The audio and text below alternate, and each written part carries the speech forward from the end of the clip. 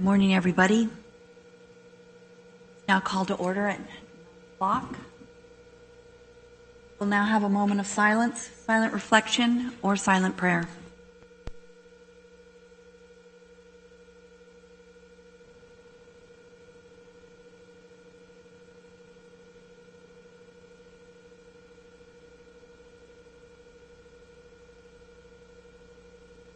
Thank you. Supervisor Wynn, will you read the Pledge of Allegiance this morning?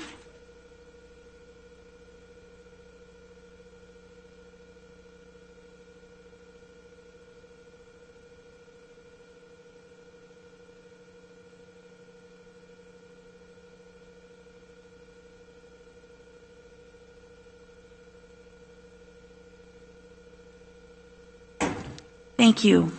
For the record, this is the board meeting of August 4th, 2020. Will the clerk please call the roll? Supervisor Villapudua? Present. Supervisor Patty? Present. Supervisor Wynn? Here.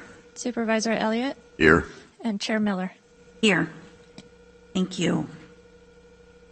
Now's the time for public comment on matters within the jurisdiction of the Board of Supervisors that are not listed on the agenda and any matters listed on the consent agenda. Public comments are limited to 250 words or less and may be submitted by sending an email to sjcpubliccomments@sjgov.org.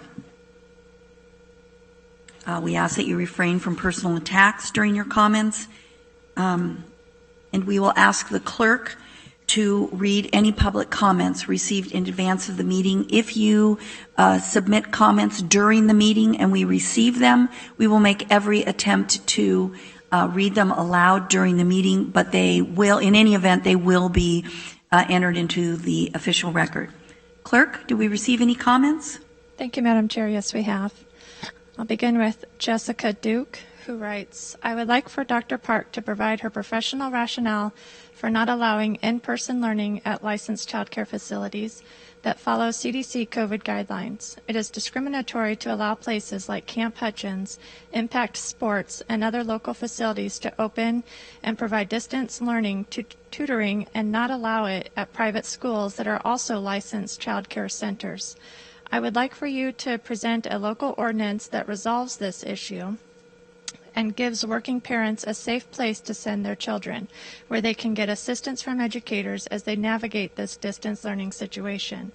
The closure of schools is having detrimental effects on families. Dr. Park should be encouraging as many safe child care learning spaces as possible if the health of our children is our priority. The next one is an anonymous writer. Hello, I am wondering why camps can open following the CDC guidelines, but schools can't. Working parents need a safe option for educating our kids. Dr. Park needs to provide a rational basis for her decision to not allow schools to open if they are following the guidelines. Charter and public schools willing should be allowed to. Families are getting together in groups for learning and not following guidelines. Allow us to provide a safe environment that follows our rules.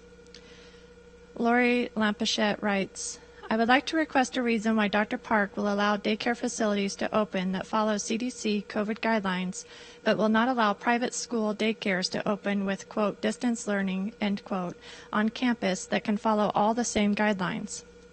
Most private schools have adequate space and resources to follow all the social distancing protocols and guidelines, more so than most of the other daycare centers that are allowed to open and provide tutoring services for children. I would like the Council to consider adopting a local ordinance that would allow institutions that are both a licensed child care provider and an accredited school to be able to provide academic instruction and, quote, distance learning, end quote, on campus. Working parents need resources for their children while they are at work. Dr. Park should be advocating for as many safe learning centers as possible to open for the health and development of our children. Chris and Jamie Williams writes, I am wondering why camps can open following the CDC guidelines but schools can't. My husband is a firefighter and I work full-time and need a safe place for my 3 children to attend full-time in-person schooling. Dr. Parks needs to provide a rational basis for her decision to not allow schools to open if they are following the guidelines. Why can you make decisions for my children and take away their education? Families are getting together in groups for learning and not following guidelines. Allow us to provide a safe environment that follows your rules. Jamie Cruisenberry, Derek Cruisenberry, and Jamie Wheats of Lodi all wrote this same email. It does exceed the 250 words, but since it was submitted by 3 different people, I'll read it in its entirety. And it reads, I strongly urge you to reconsider the closure of private schools in our county. If you're truly following, quote, data and science, end quote, as our governor keeps proclaiming, then there's absolutely no reason for schools to not reopen, especially private schools. Please do not keep using our children and schools as pawns in this now, quote, politicized, end quote, pandemic. Please read the below. I trust that you will make the right decisions in allowing private schools to reopen given the follow and proper safety guidelines. Number 1, the reopening of schools is just as much a health issue as slowing the spread of COVID-19. If San Joaquin County is following guidance from the science and the medical community, why are we ignoring expert advice from the American Academy of Pediatrics and the Center for Disease Control and Prevention on the importance of returning to in-person school? Number 2, according to the CDC, quote, the harms attributed to closed schools on the social, emotional, and behavioral health, economic well-being, and academic achievement of children in both the short and long term are well known and significant, end quote. Number 3, our county is making blanket decisions on education, ultimately harming the health and well-being of our kids, when these decisions are best left up to the local school districts that know their children, their student populations, and how best to serve their health, emotional, and academic needs. Private schools, for example, are at a unique advantage with smaller school populations to implement the safety and cleaning measures necessary, getting our kids back into the classroom where they belong. The rash mandate on private schools appeared to be made out of emotion from regulators, failing to give thoughtful consideration to the health and well-being of our young people in San Joaquin County. Number 5, parents throughout the region know firsthand that online learning does not work and is not a suitable placement for in-person instruction. We'll likely end up with kids walking around town or assembling at places throughout the community, as many parents have to work and are unable to supervise their students' day-to-day educational needs. And number 6, the health and well-being of our students is being ignored for political reasons. As the State Teachers Union makes sweeping demands such as Medicare for all, guaranteed housing, a wealth tax, and a moratorium on charter schools. As a result, our kids' education is being used as a political pawn, and San Joaquin County is playing into that narrative. The next email is from Stacy O., a private school teacher in Lodi, California, and she writes, as a private school teacher, I 100% believe it's up to the parents and teachers whether or not the students should be able to meet in person. Our numbers are much smaller than a public school classroom, therefore social distancing is totally obtainable. Many parents are essential workers, although I feel every job that puts food on the table is, and their children need a safe place to learn and grow. Respectfully, it makes zero sense that the city can run a day camp, but private schools cannot meet in person. Please consider allowing private schools to reopen with social distancing and other sanitary guidelines in place. Next is an anonymous, writes, the county and Dr. Park's main concern is supposed to be the health and safety of the public. Why is it that the city of Lodi can offer child care services and day camps? Why can other local businesses offer child care services with tutoring and distance learning help? Why can't private schools do the same? They have more resources and space to follow all the social distancing and COVID guidelines. You are going to make working parents pay for private school tuition for their curriculum and then make them pay for child care on top of that just to go to work? Why can't a private school be a child care center that provides distance learning on campus? I would like Dr. Park to give an explanation. If the health of our children is her priority, then allowing as many safe child care centers with distance learning help to open should be a top priority. Lynette Phillips writes, please address my concerns that the private school daycares, according to Dr. Park, cannot allow distance learning during the day while adhering to CDC guidelines. What is Dr. Park's medical basis for the determination to ban learning at these licensed daycare facilities that also are a private academic institution? Please consider allowing an accredited school that is also a licensed daycare provider to provide distance learning according to CDC COVID-19 guidelines during daycare hours. If appropriate, please respond with the decision of the board and the medical basis of the proposed prohibited learning at the daycare sites. Jenny Miller of Lodi writes, August 3rd would have been the first day of school for our kids, always a welcome and exciting time for us all. First day pictures at home and at school are frustrating for them, but a joy for parents to compare this year with prior years in terms of their growth, maturity, and confidence. But not this year. This year's school has been stolen from us, along with these precious memories we would have had. We have to wait one more week for school, and even then it won't be in person. We won't have the joy of meeting their new teachers, getting acquainted with new and old friends, and won't have the opportunity to get used to their surroundings in a new classroom. Unfortunately, for the first quarter, at least, they will be at home again.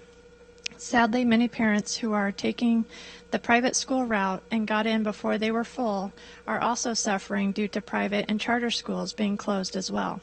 This makes no common sense. Private schools at least have smaller class sizes and have already implemented plans to make the classroom and public areas safe for everyone. But you have made that for nothing and have caused them to put financial, emotional, and physical investment into making ready, then stripped it away from them.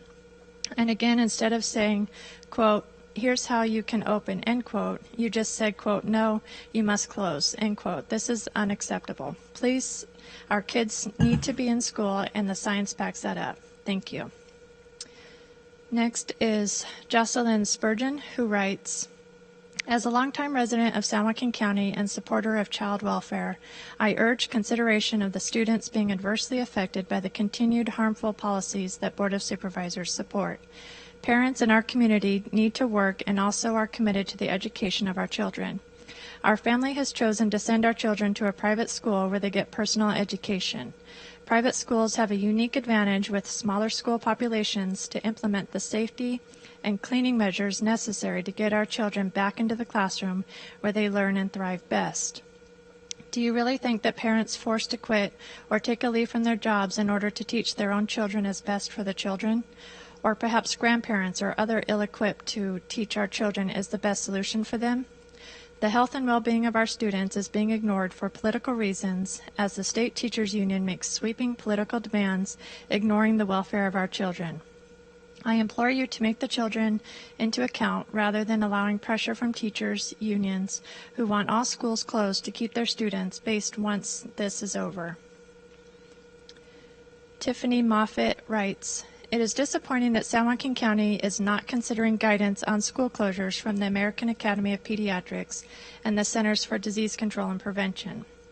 Dr. Park, what is your response to the CDC's statement below? Quote, the harms attributed to closed schools on the social, emotional, and behavioral health, economic well-being, and academic achievement of children in both the short and long term are well known and significant, end quote. Dr. Park, why are you ignoring expert advice from the American Academy of Pediatrics and Centers for Disease Control and Prevention as it relates to school closures? School closures are best made by local school boards, both public and private, and they're the local officials in tune with their respective communities to best serve students' emotional health and academic needs. From a private school's perspective, many schools in the region want to return to in-person learning, with widespread support from parents, teachers, and administrators. Given our smaller classroom size, we believe we can keep our school community safe while tending to our kids' academic growth and emotional health. The reality is that online learning does not work, and it's a shame that our kids' emotional and educational health are at risk, facing severe academic and emotional loss due to school closures. Please put the health and well-being of our kids first and re-examine the harsh mandate placed on private schools. Thank you for your time.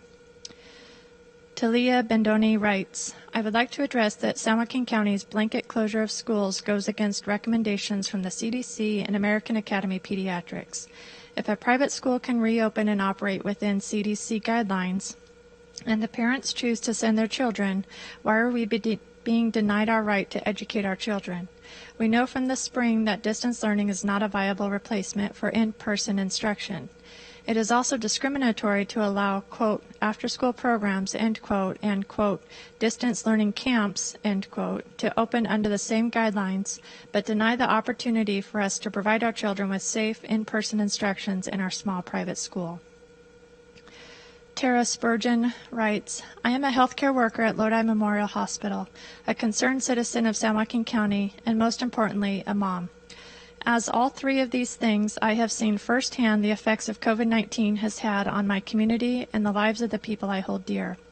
COVID-19 is a real virus, and it deserves a degree of respect and consideration. However, our children also deserve a degree of respect and consideration. For instance, consider that multiple reports worldwide indicate that children account for less than 5 to 10% of infections.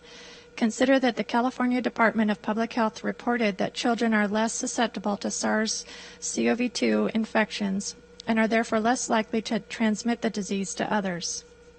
Consider also that there have been 0 reported deaths due to COVID-19 in California for kids ages 0 to 17.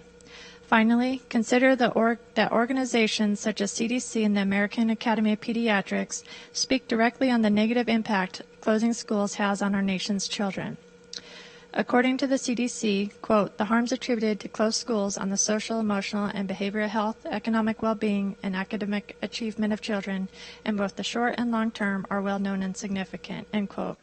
According to Dr. Robert Redfield, in a session with the House Select Subcommittee on the coronavirus, quote, I don't think I can emphasize it enough. As the director for the Centers of Disease Control, the leading public health agency in the world, it is in the public health interest that these K-12 students to get the schools back open for face-to-face learning, end quote. Dr. Frank Hartwick writes, please follow the science and allow schools willing to educate our children to open. If a school or school organization chooses not to open, then that should be their right, but if others are willing to step up and do the right thing, San Joaquin County should not stand in their way. I could list all the reasons schools should open, but I hope you are already aware of them. Education is critical, and remote learning simply doesn't meet the children's needs. Please give consideration to the children. Someone on the board must care about children, and whoever that is needs to speak up and convince the others on the board to allow schools to open.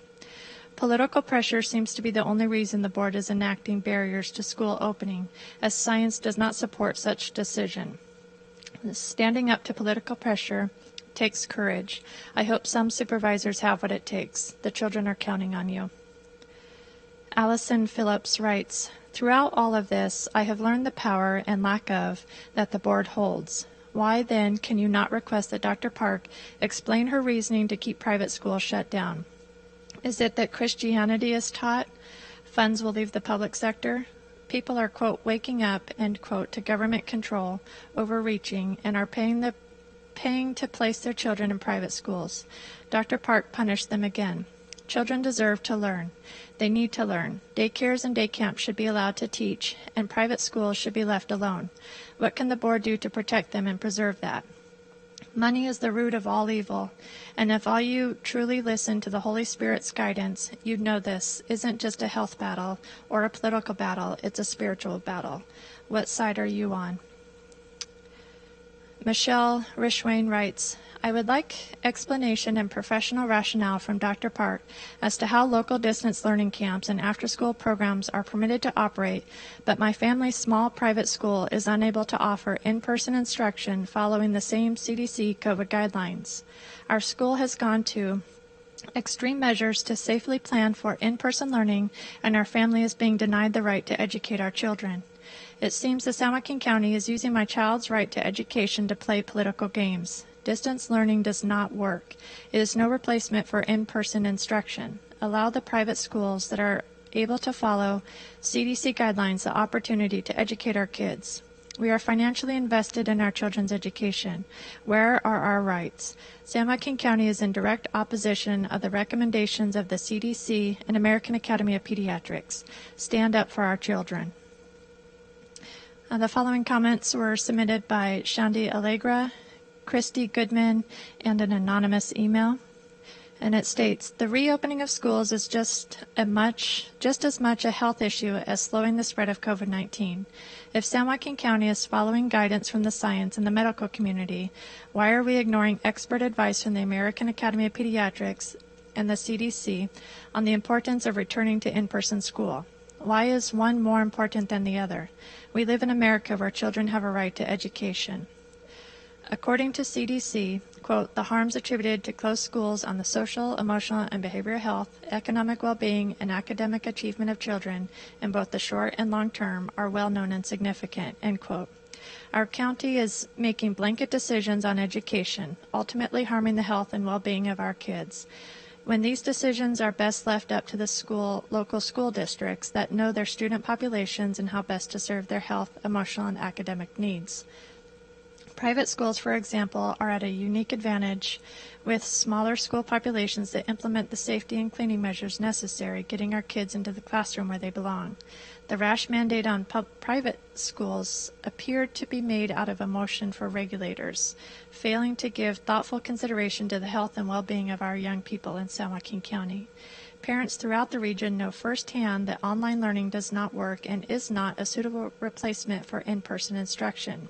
We will likely end up with kids walking around town or assembling at places throughout the community, as many parents have to work and are unable to supervise their students' day-to-day educational needs. Why are the kids and teachers not allowed to return to school if they are willing and precautions are put into place? Furthermore, why are daycares allowed to assemble but education is not allowed? This makes absolutely zero sense why kids can go to camp or daycare but cannot return to school. Chris Duke writes, I would like to urge you to fight for our children's right to education. Distance learning was a complete failure. Our kids have not been in school for 5 months and their mental and emotional health is at risk. How can the state justify that my kids go to daycare but they cannot learn there? There is no logic to this ridiculous policy whatsoever, except that my children's education has become a bargaining tool to play political nonsense. My children attend a local private school, and they have been told they are not allowed to open and provide education for paying families and children that are eager to get back in the classroom. Our teachers are 100% committed and are fighting to get back in the classroom. The CDC recommends that schools that can open safely should do so. How does Dr. Park explain that her directives are in complete opposition to the CDC? Our school is prepared to go above and beyond to abide by all CDC COVID guidelines so our kids can safely get the in-person instruction that is their constitutional right. If they can attend daycare or distance learning camp in the same exact setting, then why can they not be educated? Stephanie Lindsay writes, I am a mom of 2 daughters who have been at Lodi Christian School for 5 years. I have a 5-year-old starting kindergarten and a 7-year-old starting 2nd grade. I could talk about all the facts that science behind sending kids back to school in person and all the physical and mental health implications that can result per CDC and AAP recommendations. However, I'm going to keep it to my personal story and how this affects me and my family. I am a nurse working at Adventist Health Lodi Memorial ER for over 6 years. I love my job and being able to care for those in need, so I completely understand the risk of COVID and protecting the vulnerable. However, I don't understand the closure of homeschooling co-op that is going above and beyond to provide safe and effective education. I personally have been laid off, unable to return to work due to the lack of childcare and school closures.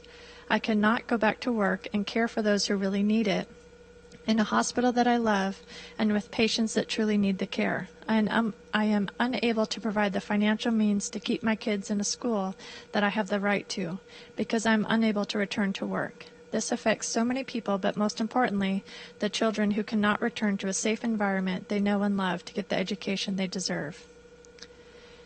Andrea Colavita Pinkham writes, It is August 4th, 2020, not 1950. I feel compelled to state that because of the amount of mansplaining that has taken place at the SEIU 1021 bargain table, our members are lectured at, talked down to, and shamed. Ms. Nino, I doubt that you would allow yourself to be spoken to in this way, and we will no longer allow our members to be spoken to in this manner.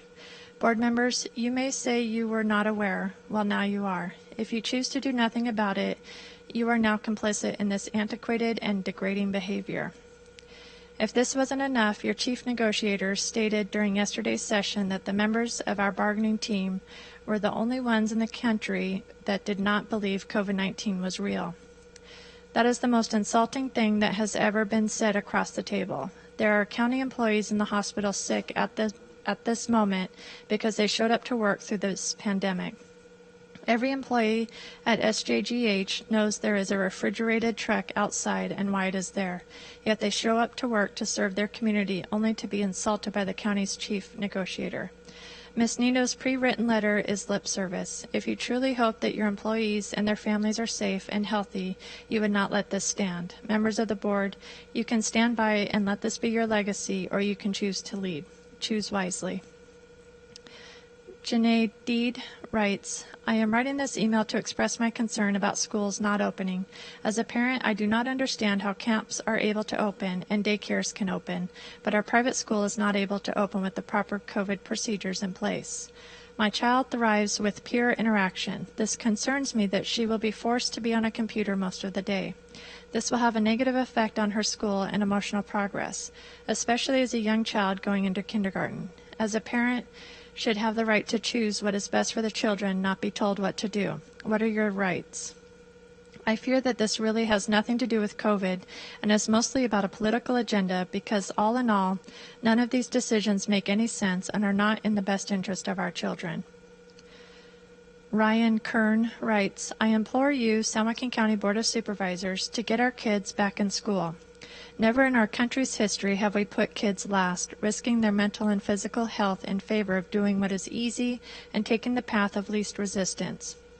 Our local government has forgotten that, but it is your duty as our elected officials to stand up and do what you believe is right by our kids.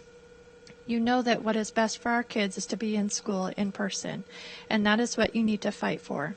Study after study and relevant experts agree that what is best for our country's youth is get the kids back in school. Fight for the kids and families in your community. We elected you to be our voice. Please speak and fight for the truth. You know logic and health are not in the same side as these school closure mandates. The policies on daycare and camps versus in-person education are absurd. If privately run schools can provide plans, operate open safely, guidelines, there is no reason to prevent them from opening. The reason for them not being allowed to do so is not a safety one. It is political, and that is wrong. Please do not use our kids as political pawns. That is not fair to sacrifice their mental health and well-being. Please, we beg you, find a way. An anonymous writer wrote, I am a salon owner, and I know we are faced with a crisis. We would like some update as to when we can open. We have run out of money and have looked into more help through grants, which the county has offered, but with no luck in any response to anything. Any updates to this would be so greatly appreciated.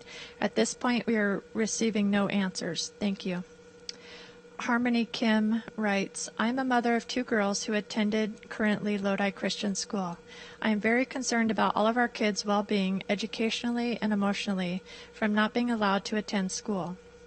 That impact outweighs the risks, and our schools are going to offer a distance learning option for those with compromised immune systems. The kids' education suffers terribly from not being in the classroom. According to the CDC, quote, the harms attributed to closed schools on the social, emotional, and behavioral health, economic well-being, and academic achievement of children in both the short and long term are well known and significant, end quote. Please open our schools for our children's mental, emotional, educational, and social development. Thank you. Lindsay Burnham writes, are our children not worthy of an education? One where they are being taught by someone who has dedicated their life to helping and teaching our future generations. Shouldn't our children be with their friends learning? Our children are losing their future. We need to open schools now, not in the fall, but now. The American Academy of Pediatrics and the Centers for Disease Control and Prevention are telling us to put our children back in school. We are significantly hurting our children socially, emotionally, and academically, both short-term and long-term. Why is it okay for private daycares to open, but not a private school? Can you only get COVID-19 from learning? Are you aware of what kids are doing in daycare? Because it's not that different from what my children do at school, besides learning. Is it okay to sit a child in front of a computer for 5+ hours while they distance learn? But learning in person is more of a health risk. We have chosen to send our children to a private school so that we have a say in what kind of education our children receive. Why are you trying to take that away? If we decide to pay for their education and we have willing teachers and staff, then why are we being told no? As a parent, I should be able to decide what is best for my children, and I choose a proper education. Holland Filippini writes, I am writing this in hope to find clarity and resolution and make any sense to an order that Dr. Maggie Park issued last week. Right now, that order makes no legal or rational sense. I would like a medical explanation as to why it is okay to not allow in-person teaching and learning at child care centers and daycare facilities that are following all the guidelines from the CDC for COVID-19. I am request to you to authorize County Council to present a resolution that allows licensed child care facilities to provide an able instructional education during daycare hours. A response is appreciated. Brianna Meyer writes, I am writing today in hopes that the board would consider the bigger picture when making decisions to allow private school facilities to open for instruction if they are able to adhere to guidelines set by the CDC. According to the CDC, and again the same quote that's been listed before is repeated in this email, which I won't read again, the county is making blanket decisions on education, ultimately harming the health and well-being of our kids both in the short and long term. These decisions are best left up to the local school districts that know their student populations and how best to serve their health, emotional, and academic needs. Private schools, for example, are at a unique advantage with smaller school populations to implement the safety and cleaning measures necessary. It is unclear to me that daycare and day camp facilities may operate during school hours, but a private school with the same ratio of children cannot have in-person educational instruction. This doesn't seem to be a matter of health safety. Please consider the true health of our children.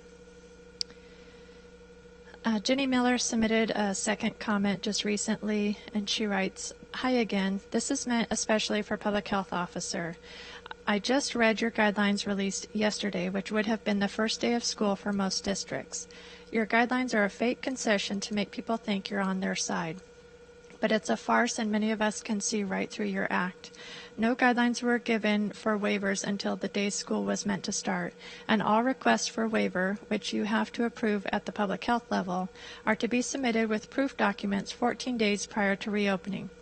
This makes it impossible to reopen as it is, and schools are then still at the mercy of an appointed official. This is ridiculous. Quit pretending. Give schools and districts the authority, as they had before, to open as they see fit. Have parents signed a COVID-19 waiver if you have to. That's a real solution. I would sign it, and my son is high risk.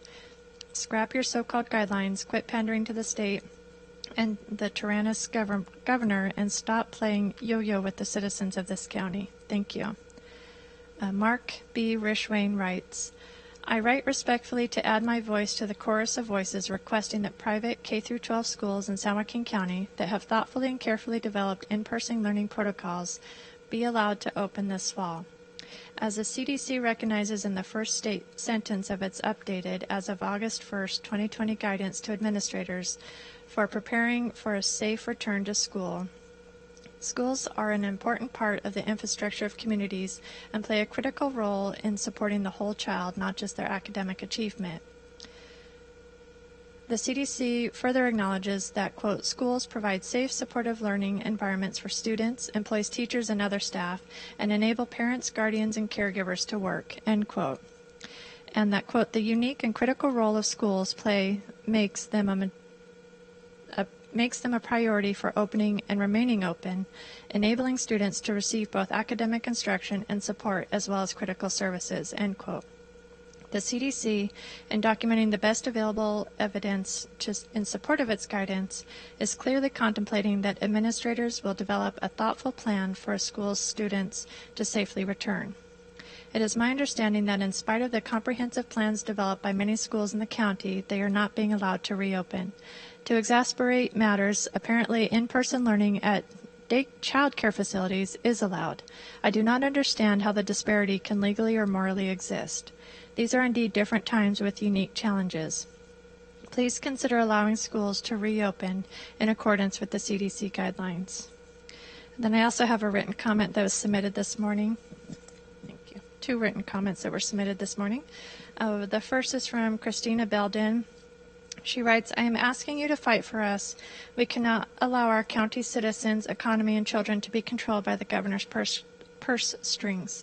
You have the authority as a board to authorize county admin and county council to explore every legal avenue available to take a stand for our children. I have a few requests of you today. Number one, I request you secure an answer from Dr. Park as to the rational basis of her opinion as a medical professional to disallow in-person teaching and learning at private school child care centers that follow CDC COVID-19 guidelines. Number two, I request you authorize county admin and county council to research, explore, and present a local ordinance or resolution that allows accredited private schools that are also licensed child care facilities to provide instructional education during daycare hours. I request the Board of Supervisors to have County Council file a writ asking the court for relief from the governor's order unless Dr. Park can provide a medical, peer-reviewed scientific justification that would support what appears to be an overreach in this order. For example, quote, a resolution of the San Joaquin County Board of Supervisors authorizing institutions that are both licensed child care providers and accredited schools to provide academic instruction and, quote, distance learning, end quote, on campus during daycare hours, end quote. Thank you for your time and consideration.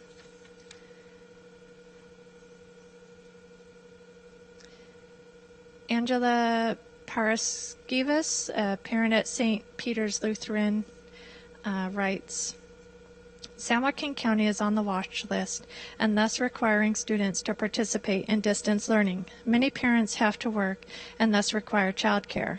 Many local private school institutions are licensed childcare providers. In addition to possessing school accreditation, private schools that provide licensed daycare should be allowed to provide instruction during daycare hours.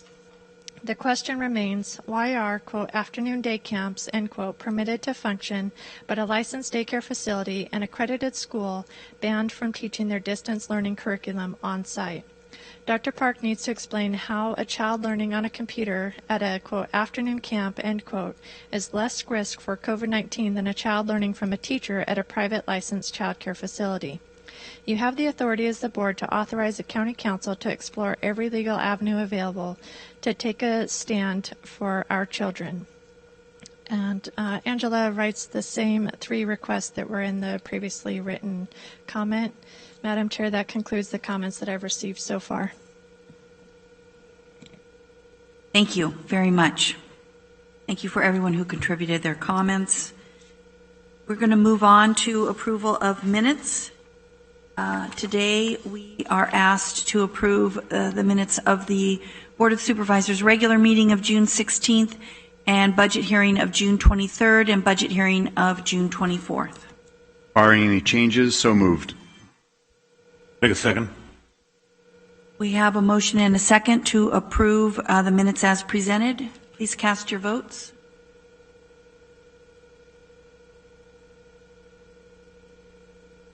And those are approved 5-0. Thank you.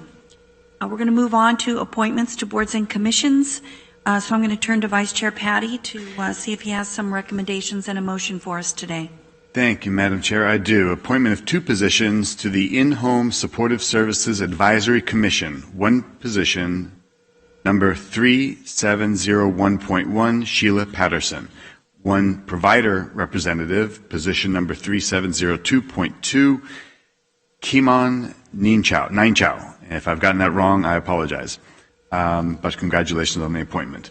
I have 1 appointment to the position of Kennedy Community Center Advisory Board, at-large representative number 4001.2, Jacqueline Stewart. Appointment of 5 positions to the Workforce Development Board, 1 supervisorial district representative, Diane Vigil, incumbent, 1 apprentice labor organization representative, Greg Vincelet, incumbent, 1 at-large business representative, Les Fong, incumbent, 1 human services agency representative, Chris Woods, and 1 vocational rehabilitation program department of rehabilitation representative, Mahalia Antico.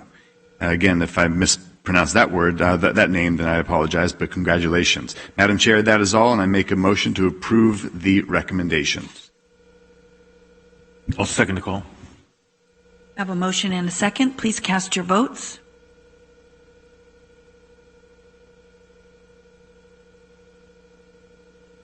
Appointments are approved 5-0.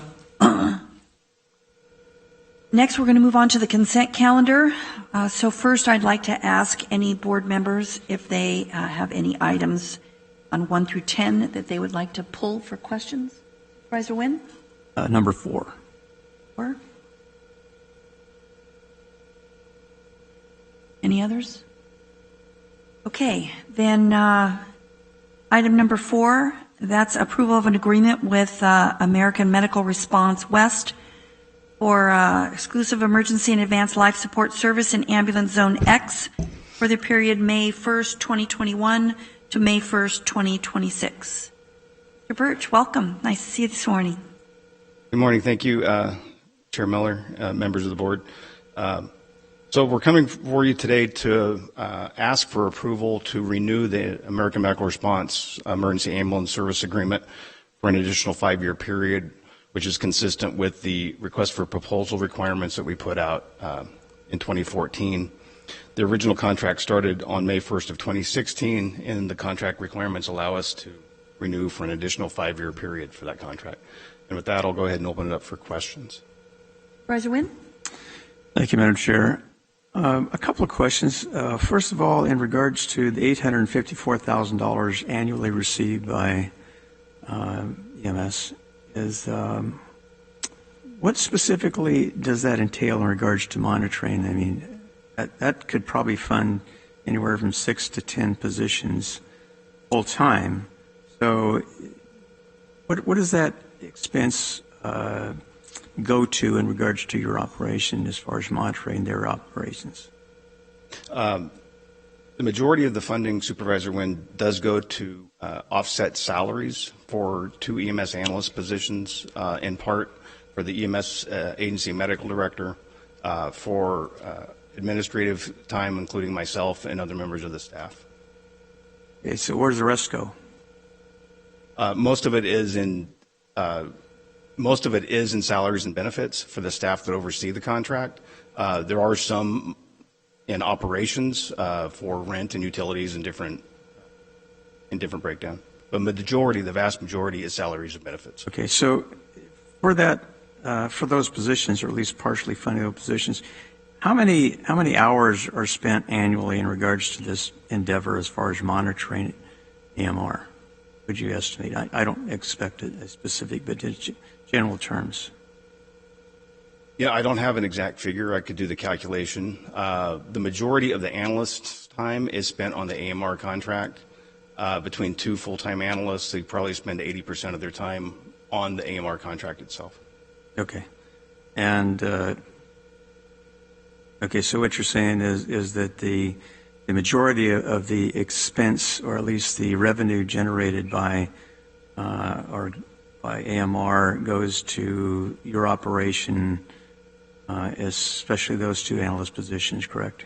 It's the analyst position. It's the pre-hospital care coordinator who's looking over quality improvement opportunities, looking at the medical care, and to offset the costs of the medical director's oversight.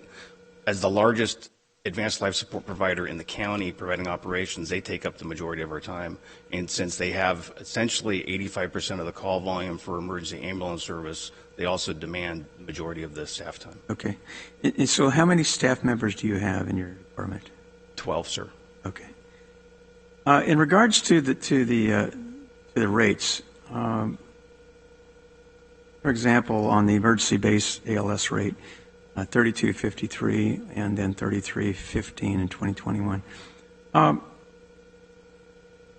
Do insurance companies pay that amount as far as reimbursement for charges made by MR for transportation? Based on the payer mix for San Joaquin County, there's, I believe, and I have the records here, there are 9.4% have commercial insurance that's uncontracted that would pay the full rate. The rest of the payers would not. About 50% of, or a little over 50% of all payers are Medicare and Medi-Cal, which paid the government contracted rate regardless of what the rates that we set for the county. What would that rate be, do you know? I don't have that off the top of my head. The Medi-Cal rate is approximately, it's less than $300 per ambulance transport for Medi-Cal, and Medi-Cal accounts for, looking here, Medicaid accounts for 5.7% of the county payer mix, and Medicaid HMO accounts for 26.2% of the county payer mix. Okay. So at least the reimbursement rate is as low as $300, is that correct, per transport? Yes, sir. Okay. So my question is, and this probably belongs in Supervisor Elliott's ballpark, but my question is, why the disparity as far as what we're charging is $32.53 as opposed to a reimbursement as low as $300? To be honest with you, it's a cost shift. For every dollar that we charge or that we allow rates to be charged, the marginal collection rate is about 9 cents on the dollar. And so it's literally 10% of the population with commercial insurance is carrying the burden of the uncompensated or undercompensated care from the rest of the county. Okay. So that may account for increased insurance costs for individuals or businesses, et cetera, I assume, generally. Is that correct? Yes, sir. Okay. So, but the question arises is for example, let's say an individual, an insurance company may pay for a $3,700 transportation fee or bill. They only pay $800 through their insurance company for whatever reason, whether it's because, predetermined contract or that's just their belief of what it actually costs to transport their insured. So if that's the case, and then the individual is expected to pay the difference between the actual rate and what was reimbursed, it seems to me that's a little bit unfair because we're not talking about insurance companies anymore that's already paid a portion. We're talking about an individual that's paying several $1,000s for that transport, which may be as short as 3 miles. So I guess my question is, why are we punishing individuals who have insurance, but their insurance companies has decided that the actual cost of transportation is substantially less than the base rate? I think that's a great question, Supervisor Wynn, but I think it's beyond my ability to make a change on, because really you're talking about the healthcare environment overall, because that's the exact way that hospitals are reimbursed, it's the exact way that physicians are reimbursed, and the way that medicine in this country is reimbursed. The commercial insurance environment pays the vast majority of care to compensate for no pay and underinsured or under reimbursed care from the federal and state government. Well, you're correct, but unfortunately, the insurance companies pay, but they pay because we pay premiums. So actually, we're paying those costs, not the insurance company. It's a collective, obviously, a pool that's used. And you're exactly right, and I guess that's my concern because in looking at hospital bills in the past, for example, which may be as high as $100,000 for a stay in a hospital, the actual reimbursement by, for example, an insurance company may be as low as $20,000. And I guess my question, and you're right, and I understand, the lack of authority you would have to make changes, but it seems to me that the medical system, unfortunately, has been infected, I'll use that term, by government, because since government does Medicare and Medi-Cal and a whole bunch of other programs, it seems to me that there's been this change in regards to having these astronomical costs that are rarely fully paid, with the exception of maybe the lone individual whose insurance company didn't pay the full bill. And when we talk about increases in medical care expenditures, unfortunately, I think that individuals and insurance companies may suffer, as you talk about, offsetting the lower rates that are paid by government. Anyway, I'm a little bit, and I'm not blaming you. I'm not focusing on what you're doing. I get it, but I think somewhere along the way, there needs to be, and it's probably not possible because I don't think there's any political will to look at it. But I think that somewhere along the way, we need to reevaluate our medical system as far as the costs involved. I mean, when I was growing up, my parents didn't have health insurance. They paid cash when I went to the doctor, which was very rarely, and the costs were reasonable. And I know that some doctors today, also obviously for those who don't have insurance, work out a plan with individuals to pay their bills. But it seems to me that when we're talking about, $3,200 for a transport, or even $2,700, or even down the line, for a transportation that may take, traveling to the scene, picking up the patient and taking them to a hospital or wherever, is a lot of money for two individuals who, other than a paramedic maybe, that may be on the ambulance.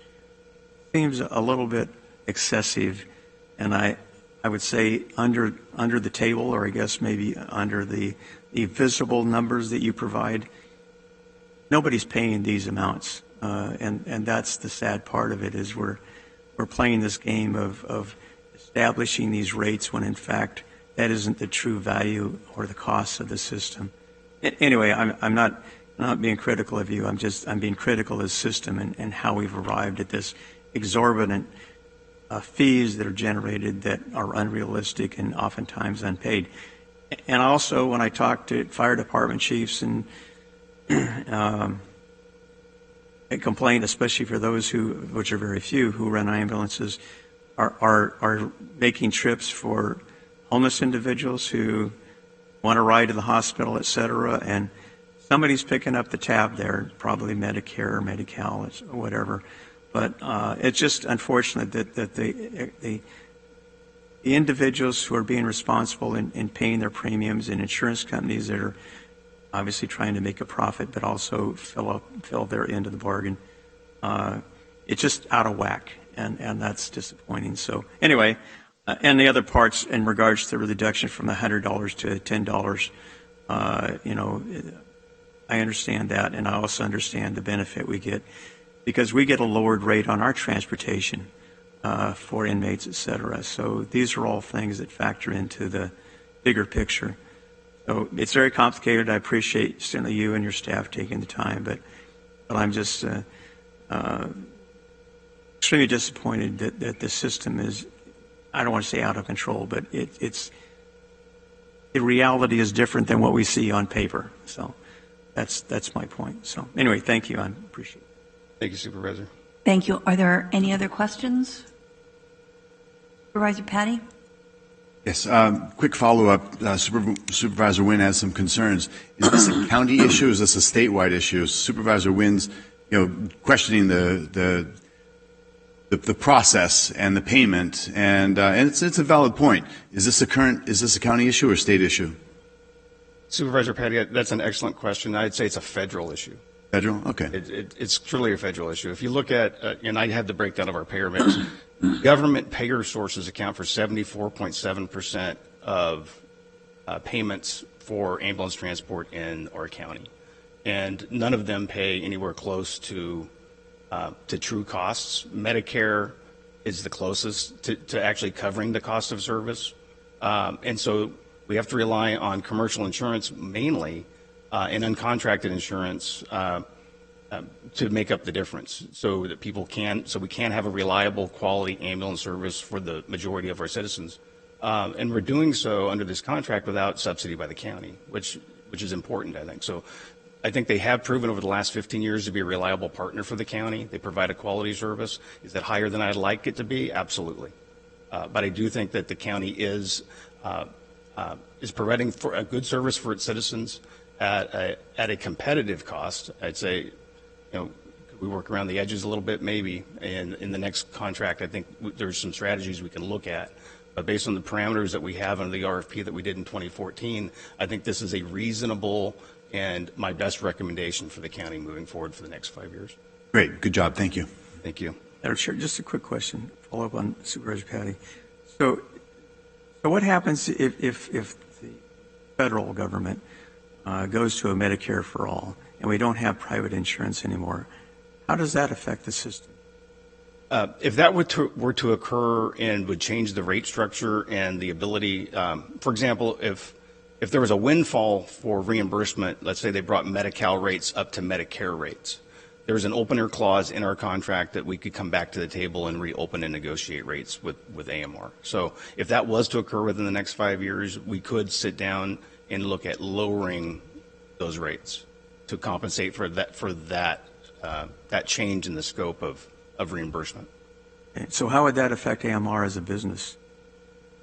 Well, I think AMR and all the other providers would be happy if Medi-Cal reimbursement even came close to matching Medi-Cal rates. I mean, it would really stabilize the environment. It's really the Medi-Cal portion of reimbursement that drives the other cost shifting within healthcare environment. And I believe that's true in both the hospitals and in the pre-hospital setting. Thank you. Thank you. Any more questions for Mr. Birch? Supervisor Elliott. Thank you, Chair. On the third change there, talking about the elimination of the language mandating equipment exchanges. So is the only thing that's changing is we're removing the mandate from that, and the agreements to do equipment exchanges can still take place?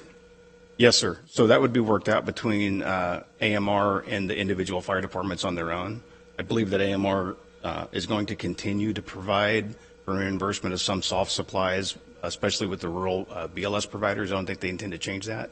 By removing that requirement from our contract, we protect the county. Right. Okay. Thank you. Thank you. Any more questions? Okay. Thank you, Mr. Birch. Thank you. All right. Then I am looking for a motion and a second to approve our consent calendar items 1 through 10. Madam Chair. Oh, I excuse me. apologize for the interruption. Director Cruz had asked to give a presentation on the Child Support Awareness Month proclamation. Great. Would you like to pull that one? You bet. We'll go ahead and pull that. Director Cruz, would you like to come down?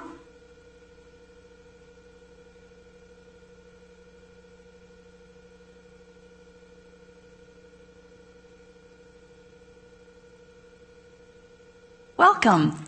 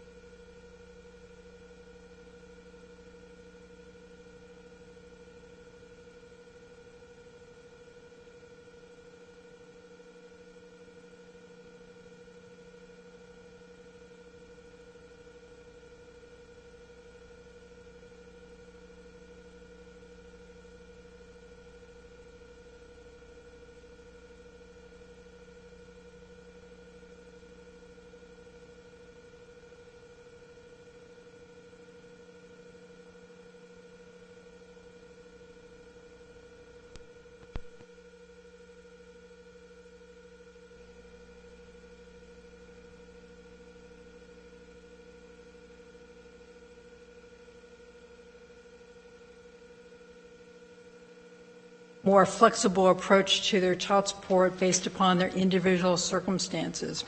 So I have a presentation, and it shouldn't take a few minutes. So if I may, thank you very much.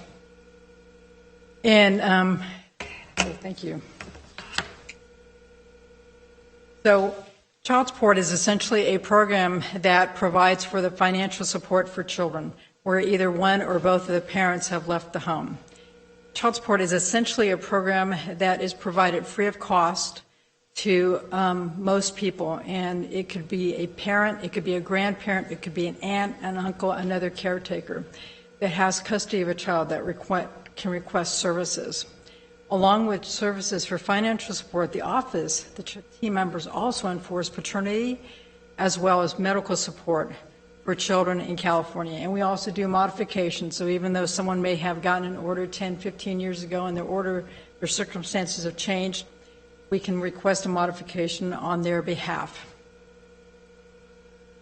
One of the things why child support is so important to children is that for fragile families, child support makes up about 40% of that family income. And it really is, for a lot of those families in those very desperate economic circumstances, it makes a difference between getting government assistance and not getting government assistance. Child support also has very positive incomes throughout the life of a child. For children where both parents are financially supporting that child, the child also received emotional support from both of those parents. They also have, throughout their lifetime, children also have positive educational outcomes as well. So we see a lot of not just financial support going to parents, but we also see a lot of positive and very constructive outcomes for children, not just in their child, but also throughout their adulthood. This year, we estimate that for federal fiscal year 1920, that child support in San Joaquin County will total approximately $70 million for the first time in our history. And 41% of those, again, 41% of the amounts goes to fragile families, but what's even more outstanding this year is that 91% of those collections will go directly to families. Before we had a much less split because some of the money would go to government, some less would go to families. But this year, because of what the federal and state government has done in order to mitigate the effects of COVID-19, they have made the distribution rules much more positive to families. One of the things that we have done traditionally is our annual block party. And because of the pandemic, we were not able to do what we normally do, which is usually a in-person, large, wonderful event. Last year we held it at the waterfront. Well, the child support team did not want to let go of that block party, and for good reason. So what we did this year, beginning on July 27th, we held a virtual block party on our website in which we had resources from vendors, we had resources from communities, we had resources from nonprofits throughout the county to still provide awareness of these services throughout the county, but in a much more safe environment. And the other thing that we couldn't let go of is our annual backpack event. So much like you've seen on the news where schools have held drive-through graduation ceremonies and things like that, we did the same thing with our backpack event. So last week on Tuesday and Thursday, we held a drive-through backpack event. So families would request online services with a backpack for all the children that they had. And by appointment, people would come through the office parking lot at 826 North California, and as many children as they had in the car, they would get a backpack. And those backpacks were donated not only by vendors, the majority by the child support team, but also by other interested and really supportive individuals. And I have to really acknowledge County Council Miles and his staff. They were one of a few departments that went out of the way to provide needed backpacks and supplies for our event. So I really give him a heartfelt thanks for that.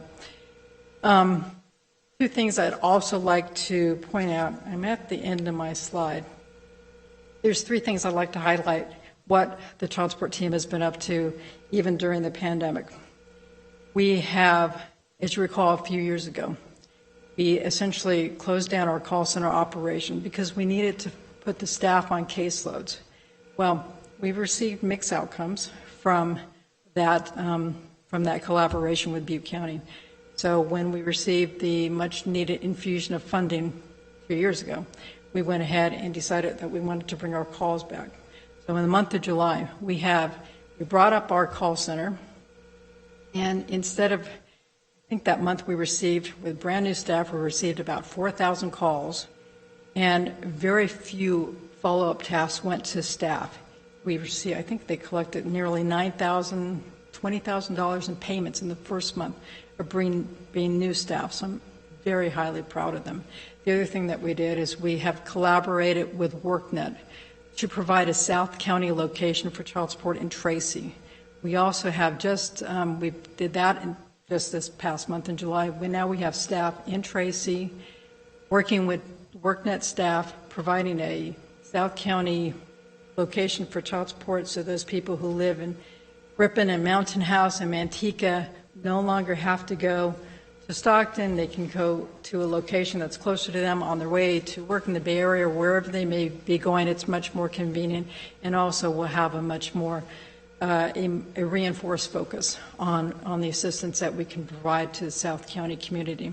And the last thing I'd like to highlight is another collaborative effort that we have with the Sheriff's Office. Just this month, the Sheriff's Office has actually allocated a dedicated phone line for inmates to contact directly child support staff. So if you're on your way in, or hopefully more likely on your way out, then you can request the assistance with your child support order. So that's one less barrier to reentry. And I think that's the end of my presentation. Thank you very much. Thank you. Any questions for Ms. Cruz? I would just like to say thank you to you and your entire team for all that you do. You have a extremely creative and very engaged group of folks. Yes, we do. Who really put kids first. And the whole community appreciates it, but the board certainly does. So thank you very much. Supervisor Patty, it did show up your name. Are you still waiting? That was old? Okay. Okay. Now that you called, Ms. Cruz, great job, you and your department. I know it's vital services that we at the county are providing to the citizens, and you at the helm and your entire team. You're doing a great job, so thank you. Thank you very much. Thank you very much. Thank you.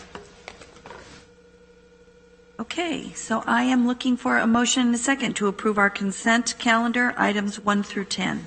I'll make a motion to approve the consent calendar. Second. I have a motion and a second. Please cast your votes.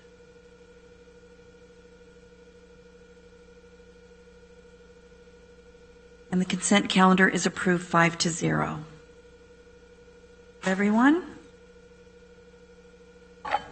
So now we're going to move on to our public hearings. We have 2 scheduled for this morning. The first one is a public hearing regarding the appeal, and we are going to hear from our Community Development Director. This is an appeal of the Planning Commission's denial of a variance application, number PA 1900247. Morning, Madam Chair. Morning. And good morning. And members of Board of Supervisors, David Kwong, your director. And on this item, actually, we'll defer to Principal Planner Funderburg here. John. Good morning, Madam Chair and Supervisors. Just want to make sure that we are everything here. This item is continued from the July 21st, 2020 Board of Supervisors hearing.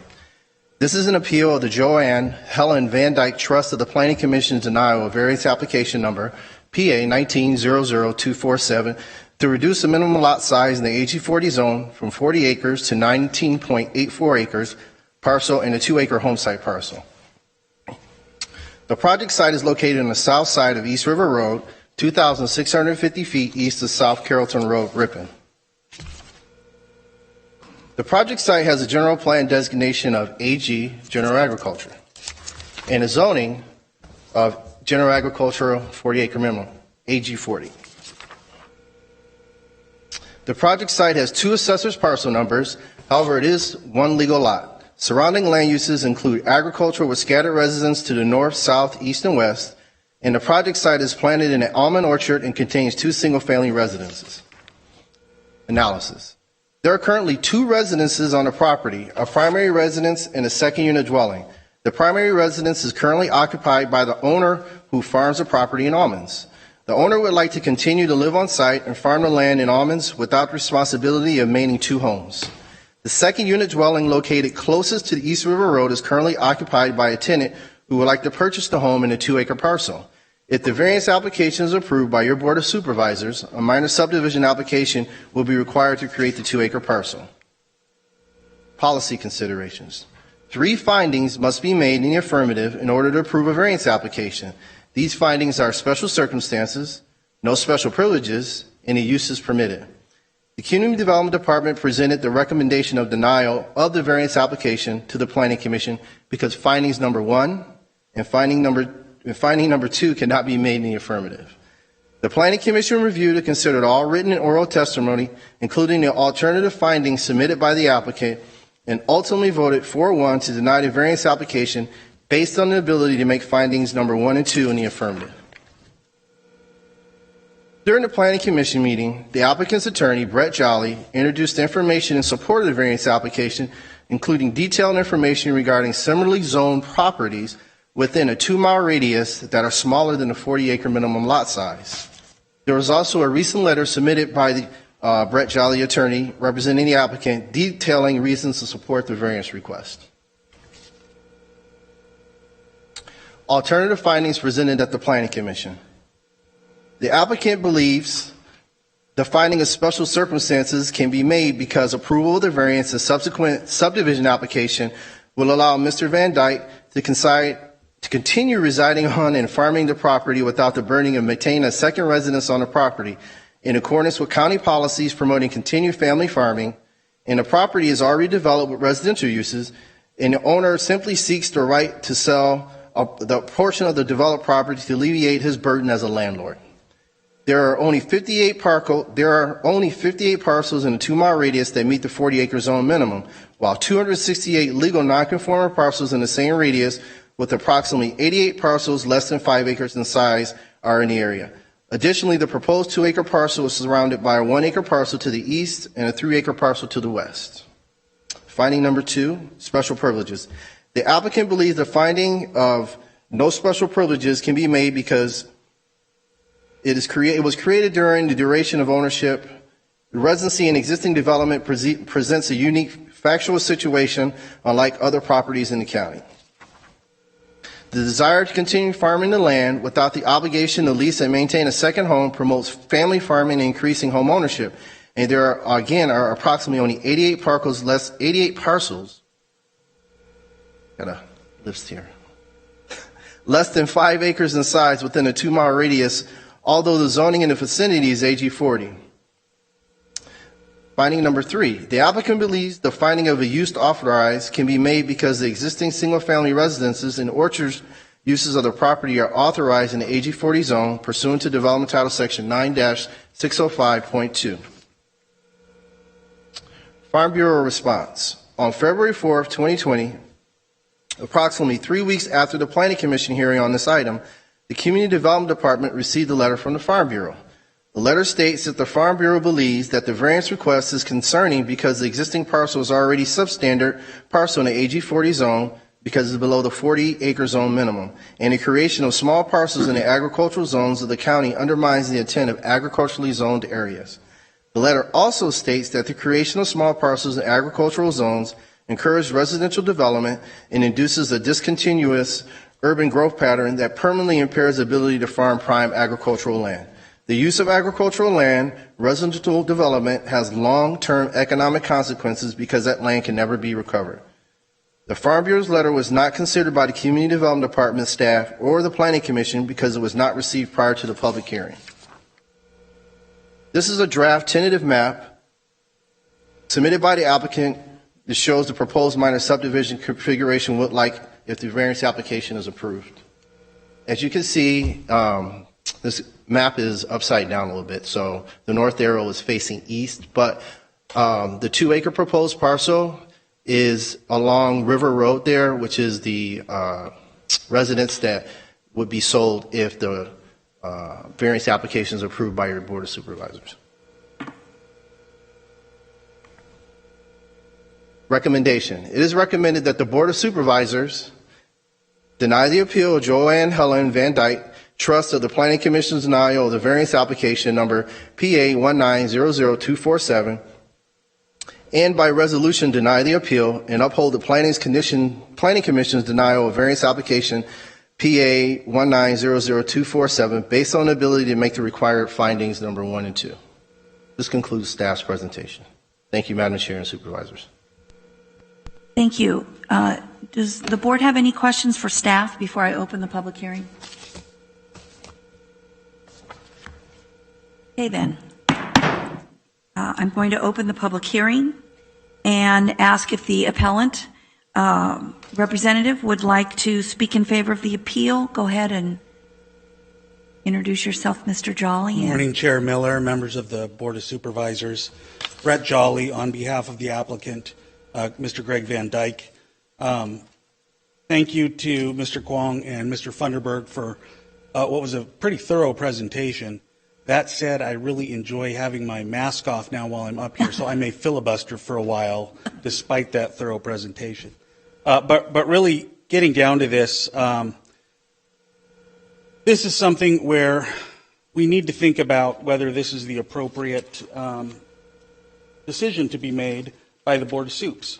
And, I think that it is, and we need to start by thinking about the facts that gave rise to this. And the facts that give rise to this are in the 1970s, a house was built on what we've identified as Parcel 1 along River Road. And in the 1990s, Mr. Van Dyke's parents bought that house and used it as their primary residence. And at that time, Mr. Van Dyke himself began farming the property, which is planted in almond orchards. A few years later, Mr. Van Dyke built his own residence set back quite a ways from River Road, which is on what we describe as Parcel 2, while his parents continued to live in the main house up along River Road. In 2015, Mr. Van Dyke's father passed, and in 2016, his mother passed. That left that Residence 1 vacant. Mr. Van Dyke continues to live on the property and farm it. He's since been able to get a tenant to rent that house, but having the tenant in that house actually poses financial burdens to him, including his continued operation of the farm. The tenant has approached him about potentially purchasing the property, and so we met with staff and talked about potential ways to be able to convey that existing residence to the tenant or a third-party buyer in general. And we walked through some of the ways that the ordinance allows a parcel to be split off. One is called a home site parcel process. That requires certain conditions where the property has been under the same ownership for at least 10 years. The house on the 2 to 5 acre parcel you would be splitting off has been there for 5 years, and that the applicant intends to occupy that 2 to 5 acre parcel as the personal residence for a period of, I believe it's 5 or 10 years, and there's a restriction that goes on that. We kind of have a reverse situation where we want to keep the large parcel that has the house on it, continue farming that, but then allow that 2 acre parcel that would be created to be transferred in ownership to a third party. So we didn't meet the plain criteria for a agricultural home site parcel. There's also a provision in the code that allows this very type of split and conveyance where both houses have been built since 1961. Historically, nobody really at this point in the planning department can remember why that 1961 arbitrary figure made its way into the code. It's been in there for a long period of time, but it's in there. It's an arbitrary figure, but we don't satisfy that because the houses were built in the 1970s and the early 2000s, even though they've been there for a long period of time. So the best option to do that was to proceed with this particular variance. And as this board knows, variances are very fact specific. I've been practicing law now in this county for 20 years, and this is the first time I've ever brought a variance forward on an application. I've been asked on numerous occasions and advised clients it just doesn't make sense to pursue a variance. This is a unique situation where I feel like the variance is justified in this case. And if we look at a handout that I gave to each of you, which is a color handout of the area, this is the survey, and Mr. Funderburg went over this a little bit, but I like the graphic there. the survey showing that the entire area on this map is zoned AG40. And obviously the AG40 zone, the purpose of that zone is to preserve large agricultural parcels for ag production. But when we look at a survey of the actual area, we can see that most of the parcels in this area are below 40 acres. Every parcel on here that is colored is below 40 acres. The only parcels that meet or exceed that 40 acre minimum are those that are the white with the blue dot. And in fact, when we look at the total number of parcels out there, we see that only 18% of those parcels actually meet that 40 acre minimum. And so this is not a situation where you have got a sea of 40 acre parcels and we're looking to plant a 2 acre parcel out there and disrupt the way that the land is held. Instead, this is one where the 2 acre parcel that's actually proposed by this conveyance would sit between a parcel that is 1 acre in size and a parcel that is 3 acres in size. So in the general vicinity of this project, you've got a number of parcels that are not complying with that minimum zoning standard. And so we think that's one reason why it's appropriate to grant this variance to Mr. Van Dyke. Another reason, of course, is this promotes family farming consistent with county policy. It allows Mr. Van Dyke to focus his time and his resources on farming on the remaining 19.7 acre parcel. In reality, he wants to actually go out and replant that almond orchard at this point. It's getting time to do some improvements. That, of course, is a cost of several $100,000 to him. Now, he's talked to lenders about potentially getting financing for this. Lenders are skittish to give financing because you've got 2 different residences on the property.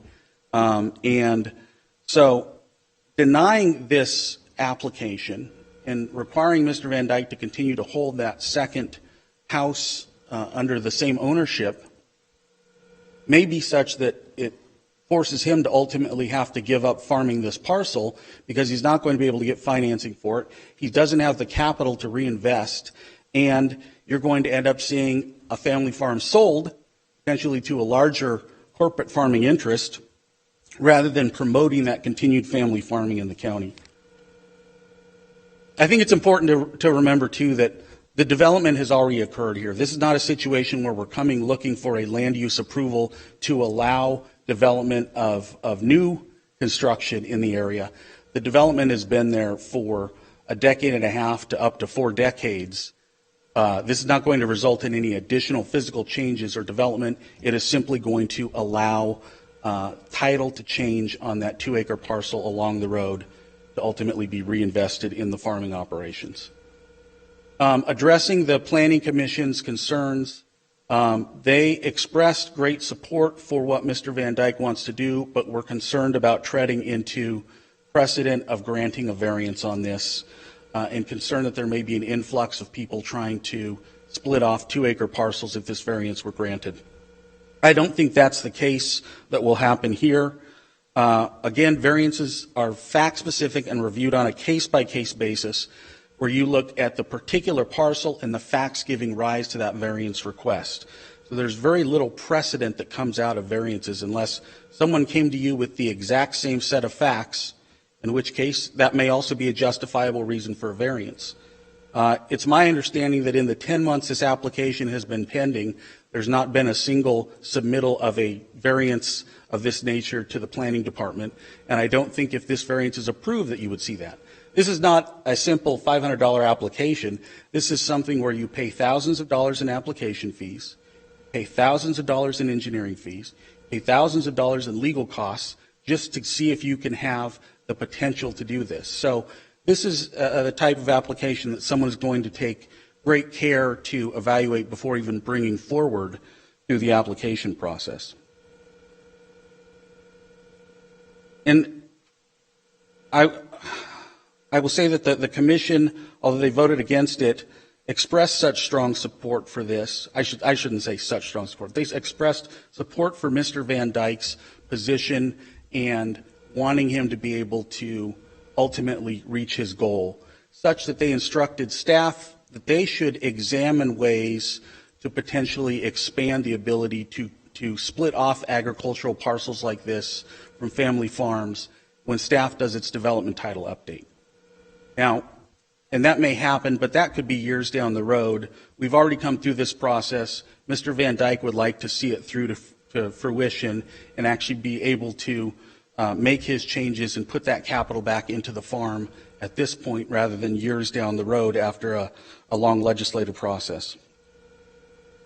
And bearing those considerations in mind, I would submit that there are sufficient grounds to justify the variance in this case to allow the parcel split and the conveyance of that 2-acre parcel, and we would ask that the board grant this request. Happy to accept and try to answer any questions that the board may have at this time.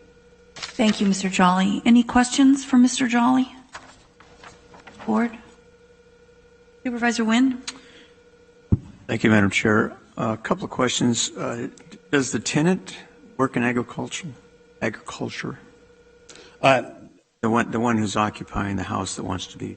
I'm not sure in what way the tenant is employed. Okay. All right. That's fine. Okay. All right. The other question is regards to the, you'd mentioned the replanting of the orchard.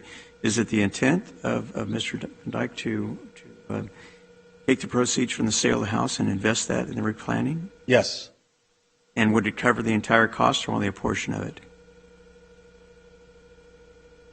It would cover the entire cost of the orchard and allow him to not have to seek, which you can't even get at this point, additional financing and incur additional debt to do that. Okay. All right. Thank you. Thank you. Thank you. Any other questions? Supervisor Patty.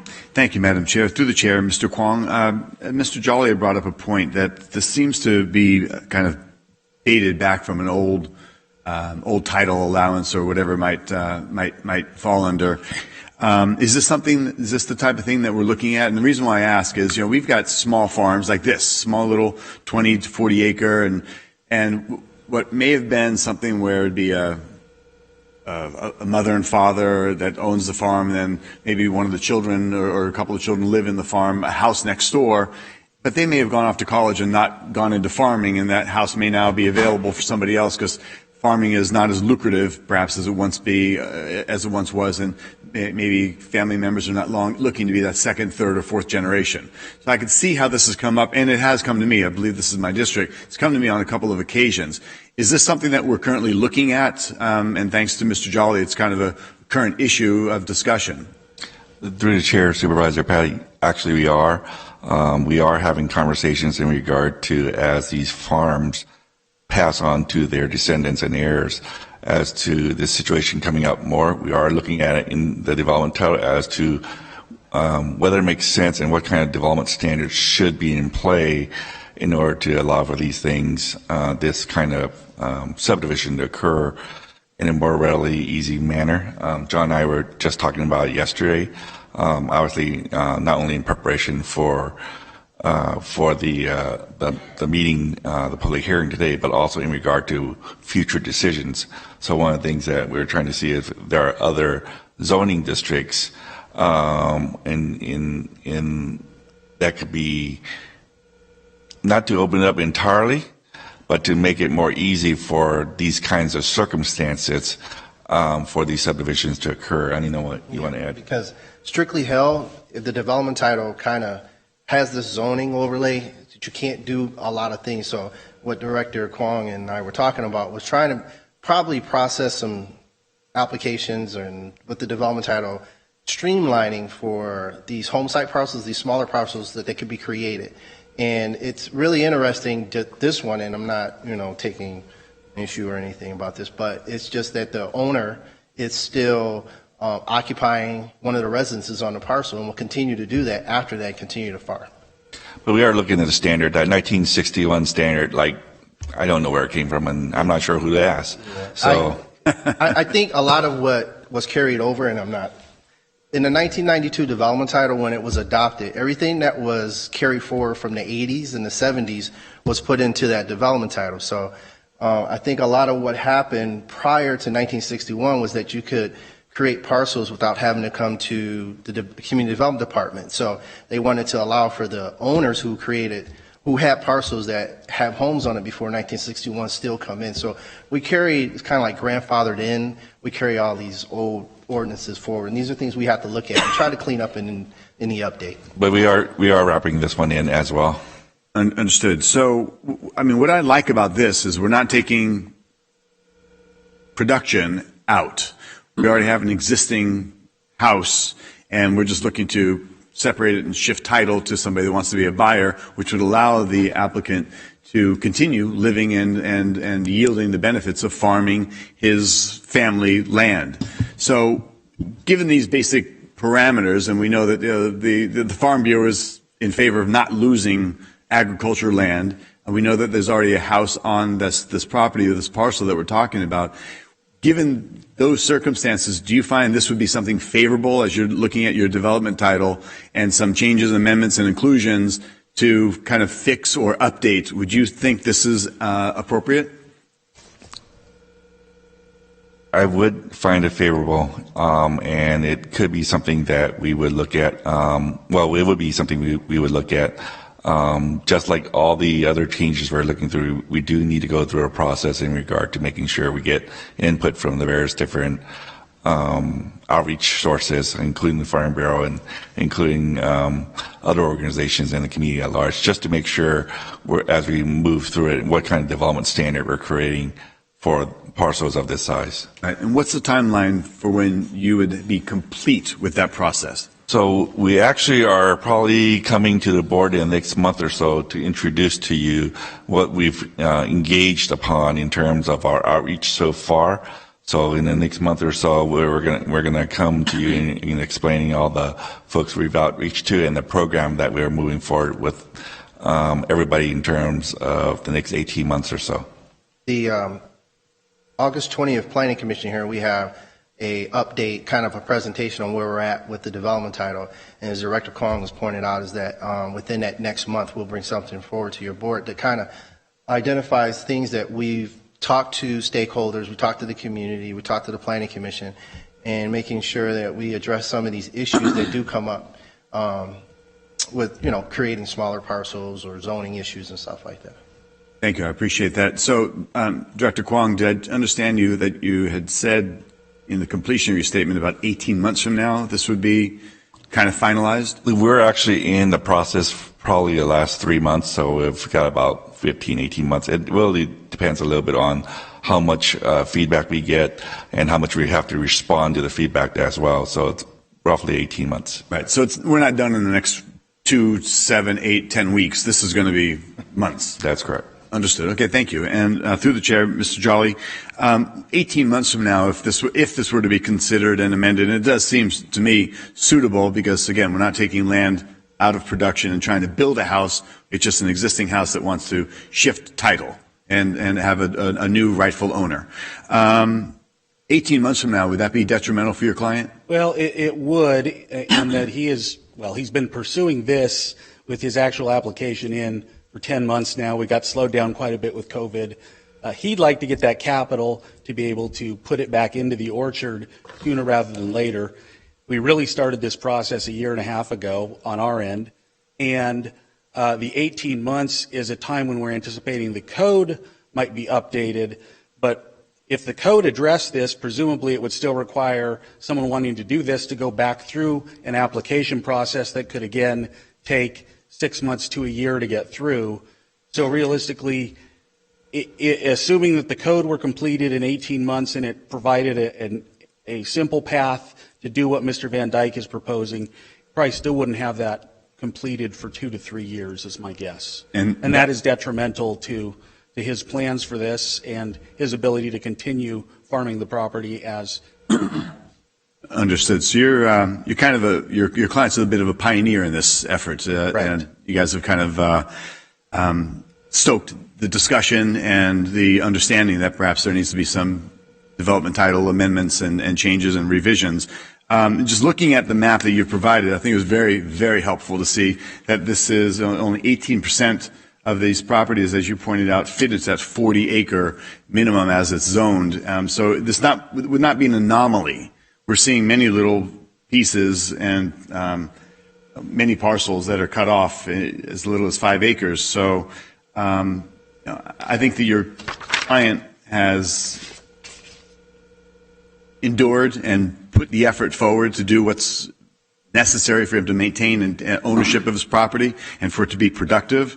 I'm in favor of this. I'll openly state, and I'd like to hear what the other supervisors have to say about it. But I think this is fair. I think it's reasonable, and I think it would fit within the criteria of what our decision process would be in consideration for this property owner and what he needs to maintain his productive agriculture and his plans. So thank you for the presentation, and thank you, staff, for being here and your positions as well. Thank you. Are there any other questions for Mr. Jolly? Supervisor Elliott. Thank you, Chair. Yes, questions for both Mr. Jolly and Mr. Kwong.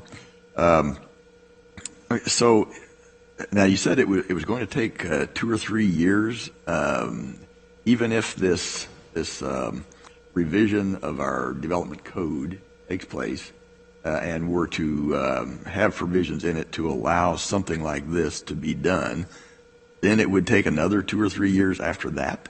No, Supervisor Elliott, to clarify, presumably if the ordinance is updated to allow a process other than a variance to do this, I would envision it would probably entail some sort of conditional permitting process. It wouldn't be a by right ability to split, but it would probably have to be considered on a case-by-case basis through a use permit rather than a variance, which means once that ordinance is adopted and takes effect, then Mr. Van Dyke would need to go apply for that conditional use permit or whatever the permit is to allow him to ultimately split the parcel. That's a process that would probably take another 6 months, potentially a year, hopefully only 6 months. But that 2 to 3 years, I said, was assuming that the code gets adopted within 18 months or perhaps 2 years. These legislative matters obviously can take longer than anticipated sometimes. And then adding on to that the potential time to have to go through a permit process. And that's assuming that that actually happens in the code. We don't know what the code will actually say or how it will address it. Staff is obviously evaluating it now. I participated in some of the stakeholder meeting discussions on the development title update and raised this very issue and brought that forward in the discussions. So I know staff is making a good faith effort at trying to figure out how to do that, but that formula is not there yet. It will take time to reach that. Then, assuming the formula is reached and adopted, it will take time to go through a different development application process to reach the result, which would probably be 2 to 3 years from now. Okay, Mr. Kwong, do you agree So with we are targeting the completion of our comprehensive development title update in 18 months. How that title update develops into the formula Mr. Jolly is talking about and is going to take time to go through a process. And by that I mean there's 2 things we're looking at particularly: lowering the level of decision making that can be done from Planning Commission to either a zone administrator hearing or a director hearing. So it'll be shorter that way. So that's one thing. But then also the second thing is we're also looking at, can the decisions be made even without some kind of discretionary process or some more difficult discretionary process? So going through a variance, making the findings and going through that analysis takes longer than going through a minor subdivision map or going through a conditional use permit that Mr. Jolly is talking about. So if we're able to change both things in regard to both the decision-making process as well as what kind of development standard or actual entitlement it goes through, again, whether it's a conditional use permit or a minor subdivision map, then those would be lower level entitlements that would take less time. So with the completion of the development title in 18 months, there might still be some time on top of the 18 months that Mr. Jolly is talking about that could be in the range of 6 months to a year, or it could be 2 months, depending on how it falls out through the entire public process. Right. Okay, now explain a little more about this. There was one exception that was mentioned in there that allows for the creation of parcels, separate parcels, where you already have two homes on the same parcel, which is what we have right here. So why, again, doesn't that work? Is it only because there's some language in there about the homes had to be constructed prior to 1961? So it's an antiquated code change. So what I found in a number of places I've been at is that oftentimes codes are just repeating what they did in decades past. So what we have now is a development code or a development title was adopted in 1992. The reality is a lot of that stuff was actually adopted in 1980 and then before that. So they just kept on pushing it along into the next code. What we're looking at is changing those standards. And so there's a provision in that particular one that if you have something like this situation, but it's 1961, then you can go through the process and not worry about going through a variance process. It's literally in the code like that. But if you're after 1961, then you have to go through a process. John, do you want to? Yeah, a lot of the older parcels that were created prior to 1961, the homes have been erected since the 30s and 40s. So if you have a little older generation that lives on a property and they want to try to, create parcels, but they couldn't do it today, so we allow for them. And we allow for them to come in today without having to go through the variance application to do that. But as Director Kwong pointed out, again, it's some of these things that we're looking at are so antiquated, you can't even fathom someone still living in a house since 1961, even if it's still erect. So, I mean, that's what, 50, 60, 70 years almost, 60? So it takes a lot out of trying to put together the process of the variance application. So that's the constraint. One of the fixes could be, and we have to ask this question, do we change it to 1981? And would that resolve it? But thinking that if we all of a sudden do that, there would be a lot of homes that will then all of a sudden fall into that category. And doing the analysis, how many of these situations would fall into that category? So it would be like the color map. You might have a lot more colors on it at that point. But that's okay, maybe, if we go through a public process and decide whether that's something we want as a county. And they may continue to farm the land even after subdividing. So those are things that need to be considered too when we're reviewing the development title update. So our purpose generally in having this type of a land designation here for AG 40, where we need to have 40-acre parcels, was to ensure that we could continue preserving farmland as farmland and not subdividing it down so that other uses could be made. So in a case like this, it seems like we don't even have that consideration because the home is already there. That part of the parcel is already not being used for farmland, and that portion of the parcel which is being farmed would continue to be farmed after this. Do I understand that? Yes, right? My understanding is that 2 acres will continue to be farmed as well. And that's the uniqueness of the situation before you, that it doesn't fall squarely into any particular peg, if you will. Yeah. So I certainly agree with the Farm Bureau in terms of their desire to maintain as much farmland as possible and to protect the farming interests. I also really sympathize with the landowner here who wants to do this in order to make it easier for him to continue to farm. It would just seem that this is one of those cases where we have to look not specifically at the exact words in there, but the intent of our development title and the way we do the land use requirements, and just look at what the intent was rather than what the specific words say in this case, like the 1960s. And look at what makes the most sense. I don't know, what are your thoughts on that? I think when this went through the decision-making process, sometimes we feel constrained by the wording in the title. If it's vague and it allows some flexibility, we can make a judgment call, and this is still a judgment call as well. But to the extent that it had a very specific, could we make the finding?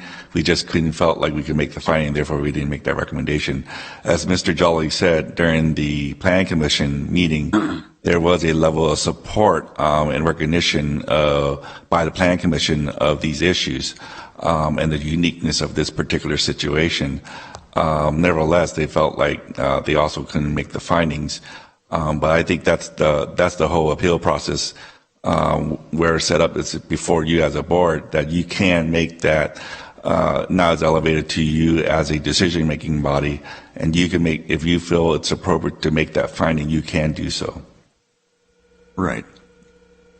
Okay, well, my thoughts right now are that it just seems that this really is a very, very peculiar situation, a very specific situation here, where some degree of additional flexibility may be appropriate here in terms of supporting this individual landowner in his efforts to continue to farm the property that he has, but at the same time relieve himself of some of the burdens that managing that extra home site has, whereby doing so doesn't decrease the amount of farmland. So, my thoughts. Okay, any other questions for Mr. Jolly? Mr. Villapudua? Oh, thank you, Chair. I don't have any question for Jolly. Basically, I just wanted to say that when I sat on the Planning Commission for 8 years, we came across a lot of issues like this, and this issue seems like it makes sense. I mean, the guy just wants to farm his land and wants to get the land, change ownership of the property, and I totally understand that. I mean, and the farmer should be happy there's no loss of the use of land and farming, and this project makes sense to me, so I have no problem with it. Thank you. Okay, then are there any other members of the public, or Madam Clerk, did we receive any public comments? Madam Chair, no, we have not. Okay, then if there's no other questions, I'm going to close the public hearing. Madam Chair, members. Thank you very much. And I'm going to ask the board for any final comments. Madam Chair, no comments, but I'll make a motion to approve variance number PA 1900247. And that includes making the necessary findings? Sorry? That includes making the necessary findings and approving the variance? Yes. Okay. I would second the motion. You have a motion and a second? Final comments? Supervisor Wynn? Yeah, a couple of comments. One in regards to the property itself and farming. I think one of the things that we fail to recognize, if we look at the Central Valley, is that we have lost probably 90+% of our family farms. If you go through the valley, it's all corporate owned. So I think any time that we can help an individual property owner, farmer, to maintain their orchards or crops or whatever, I think that's a plus, certainly for them and for the county. The other issue in regards to Farm Bureau, I have attended the land use planning committees meetings. I can't speak for them, but I understand where they're coming from, and because my district is, and this farm is in my district, I understand the concern in regards to encroachment of development within the agricultural community. I don't think this is occurring, certainly with this particular project itself. I think, as has been mentioned previously, nothing's changing. Going down River Road from Carrollton to Murphy, there's probably at least 17 to 20 houses along that property. So it isn't like this is unique. There's a lot of houses in that, certainly that vicinity. So I think, as been stated previously by the supervisors, I think this is something that's been in existence. It's I don't want to call it ministerial, but it's a procedural change. And especially, I believe, as stated by Mr. Jolly and Mr. Van Dyke, is that, which is interesting, because I did have a conversation with one of the members of that Land Use Planning Commission, who's a realtor, that says that real estate prices have gone through the roof.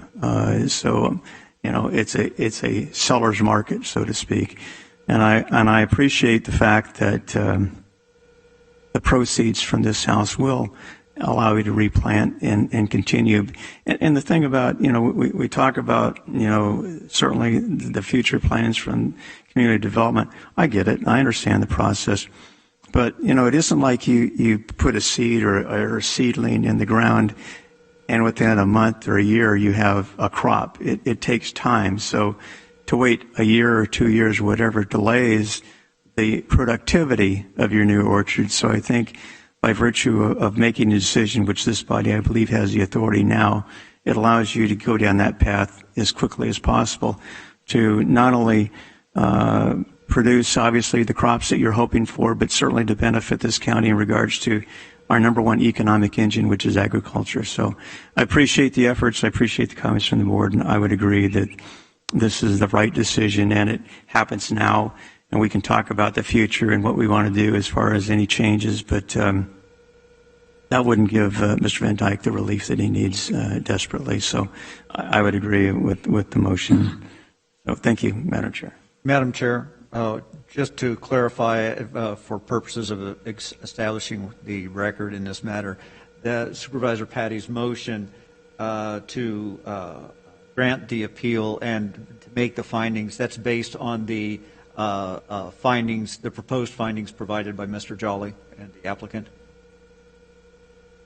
That's what we need. Thank you. Great, thank you. I would like to say, too, that, just recently we had our annual ag report presented to us, and one of the most striking bits of information for me was that of all the counties in California, we have more crop diversity in San Joaquin County than any other county. And the reason why, it stated very clearly, is because we do not have the massive amounts of huge corporate ag. We still have family farms. And in my mind, this goes to actually protecting that. As opposed to taking land out of production. This is going to keep land in production and allow Mr. Van Dyke to make the reinvestment in his agricultural endeavors. So, for my mind, this is also an extremely appropriate decision to make at this time. I think as we go through the update process, we will address this in a more comprehensive fashion, but for now, this gives Mr. Van Dyke the relief that he needs to move forward. So we have a motion and a second on the floor. Please cast your votes. And the variance is approved 5-0. Thank you for being here today, Mr. Van Dyke. Thank you.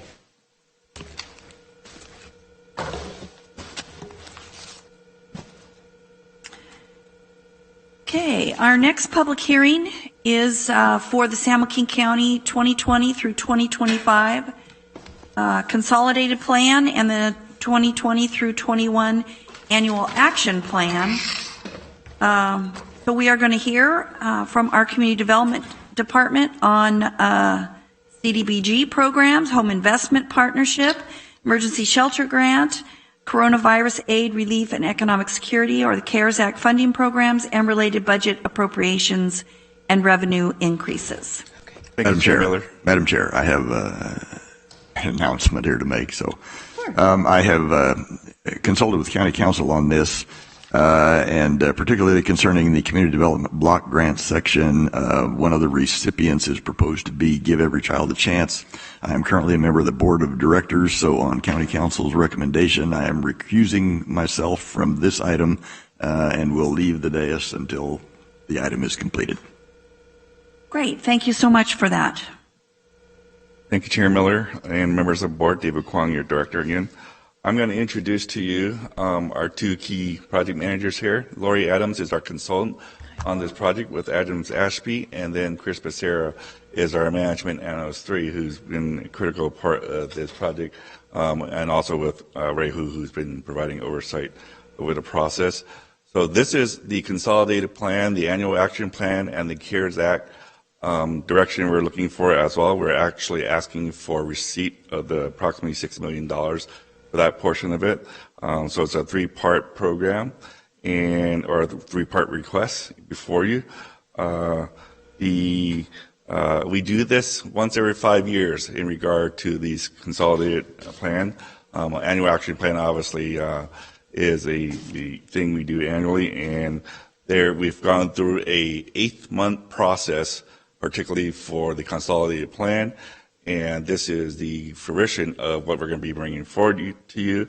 You indicated earlier the elements of this particular request before you. Again, it is the annual action plan, consolidated plan, and then of course the CARES Act, and then also particularly the breakdown in regard to other specific components. This is a HUD program, and we will go through the cities we've worked with in completing this 8-month process.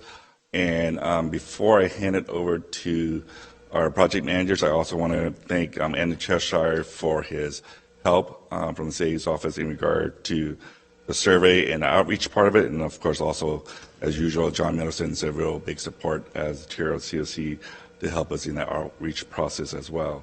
So we have a little bit longer slide presentation than usual, so please bear with us as we go through the elements with you. And with that, Chair, I'm going to hand it over to our staff and consultant.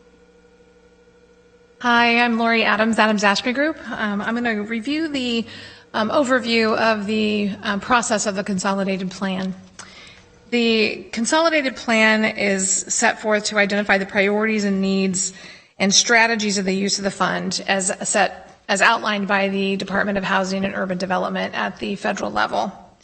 It covers a period of 5 years, so we're updating this from 2020 through 2025. And each program fiscal year has its own annual action plan, which is implemented during the 5-year consolidated plan. So every year we bring forth the annual action plan for approval. So you'll see that on a consistent basis. But the consolidated plan is encompassing the entire 5 years.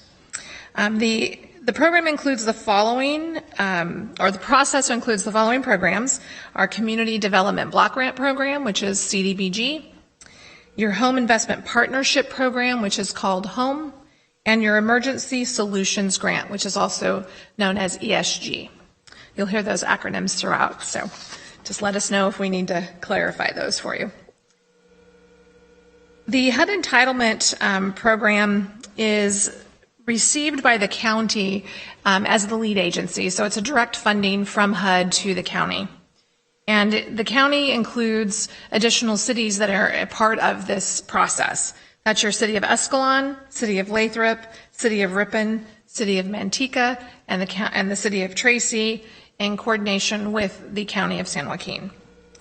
And the county manages these programs and puts that funding out to the cities through a process called a Notice of Funding Availability, or otherwise identified as a NOFA. And this is an annual receipt and an annual process, and the NOFA is released on July 1st, is released in December for the period of July 1 through June 30. The first program that we'll review with you today is the CDBG program. This is one of the most flexible programs in the funds that you're receiving from HUD. It was established in 1974 through the Community Development Act, and it streamlines the federal process of getting funds to the communities. They also utilize the CDBG program in many instances to augment funding to communities, which is where the CARES Act is being placed. And allocated to the communities is through the CDBG program. The purpose of this is to provide decent housing, suitable living environments, expand economic opportunities, and the goal is to primarily benefit low to moderate income families and individuals. That low to moderate component is based on the 80% of median of household income within the county. The average urban county allocation is anywhere between $2.4 and $2.7 million annually. It's, again, a versatile program and includes projects and programs that are in public improvements, which are going to be your water, sewer, street type facilities, your public facilities, which is going to be more around your parks, community centers, other community buildings, public services, which is going to be focused more on your nonprofits, your homeless situations, your Meals on Wheels, seniors programs, et cetera. housing programs, which is where we're able to assist home buyers and housing rehab components, and then your economic development programs, which is through business assistance, micro enterprise assistance, and technical assistance. Next is the home program. This was established through the Cranston-Gonzalez National Affordable Housing Act in 1990. And the purpose of this is to provide funding to increase the adequate and affordable housing for low-income individuals and households. And it's one of the largest federal block grant programs specifically dedicated to affordable housing. Your annual allocation is $1 million to $1.2 million. And this is where we work with first-time homebuyers programs, also another resource for your housing rehab programs. And then we also go into the affordable housing construction and multifamily housing construction programs. And we have several projects that we've worked with over the past few years to promote and expend your home allocation. The final program is going to be your Emergency Shelter Grant, ESG program. And this was established through the McKinney-Vento Homeless Assistance Act in 1987 and then amended with the Emergency Assistance and Rapid Transition Housing Act of 2009. That was a little more recent. The purpose of this program is to assist the individuals and families to quickly regain stability in permanent housing after experiencing a housing crisis or homelessness. This allocation is anywhere between $220,000 and $260,000 per year. And this is going to support your homeless shelter operations, transitional housing and shelter operations. We're going to focus on street outreach and rapid rehousing programs, HMIS programs, and supports many different organizations through the allocation of these funds. When we're working with the consolidation plan process, there is a very succinct program that we have to follow as outlined by HUD. And this is designed to aid the county and the cities to assist that affordable housing community in their development needs. So the plan is to determine how much from HUD will be used. And the process begins with first outreach, stakeholder meetings, and gatherings. That's a very critical component of this process. Then analysis of impediments, where we look at the economic and housing conditions of the communities that are involved in the process. Then we look at the strategic plan process and how to address those priorities and goals that are identified through the outreach. And then we develop our annual action plan and CAPER, where we actually will start to track those accomplishments as we move forward through the processes of the plan. And just to give you a little bit of an overview of the data and outreach feedback process, the process consisted of surveys, community outreach through meetings, and stakeholder meetings. And then all of that comes together and we develop the priorities, which then are moved into our strategic plan and the action plan as we move forward each year. And this year we had focus groups, we had surveys, we had over 300 respondents for surveys that came in, and then we also provided a 30-day comment period, so the information was put out to the public through the outreach, through the community meetings, through the stakeholder groups, and then they were allowed 30 days to review and provide response to that. And any comments that were received during that timeline or through those processes were also addressed in the actual plan itself. So now I'm going to send this over to Chris, and she's going to review the funding and breakouts. Good morning, Madam Chair and members of the board. The annual action plan provides a one-year strategy to accomplish the goals and objectives identified in the county's 2020-2025 consolidated plan document. The annual action plan specifically describes how the entitlement funds are to be spent during the 2020-2021 fiscal year. The combined urban county jurisdictions 2020-2021 entitlement program funding is approximately $4 million. These are the exact amounts that HUD has allocated to the urban county. Allocation is determined by a formula using the 2010 census data, which includes population, poverty, overcrowded units, and pre-1940 units.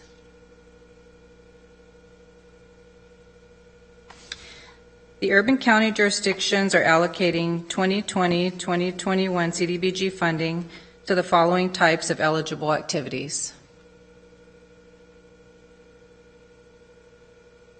These are the county CDBG activities which do not include the cities that are being recommended for approval, which total $1,626,030. Program income projects are also included, which total $3,770,254, making the total CDBG request $5,396,284.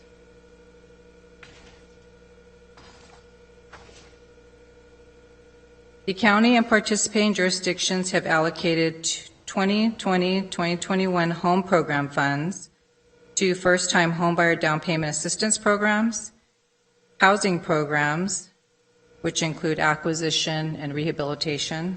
Additionally, HUD mandated set-asides for Community Housing Development Organization, CHODO, 15%, and program administration, 10%.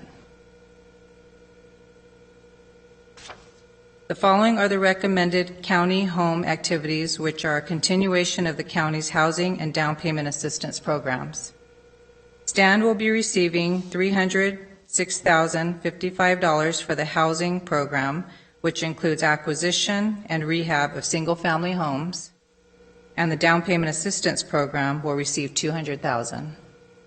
HUD mandates that we allocate 15% of our grant funds to a CHODO, which has been awarded to Stand to use for acquisition, rehab, and GAP loans, and 10% of our grant funds for program administration.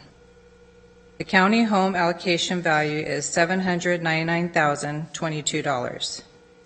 Program income funds will also be included for housing in the amount of $1.1 million to the Victory Gardens project. This makes the total home recommendation $1,899,022.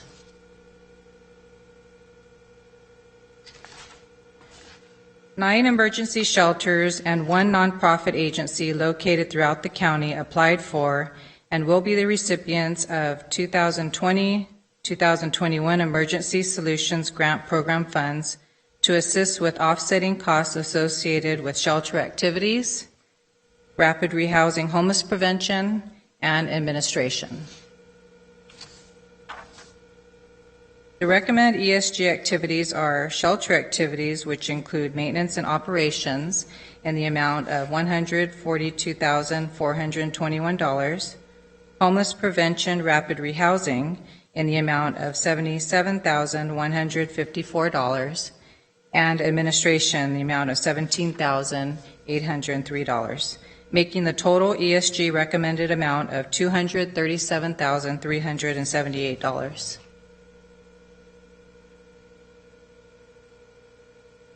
CARES Act funds have been awarded to San Joaquin County in the amount of $935,000 for CDBG funds and $5.1 million for ESG funds. These funds must be directly related to COVID and can be used for a variety of activities, which may include building and improvements, public services, subsistence activities, emergency shelters, street outreach, homeless prevention, and rapid rehousing. These funds may be used for a large project, or a NOFA can be initiated to determine projects.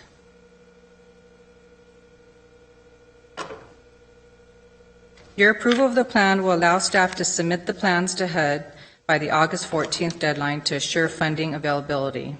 It is recommended that the Board of Supervisors receive comments on the 2020-2025 Consolidated Plan, which includes the 2020-2021 Annual Action Plan, modify as appropriate the 2020-2021 Recommended Program, approve the 2020-2025 Consolidated Plan, and the 2020-2021 Annual Action Plan, and approve the increase in appropriations and revenue and CARES Act funds for the neighborhood preservation budget. Thank you. This concludes staff's presentation.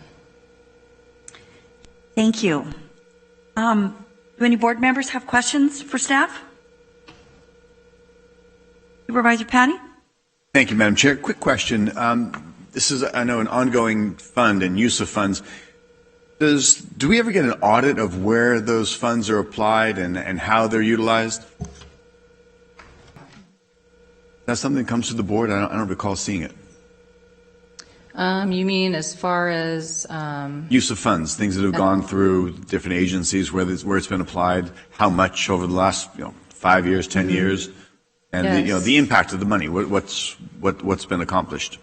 Yes, and usually Department of HUD will send that report, and it's based off of our end of the year CAPER report of how all these 3 funding sources have been spent, and then they submit like analysis from the CAPER, and then it's submitted to the board as well as our department. Through the chair, I'd like to suggest to our CAO, perhaps I think the public would like to know the impact and the use of those funds. It's vital, it's very important, it's life-changing for many people. What's the use of those funds? What have we accomplished? What are we doing in the county to help those that are at risk and those that are in need, and perhaps what we could do more of? Yes, and the CAPERs also, once we complete it, it's usually submitted September 30th of each year to HUD, and we also post that on our website for public review. I would suggest, Madam Chair and board members, that come from our Director of Community Development, because if there's been any conversations as a result of that review, I would think, and correct me if I'm wrong, they come on site, don't they, to review the records, and don't they? Yes. Because it's been a while, Supervisor Patty, when we had our face-to-face with our HUD technical assistance reps, but they spent quite a bit of time on this piece of it, so it is extremely valuable. I know they do some sampling of those recipients. Thank you, because I'm like doing this from memory 3 years ago.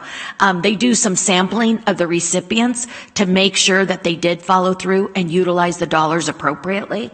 So that could easily be something that the Director of Community Development and his team could bring back so that the board has that insight as a result of those outcomes.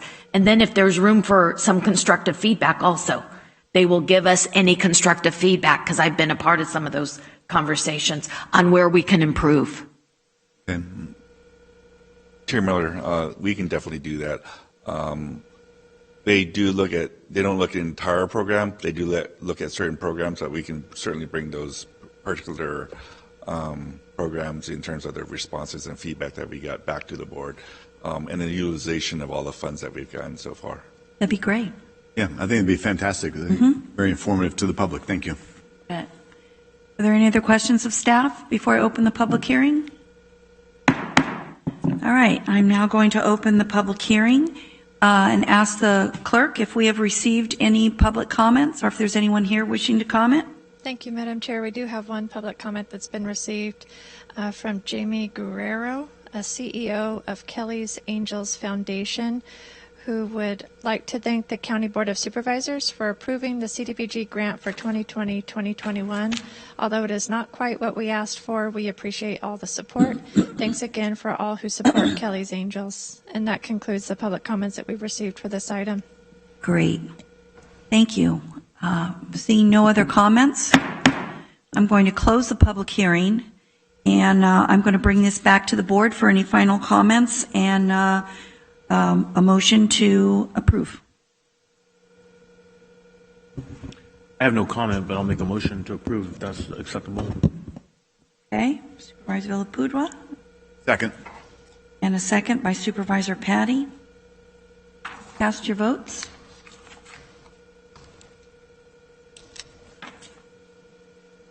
Just a moment, Madam Chair. Sure. With Supervisor Elliott out, I need to restart He this recused one quick. himself, yes. Yeah.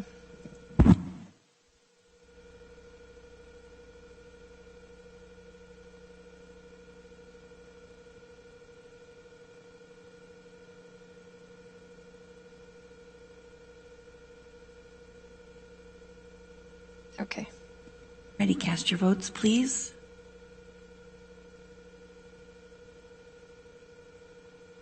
That is approved 4-0 with Supervisor Elliott recusing. Thank you very much. Thank you. Thank you very much. Thanks for all the hard work in the presentation.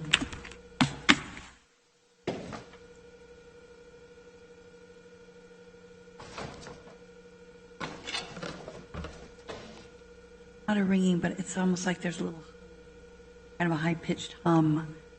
I'm guessing it's maybe from someone who's listening in on the meeting.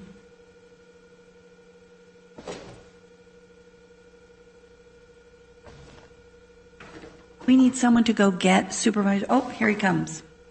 Welcome back. All right, we're going to move on to our COVID-19 related items. The first thing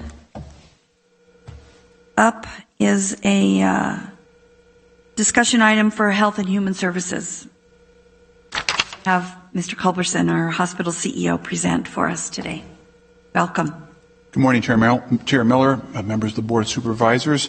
David Culberson, CEO at San Joaquin General Hospital here, making a presentation today for retroactive acceptance of an award from the U.S. Department of Health and Human Services Administration, HRSA, on behalf of San Joaquin County Clinics through the fiscal year 2020 Health Center Program for Lookalikes, expanding capacity for coronavirus testing, LAL, lookalike, ECT, in the amount of $608,927, retroactively effective July 1st, 2020 through June 30th, 2021. I have a brief presentation here.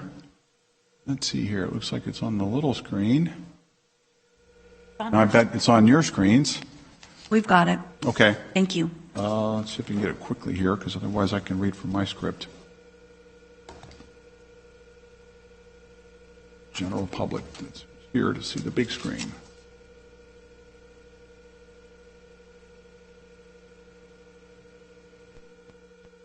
There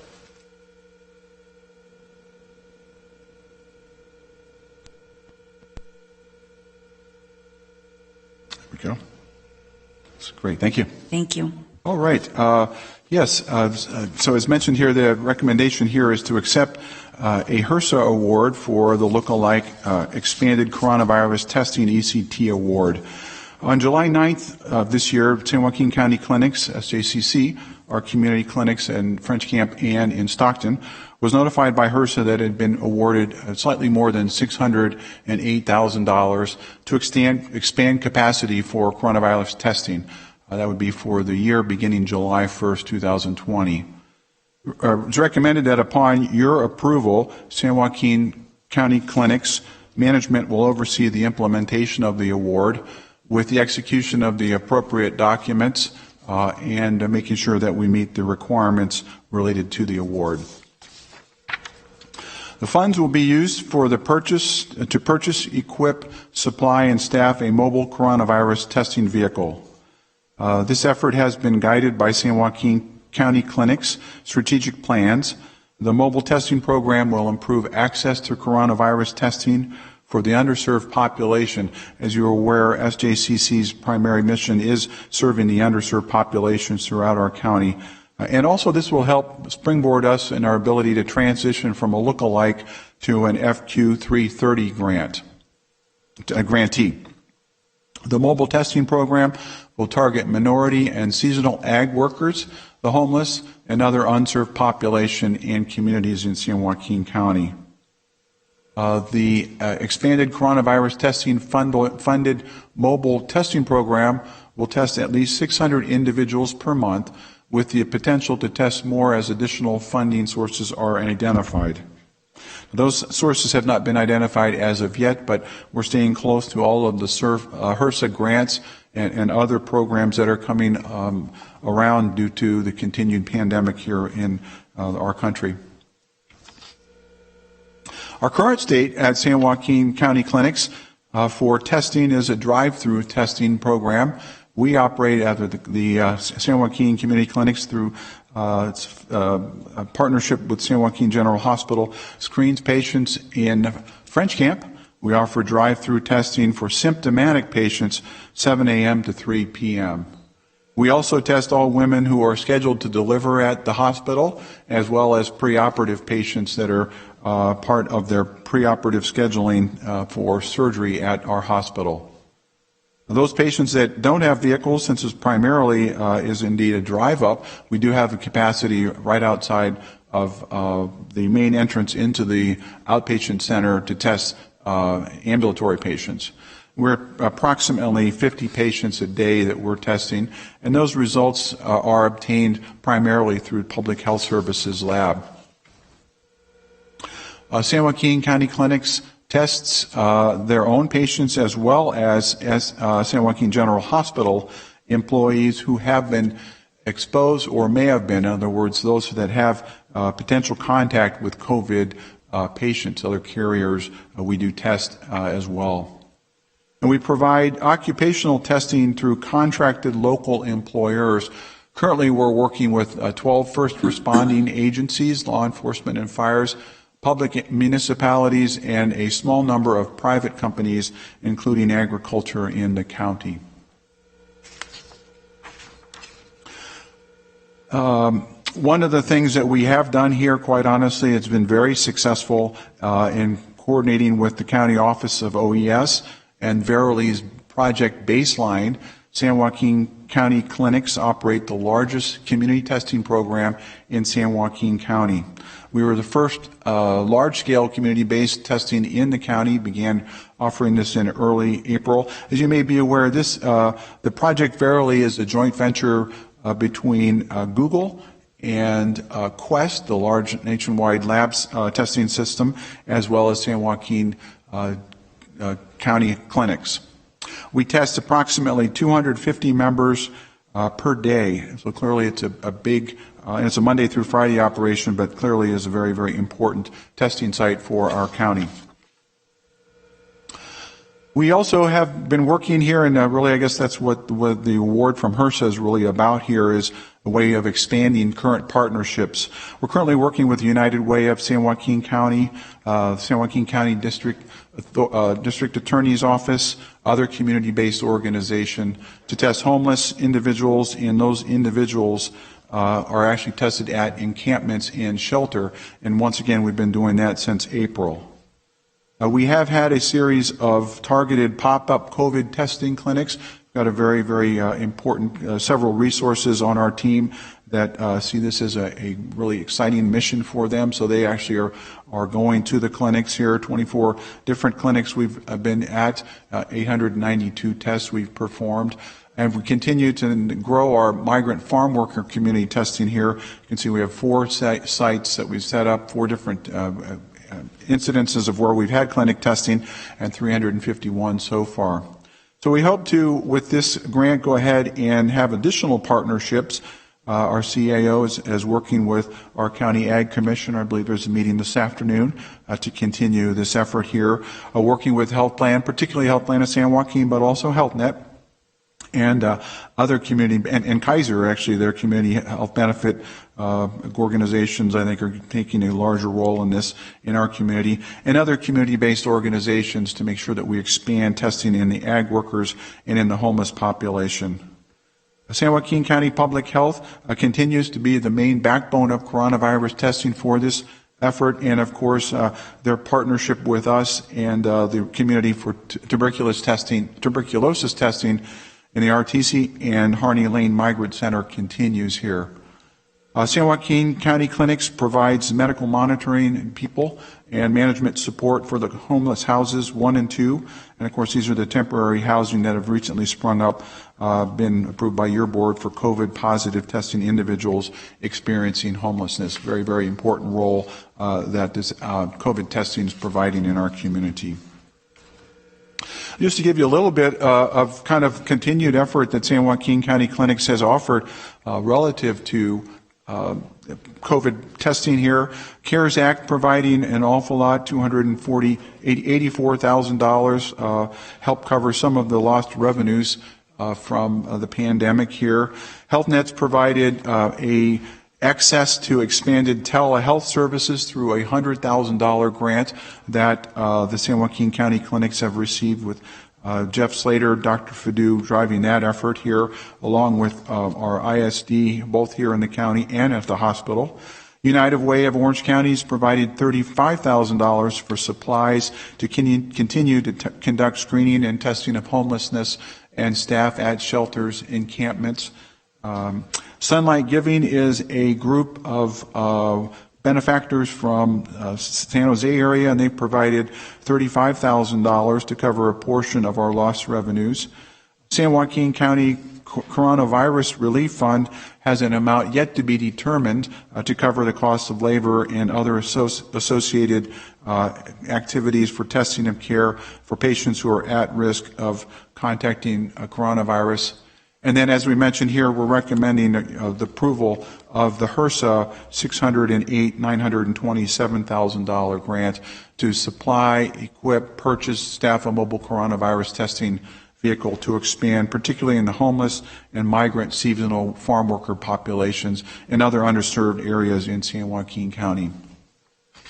So with that, that finishes my presentation. I'd be happy to answer any questions you may have.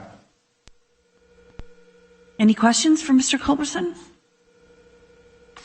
Supervisor Wynn. Well, I appreciate the efforts that have been made. I guess my question is, are you aware of the program that Lodi Adventist Health has started in regards to the Latino community as far as testing? Yes, Supervisor Wynn, I sure am. In fact, I happened to drive by one of the days they held that, and it was I think it was reported there was at least 300, maybe as many as 600 folks at that location, and I'm sure they'll continue on with that, yes. Well, they had 350 that ran out of tests. They're working with Carbon, obviously, doing the testing. Yes. They have another clinic planned on the 14th this month, which will cover the 260 they couldn't test on that particular day. But they're also looking at a program in September, a 3-day program at the fairgrounds, where they hope to test between 6,000 and 8,000 community. Now, that may be, maybe an overestimated number, but they're also working with El Concilio to do 900 living, I guess I'll call them apartments with Latinos and testing families. So they're working with them to expand that. And the reason I bring that up is because it seems like, and I'm sure Dr. Park will touch upon it, but it seems like our area of concern as far as increases has been in the Latino community and certainly in the migrant farm worker area. And I guess the reason I asked the question is we're doing something over here. The clinics are doing something, Kaiser's doing something, Lodi's doing something. We're kind of all over it, and that's fine, but are you familiar with the program in Monterey County that was developed through the Grower Shipper Association? No, sir, I'm not. Okay. Well, it was actually the model used by Governor Newsom on July 24th when he talked about expanding their program, which essentially is a private enterprise with the growers and shippers and farmers and the private sector in conjunction with a clinic in Monterey County, a Hispanic clinic. That's at least what the name is. And one of the goals provided in this partnership was to increase the turnaround time as far as testing results. I went through the process and was notified. It took me 5 days to get a test. The soonest I could get it was in Salida, not in San Joaquin County. And this was on our website, going through Verily, et cetera. So by the time that I got my results, the 2 weeks had passed, I was out of quarantine. Doesn't help a lot, to get a test and then find out that it has no value, and especially in the farm labor community, because some growers hire as many as 500 workers to harvest their crops. And so, if somebody is identified as being positive or at least having symptoms, et cetera, and we do our contract tracing, which obviously in the farm labor community, they do congregate because of the crops, because of the congregation, the living conditions, and all those other things. If they went through the process I went through, they'd wipe out an entire work group, which obviously has a detrimental effect in regards to, the harvest itself.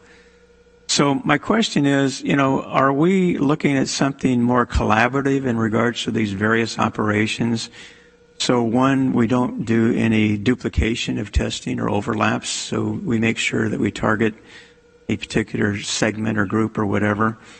But the other part is as far as expediting the turnaround time, because their turnaround time in testing is 48 hours. And not only do they do that, the other component is that this particular collaboration provides, as we do, I guess, for the homeless, provides a place for those who've tested positive, or at least maybe are viewed as being symptomatic, a location to isolate themselves. And this organization obviously also provides food on a daily basis, and they provide health care on a daily basis to, measure their state of illness, I guess. So the reason I bring all this up is because, we have a concern. We continue to increase our numbers. We are obviously concerned about the Latino community, and certainly the numbers that I think Lodi Memorial may be as high as 20% on the tests being positive. I don't know what San Joaquin General is as far as testing, but I think normally, isn't it around 5% positive testing is kind of the norm, 5% or less, but Yes, that's what the goals the governor said, is that something below that, and right now statewide we're above that, and certainly for our county and most of the counties in the Central Valley we're well above that, and I think Dr. Park can address that, but certainly below the current run. We've had as high as 25% of our tests, and we need to be down in the less than 5%, yes. Is that also, that 25%, is that within the Latino community also, or is that just generally? That would be general, and of course we're testing typically symptomatic patients, so our population of likely positives would be greater than a drive-through of someone that thinks they might have had contact a couple of days ago, where the likelihood of negativity would be greater. We're typically testing only those that are symptomatic, cough, shortness of breath, or a fever, yes. Okay. Well, you talk about the mobile testing and you talk about the number of clinics. How does that work as far as going out and testing, in the field, so to speak? Supervisor Wynn, we've really done, I think, we've got very, very good coordination with Tori at the District Attorney's Office, with other county agencies. Our lead, Joan Singson, is well known in the community and is really out and about trying to work with Gospel Rescue Mission, other community-based organizations that are requiring testing. And I think there's comes together. Greg Dieterich is very involved here, the Whole Person Care Program. Really, they're coming together on a very, very regular basis. I'm not attending those sessions, but my staff does, and I think they're very, very well coordinated. And I think really that's some of the things we built when we built Whole Person Care probably 5 years ago, I guess. This is one of the unexpected benefits, that we can have a group of folks that have worked together to coordinate inpatient behavioral health, outpatient substance use disorder treatments, and just one more branch then it becomes COVID testing. So on average, when they go out and they do the mobile testing, wherever that may be, what's the numbers that they test in those particular locations? Do you have any idea? Again, it's going to run, I think, again, if we do the math here on the presentation, it may be somewhere between 20 to 60 tests. But as needed here, again, I know Joan goes out, and if they're, along with the DA and her team, that if there is an outbreak, they're going to go out and work with that. I'm not quite sure the number of each of the clinics that we're running, but they clearly are, anybody that needs it is there, yes. Okay, and that would include family members if they were also in attendance? Yes, of course, yes, sure. Again, if I'm at a shelter, homeless shelter for families, yes, we'd be able to test the whole family. That's what we've seen over the last, quite honestly, we've seen it from our infection control practitioner, must have said it 3 months ago. We are now in a spot where family spread is the greatest way it's being spread here. I bring it home, share it with the rest of my family, and not able to social distance as much as we'd be able to because of the large number of folks in each household. So it does spread fairly quickly through the entire family. Well, I know that the farmers are obviously working very hard to protect their employees, their laborers, etc. However, I guess from what I've heard, sometimes it's the after work hours which become problematic, because for example, on Mariposa Road in Jacktone, there's a Shell station. There may be 15 to 20 from different, farms that come together and socialize, etc. The reason I bring that up is because I'm sure Dr. Park will talk about the community exposure that we're seeing. And I guess from that vantage point, it seems like, we need to attack this from all fronts simultaneously. In Monterey, what they do is this particular association is a farmer would have a list of their laborers who would sign up, and they would come out and test them. And but I don't know how it works, but basically the farmers would also have information in regards to positive tests to make sure that they could protect their other workers and the area that they're working. So again, I bring it up because I think that when we do these things, we need to do it as collaborative as possible, as opposed to one group doing this and one group doing that. Because when those things happen, which actually I think was the case when Supervisor Miller started your homeless task force, there was a lot of good work done, but it was, kind of fractured. And so, especially with the criticality of COVID-19 in this county, it would seem that we could collaborate or partner with all these various operations to have a more, I want to say, coordinated effect, so that we can move throughout the county very quickly and try to arrest this problem of increases. And I think that's one of the things that we need to do. So again, one last question, and I know we've talked about staffing as a problem in regards to we can create the beds, and we even have the ventilators, and we have the equipment, et cetera. But I know in the past, and I know over the years, you have come before the board and you've hired temporary staff. I don't know. I know they come from a company, but I don't know where they all come from actually, from locations. Has that been at least discussed in regards to, because we're like Lodi recently had a group come in from Travis, to assist them with their ICU. Has that been discussed as far as the opportunity to tap into those particular businesses or operations that provide medical staff to assist us with an expansion of our facilities if it were needed somewhere in the future? Supervisor Nguyen, through the chair, yes, we've done just about, well, not everything, but we've done many things here on all fronts. First of all, from the nursing perspective, we have reached out. I believe we have 77 registry nurses now. We've upped that, I think, about probably 25 or 30 in the last couple of weeks. We have reached out for other physicians that are, and other licensed providers that might be available, whether they are working with us on a part-time and want additional hours, or whether they're in the community and maybe want to come to work for us, even if it's doing a night shift or a weekend. Clearly, we've reached out that. We have not gone to the Department of Defense and reached out for the two groups that Lodi and Dameron were able to handle. As of right now, I don't think that's something we need to do. We have been very fortunate in that, particularly Adventist Lodi have requested if we had any patients, and when we were at really high capacity last week, could they take a couple of our patients, or more than a couple, could they take several? And they were able to take a few. It's difficult to transfer, particularly the COVID patients, because they are very frail and fairly, the level of acuity is very high, so transfer is a challenge. But we were able to coordinate several transfers to their facility in Lodi. I think the coordination aspect, I'm sure we can always do better.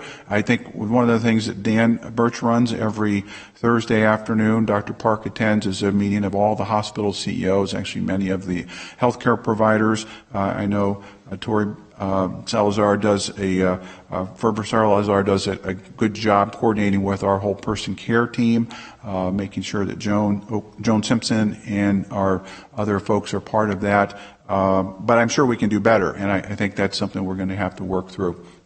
And one last comment, I think right now when it comes to testing, it's really not necessarily the people that's the limiting factor. It really is the reagent.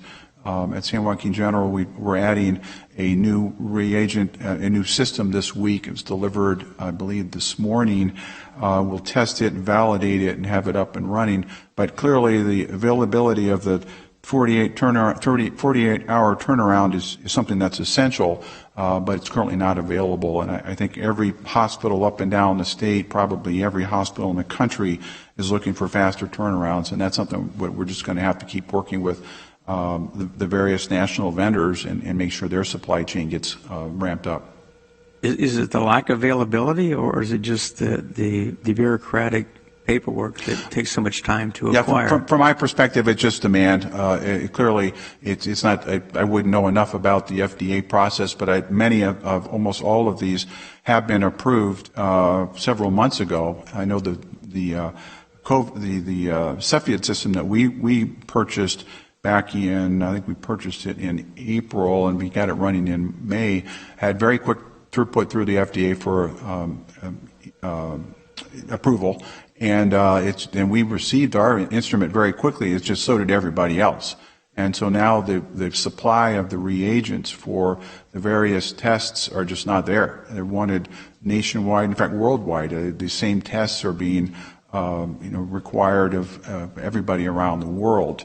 There are a few tests. I'll let Dr. Park talk more if she would like to talk a little bit about antigen testing as something that is on the horizon. But really, when it comes to the acute diagnosis, it's really a first line and not a final tool that we'll be using. But clearly, if we can have more tests, whether it's, again, public health is expanding their lab. Clearly, we're adding a second thing. We've partnered with St. Joseph's, with Stanford. Everybody is ramping up because we realize the rate limiting factor, whether it's you as someone who are self-quarantined for 14 days or someone that we're trying to properly take care of in a hospital, the acute setting, it's the testing that really is the main thing that has to happen as quickly as possible. Well, I appreciate that. I would hope that I guess my frustration is, the governor has certain expectations that are impossible to adhere to because we just don't have the resources available.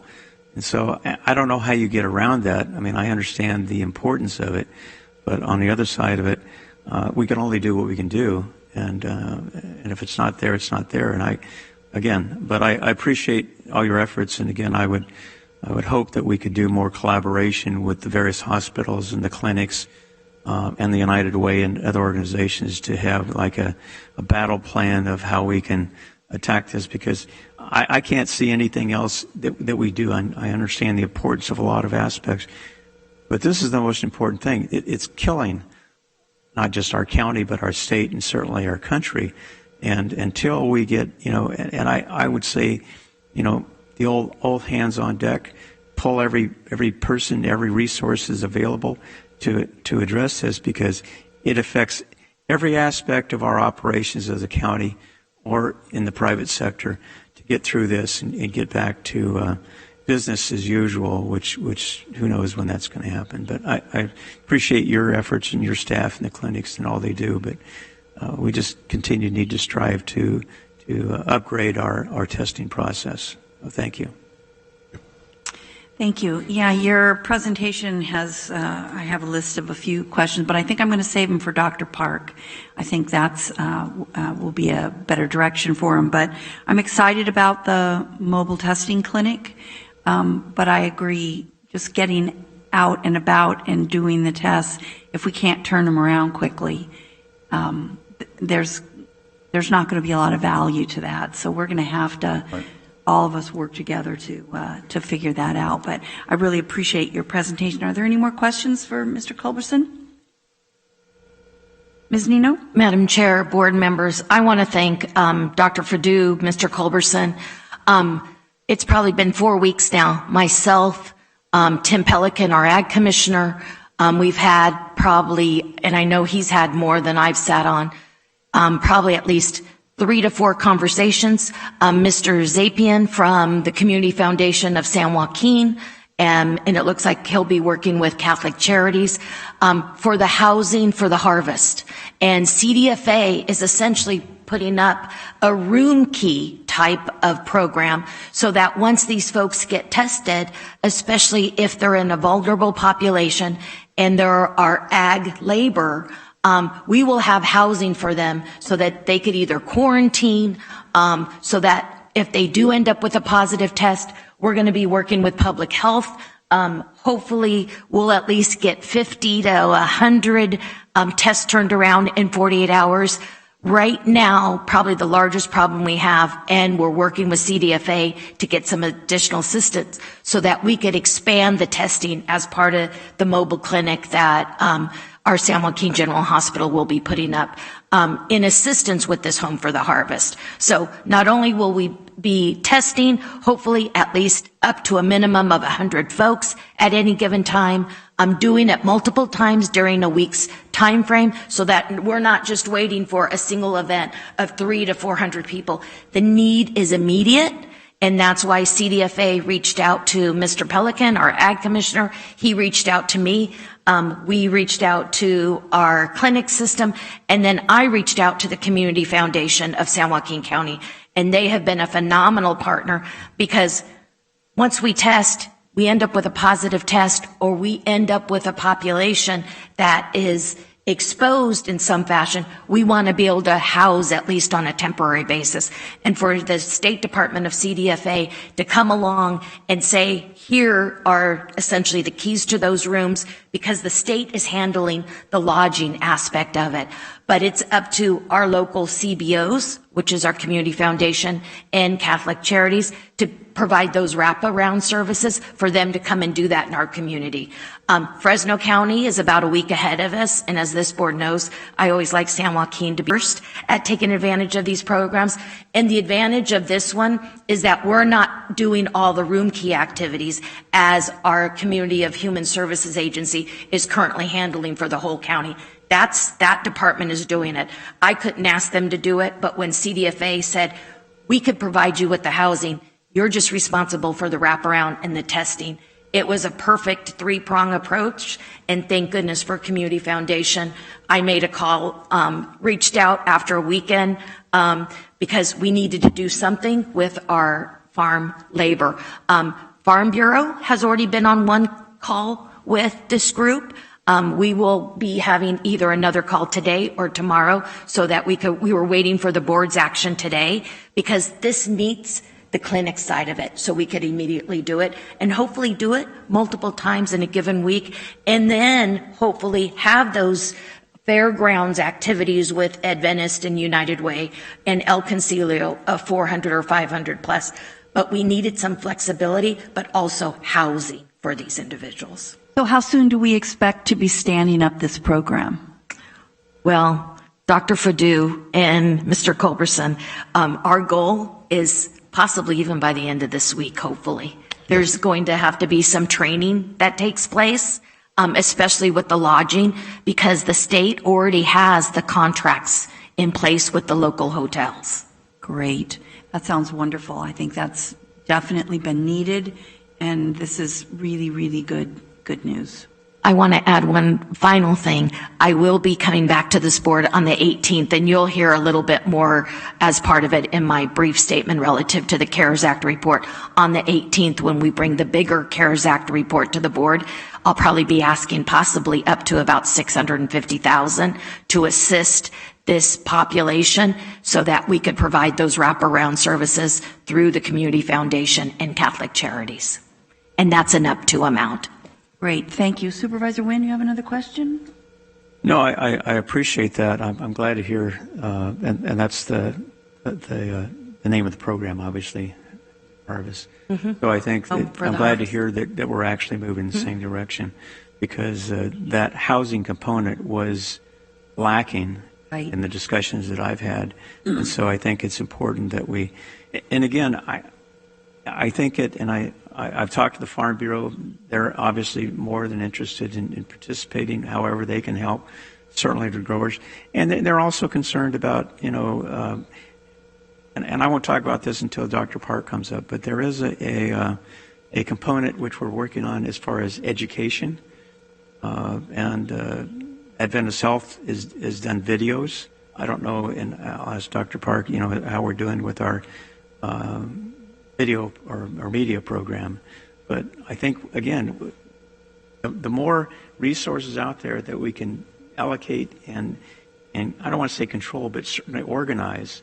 I think that's the important. And prevention, it really is the key. And I think in some respects, we, and I say we collectively, government in general, have not done a good job, especially when we opened up to impress upon the public it was time to be more careful as opposed to less. So anyway, thank you. Okay, I am looking for a motion and a second to retroactively accept this award and launch these fine programs. So move. Second. Okay, we have a motion and a second. Please cast your votes. That is approved 5-0. Thank you very much. Great, thank you. Excited to hear about it getting underway. So next up, we have our discussion item, which is our regular briefing update on COVID-19 in San Joaquin County. I just want to let everybody know that starting at our next board meeting, we're going to move this up in the agenda. First of all, because there's a large number of the public who listen in specifically for this, and so they don't have to guess on the timing. But secondly, it will prevent a lot of our staff from having to sit here for an indeterminate period of time to deliver this this update, and so it'll allow them to get back to work on the COVID crisis without having to sit here all day. So I'm going to ask Dr. Park to come down for our regular update.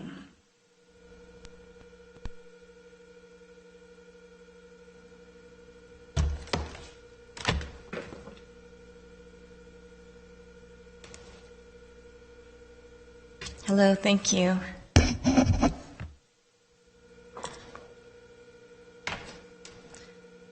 I don't have today the usual slides that I like to show with our case counts up till today, and I will explain to you why.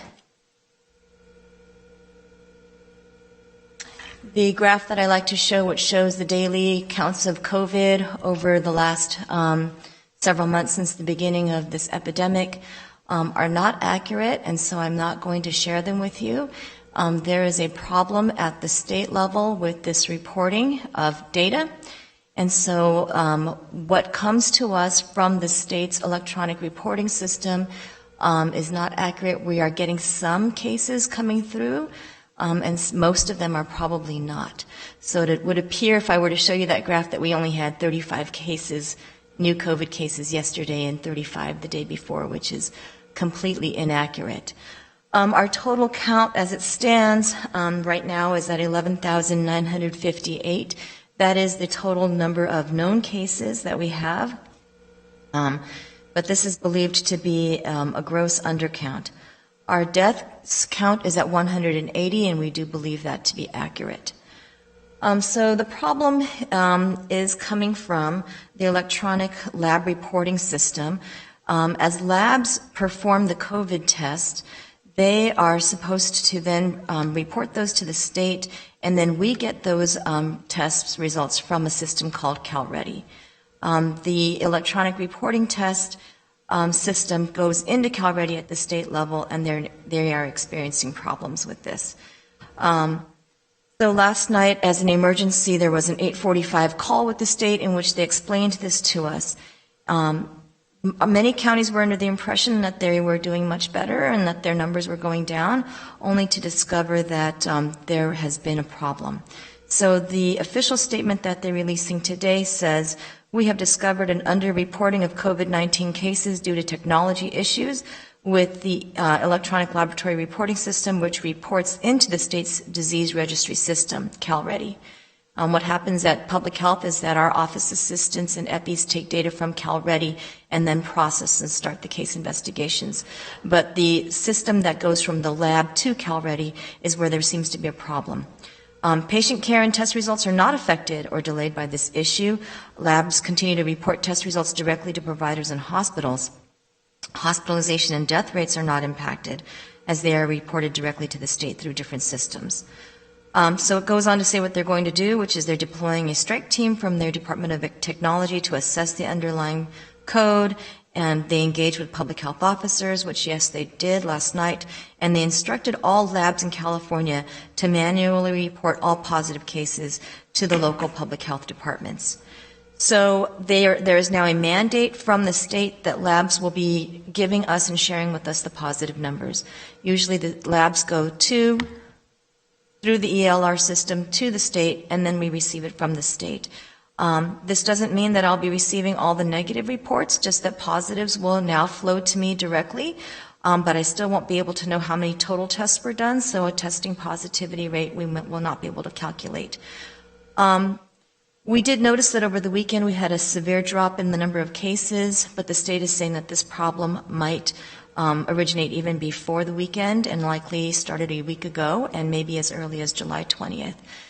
So they have their IT team working on trying to troubleshoot this, and they've made no guarantees as to when this problem will be solved because they have to figure out where the problem is, first of all.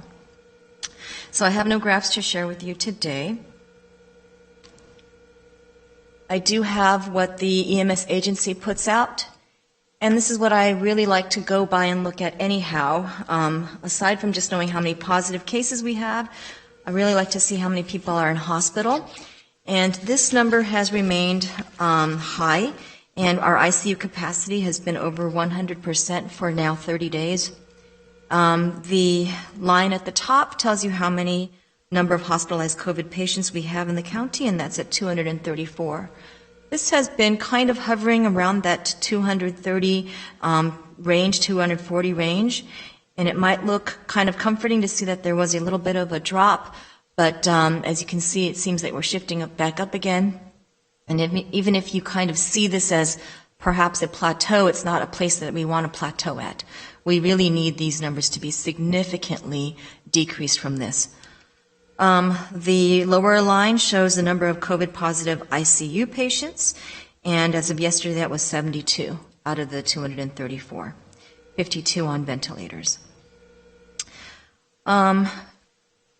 So because of our situation with being on the state monitoring list and having these high hospitalization rates for several weeks now, we were visited a little over a week ago by a coronavirus response team put together by the feds. They came to California and visited 3 counties, and we were one of them. And I'm sure you already know that it was made up of FEMA, the CDC, and Health and Human Services. And we had a nice visit with them where we laid out what some of the issues are in San Joaquin County, what we think is driving our numbers, and what might be some solutions and where we might need some assistance. And then you might be familiar with the fact that Governor Newsom also announced at his last Monday's press conference the fact that the Central Valley does seem to be in need of more assistance than the rest of the county, likely in part due to our agricultural industry here. And because of that, he mentioned something about a strike team coming to the Central Valley. That is coming to fruition, and they're being called the Unified Support Teams. There are 8 counties in the Central Valley, and we will be getting a visit from this new team called the Unified Support Team, consisting of Cal OSHA, Department of Social Services, the Department of Food and Agriculture, Cal OES, and CDPH, and we will be hosting them this week on Thursday and Friday.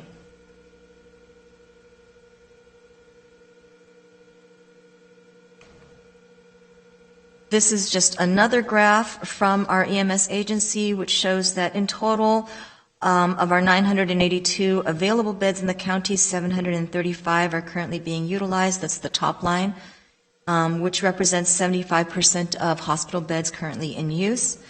Again, the total number of people who are in hospital with COVID is 234. That's the red line. And 234 COVID-positive patients out of the 735 total admits represents about 1/3 of patients in our hospitals are currently hospitalized for COVID.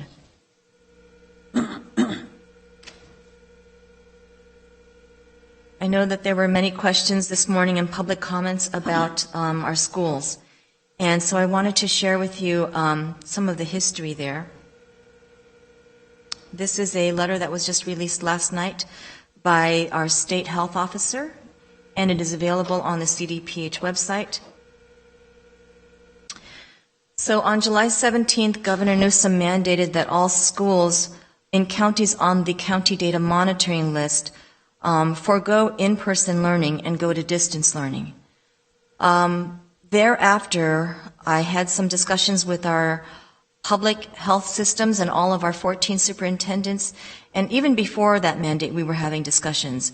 And the order was understood and implemented across the board in our public schools. I did receive some communications from private schools that felt that the governor's mandate on July 17th didn't specifically include them, and that the language needed to be made clearer from the state that it included them, and that they were to go to distance learning.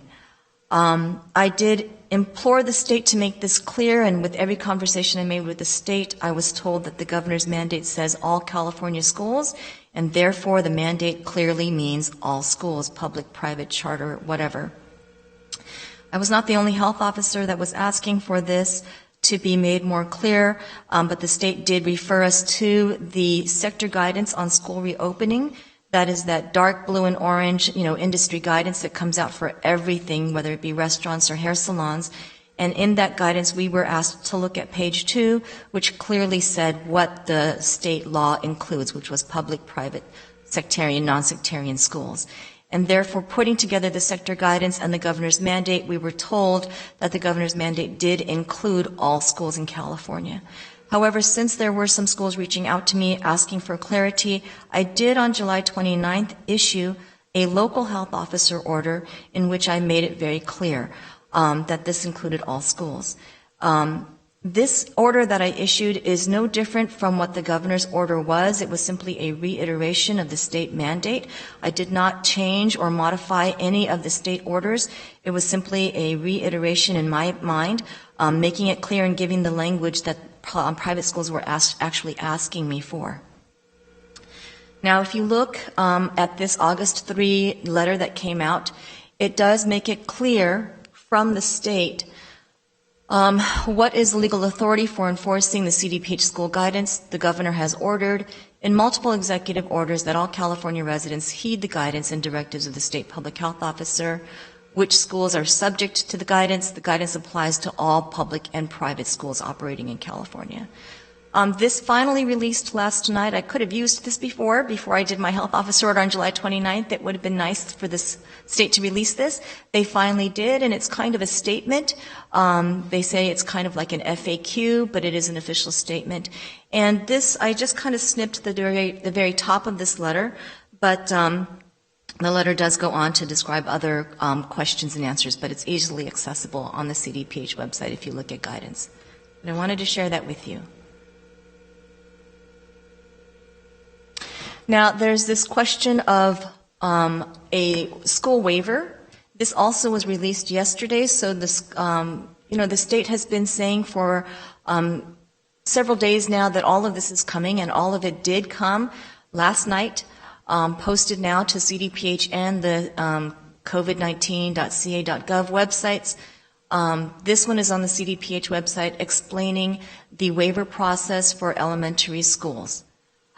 In bold letters at the top, it says, CDPH recommends that elementary schools within jurisdictions with 14-day case rates more than 2 times the threshold to be on the county monitoring list, greater than 200,000 cases per 100,000 population, should not be considered for a waiver to reopen in-person instruction.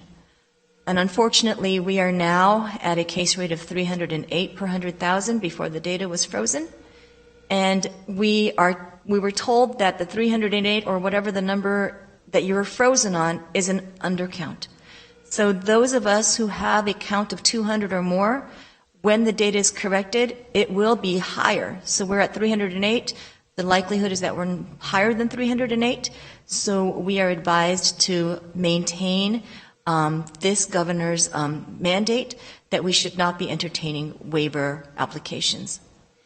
So I know there are questions about what drove me to make this decision. It was really a decision made at the state. I can talk about some of the data that I have researched. However, I don't know exactly what research the state has looked at. I can tell you what I've looked at. And first off, in my mind, I do ask, do kids get COVID? Well, yes, it's very clear that children do get COVID. Here in our county, we have a consistent percentage of about 9% of kids who make up our COVID case counts.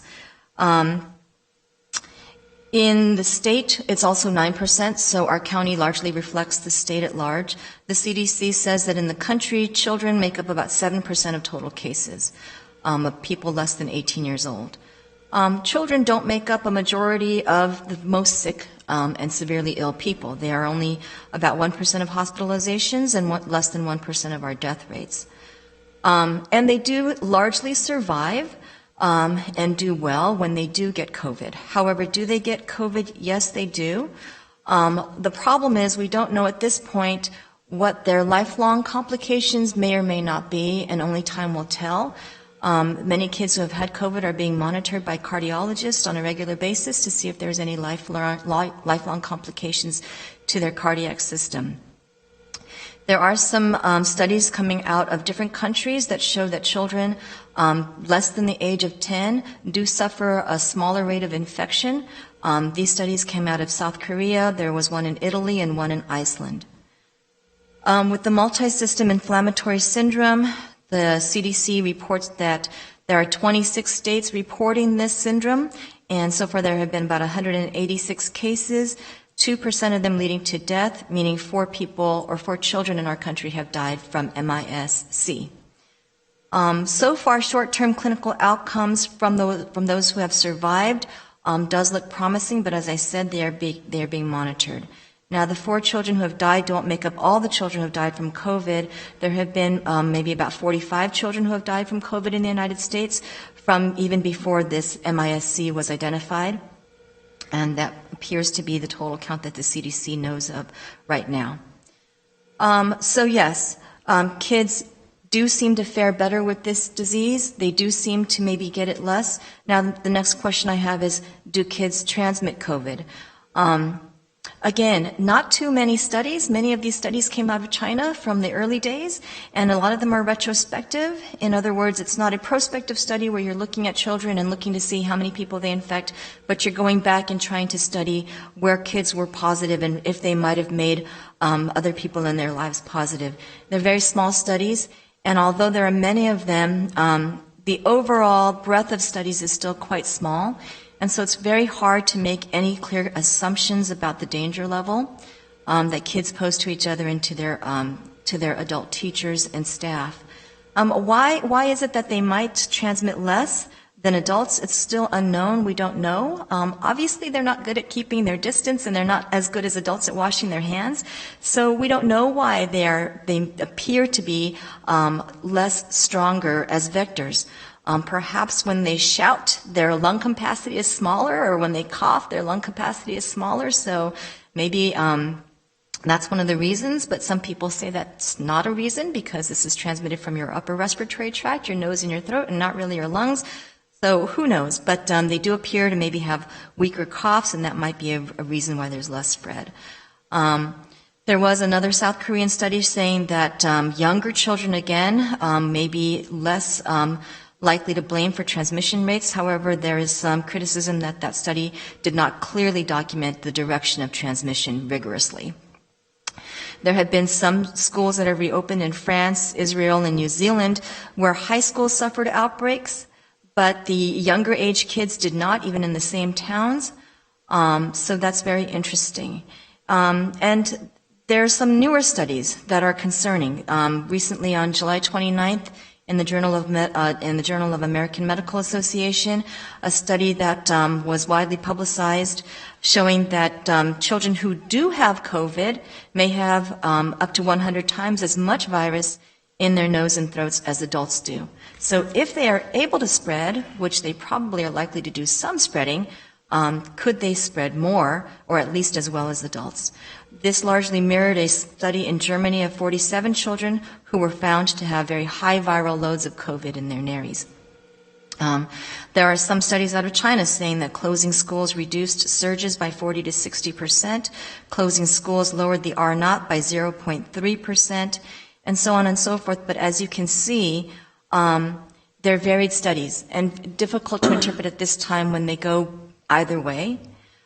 Again, what is the transmission rate in households? Can kids pick up COVID and bring it back to the home and give it to their grandparents? This has been a major concern amongst students and teachers and parents who are a little bit wary about returning to school. It does appear that in some initial studies, perhaps the attack rate is lower with children. This is something that Dr. Fauci is studying with the NIH. Currently, he's doing a prospective study of 2,000 families called the HEROES Project. The 2,000 families involve 6,000 people who are being studied for the efficiency of spread in children. In all, I would say that there have been some studies. Most of these studies are not actually prospective studies where you're doing an experiment on kids. You wouldn't really be able to do that anyways, but it's looking back at data and trying to make some, knowledgeable assessments based on data. It's still very hard to say that children are less likely to suffer consequences. We don't know exactly what could happen if schools were to reopen, and that seems to be a problem. We do know that they could transmit, and I can't make any guarantees. And even when the state mandate, when we do qualify to reopen schools, which I hope we do, I won't be able to guarantee that there won't be any outbreaks. Clearly, other schools in other parts of this country have opened and they're already suffering outbreaks and having to close down parts of their schools. So it's going to happen. I would like to have kids back in school. That has always been the goal. I do feel for parents who are really troubled by this. The problem is that when you look at the science, there are no guarantees, and everything that you look at says you have to wait for your prevalence rates to drop. If you are in a community with very high transmission rates in the community, it is not the responsible thing to do. And I know the CDC has made some statements, and even the American Academy of Pediatrics. When the American Academy of Pediatrics came out to say that in-person learning is ideal, I completely agreed with that. I think everybody does. I think all of our educators agree with that.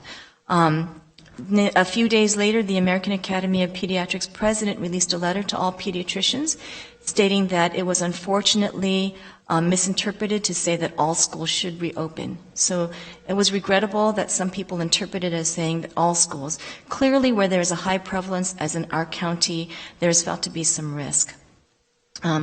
I know parents are juggling with work and home and child care needs, and I do feel very concerned about the social emotional needs of children, and it's something that I think that we as a county need to be getting on top of. I know that school is a place where kids find their nutritional needs met, and hopefully, I have faith that our schools will continue to offer the meals that they do offer all year long.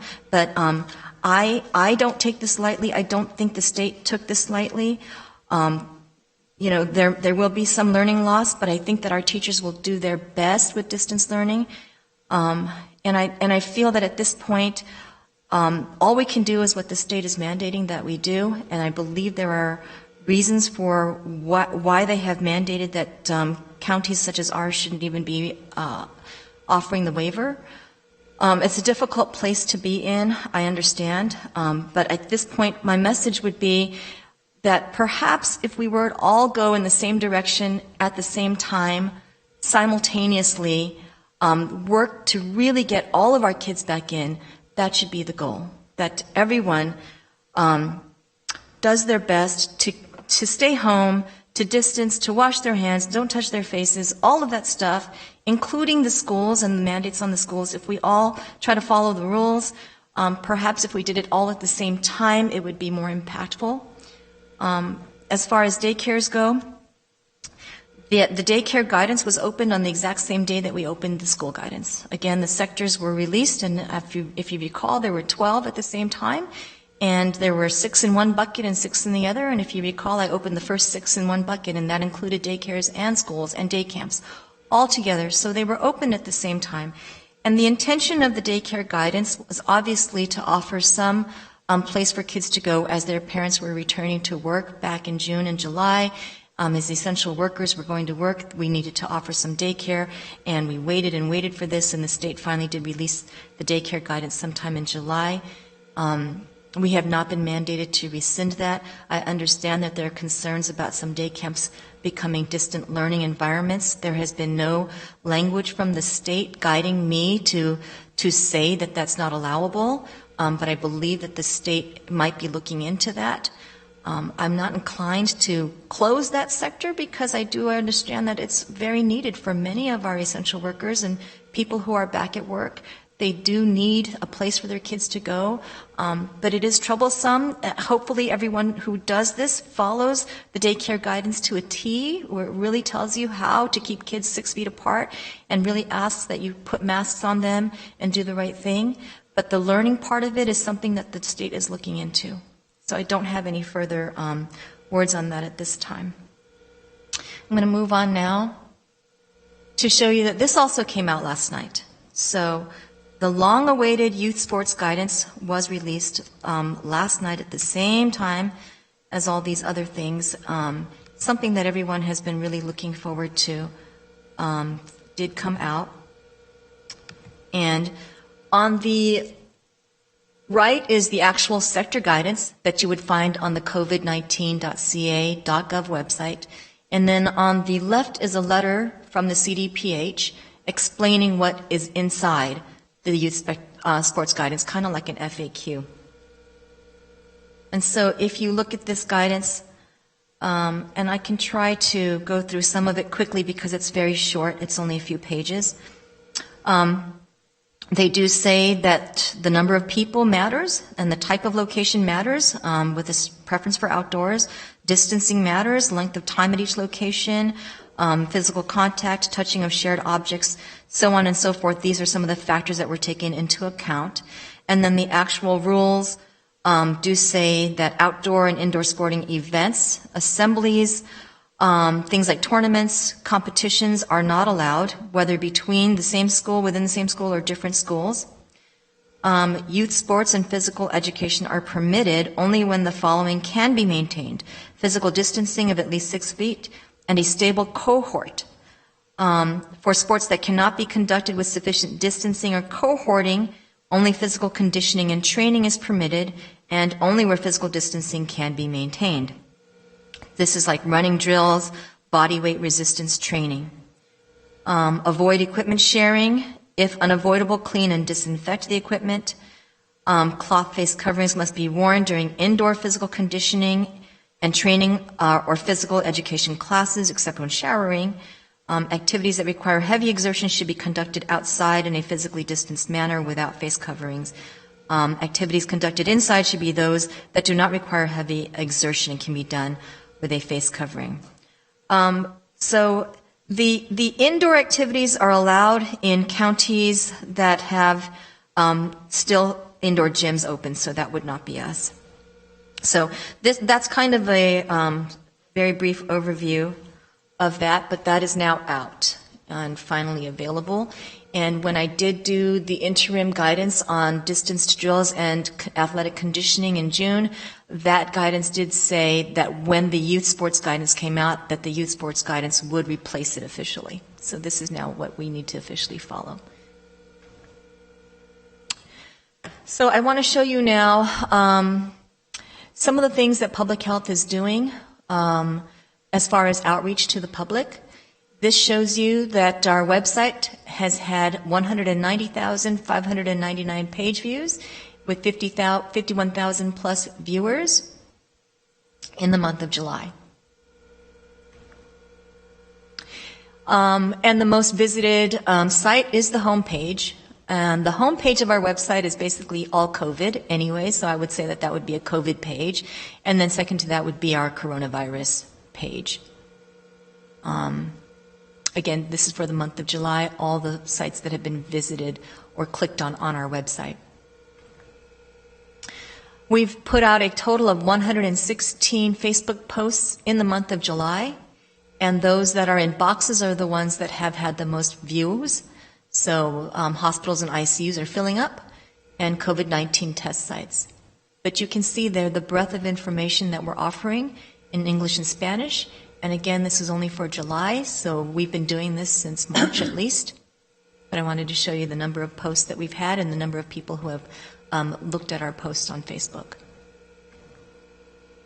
Twitter, 110 posts.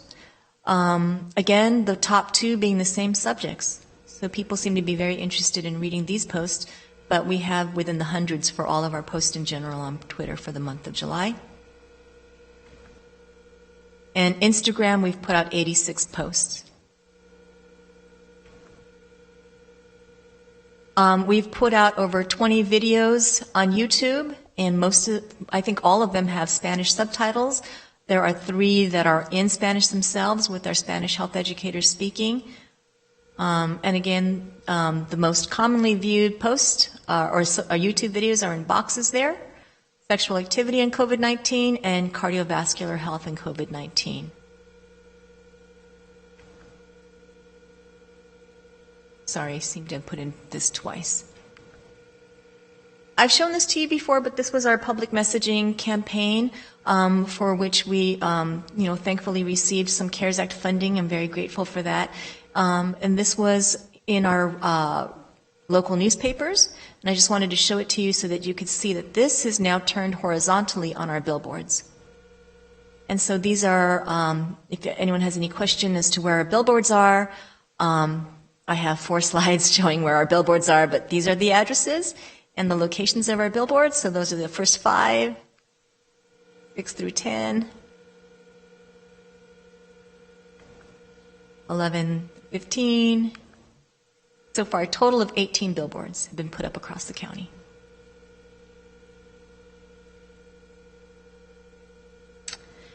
This is a radio ad. I don't know if there's a way to click on it to actually hear it.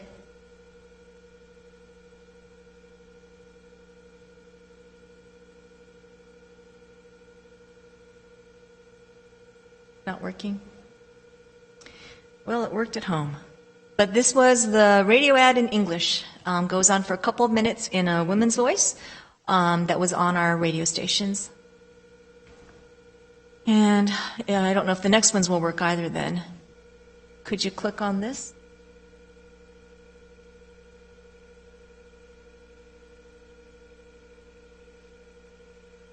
Appears to be no volume. But we did have this gentleman speaking about the recommendations. This was a Spanish radio ad.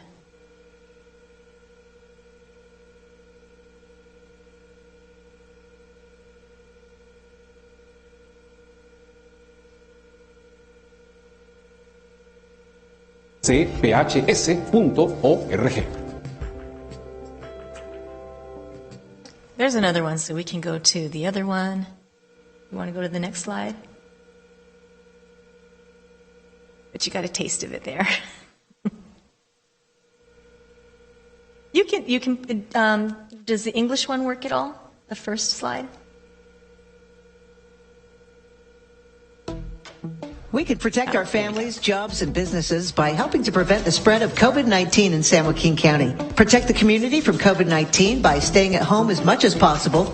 Leave home only for permitted activities. Not going out if you're sick. When out, maintaining physical distance at least 6 feet from others. And postponing all social gatherings. Even small gatherings with people you don't live with are risky. Also, wear a cloth face covering when in public. A cloth face covering can be a homemade mask, a scarf, or a bandana. This goes a long way in stopping the spread of the virus when you talk, sneeze, or cough. Cloth face coverings should not be used on children under 2 or people with physical or developmental conditions. We can keep our friends, family, and community safe by following these easy steps: wearing a cloth face covering and social distancing.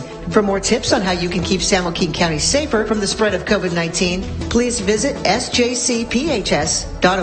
That's www.sjcphs.org for more tips.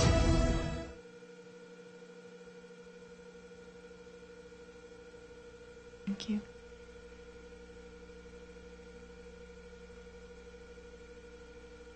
Nosotros podemos proteger a nuestras familias, trabajos y negocios ayudando a prevenir la propagación del COVID-19. Los servicios de salud pública del Condado de San Joaquín recomienda posponer todo tipo de reuniones sociales, incluyendo fiestas pequeñas, usar un cubrebocas cuando esté en un lugar público, quedarse en casa si está enfermo. En estos sitios se puede hacer la prueba sin costo alguno. Para obtener más información, visite la página sjcphs.org.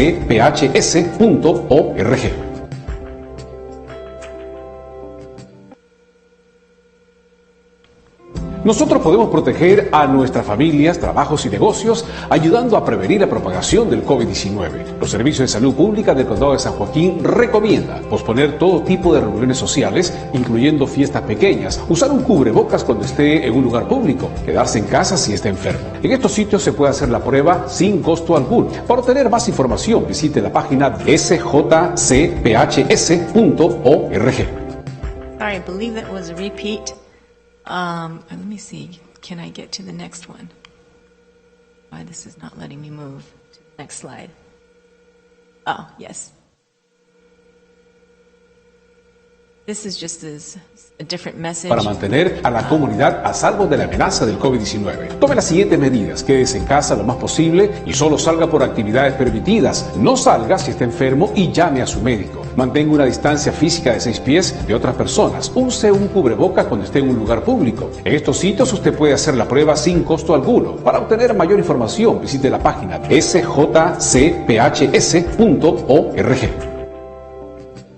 So those are just samples of what has been out there. This was obviously TV, but we've done radio as well for Spanish. Oh my goodness, I'm sorry. Okay. So this is just a picture taken last week of many volunteers through Dignity Health for our Mask On campaign. They gathered at Edison High School's gymnasium here in Stockton, and they worked to put together the bags purchased with CARES Act funding, which include a face mask, hand sanitizer, instructions to wear your face mask correctly and wash them correctly, and maybe a little business card version of the same. So this was wonderful, and this is ongoing. We did have initially 10,000 bags put together, and 20,000 more will be put together in the coming week. So I'm very pleased, and in the end we will be distributing more than 100,000 of these. And where are those being distributed, Dr. Park? I have a slide for that so you can see. But I wanted to highlight the help I'm getting with my Mask On campaign. It's not my Mask On campaign. Kristen Birtwhistle, she came up with the Mask On campaign. Very pleased, as you recall, I mentioned here at the Board of Soups meeting that I wanted to do something where I promoted masking. And so United Way, Kristen Birtwhistle reached out and got all those photos taken. There will be 2 more photo ops this week for people who want to take their picture and say who they're masking for. Everyone's got somebody to be wearing a mask for. And on the right, you see Tammy Schaff of Dignity from St. Joe's, and you can see the kinds of bags that they were putting together. There were boxes of these everywhere, all over the floor, so 10,000.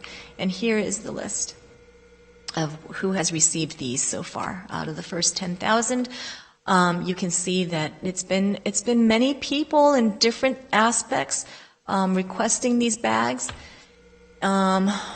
Amelia Adams, Luis Magana, who's an advocate for farm workers, some churches, several of them Hmong churches, and then El Concilio Visionary working with farm workers as well, CAPC, and then pending we have a list of people who are reaching out and asking for the next batch, and so the requests keep coming in. And, as we give them out, hopefully some education is going out with them for the most part.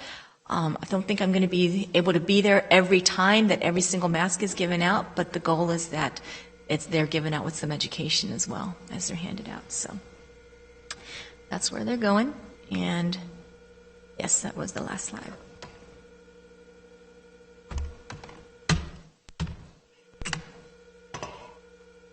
That's great. Thank you, Dr. Park. Any questions for Dr. Park? Supervisor Patty? Thank you, Madam Chair. A couple questions for clarity. Daycare is allowed open?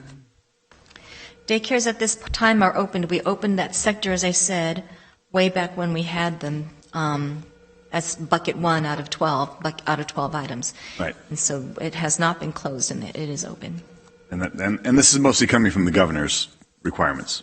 The governor released it as a business sector, and then I chose to open it that day that I opened it with schools and day camps and a couple other things like campgrounds and outdoor recreation. They were open as the first bucket of 6 things, probably about a month ago now. Okay, I have a question for County Council. On the governor's ordinance, where it talks about,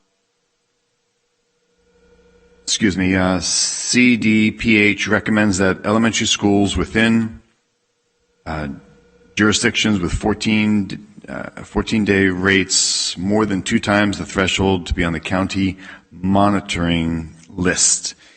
And it says 200 cases per 100,000 population should not be considered, it says should not be considered for a waiver to open in-person instruction.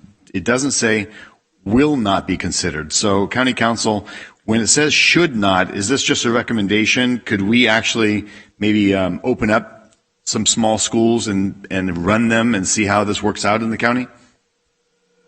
Through the chair.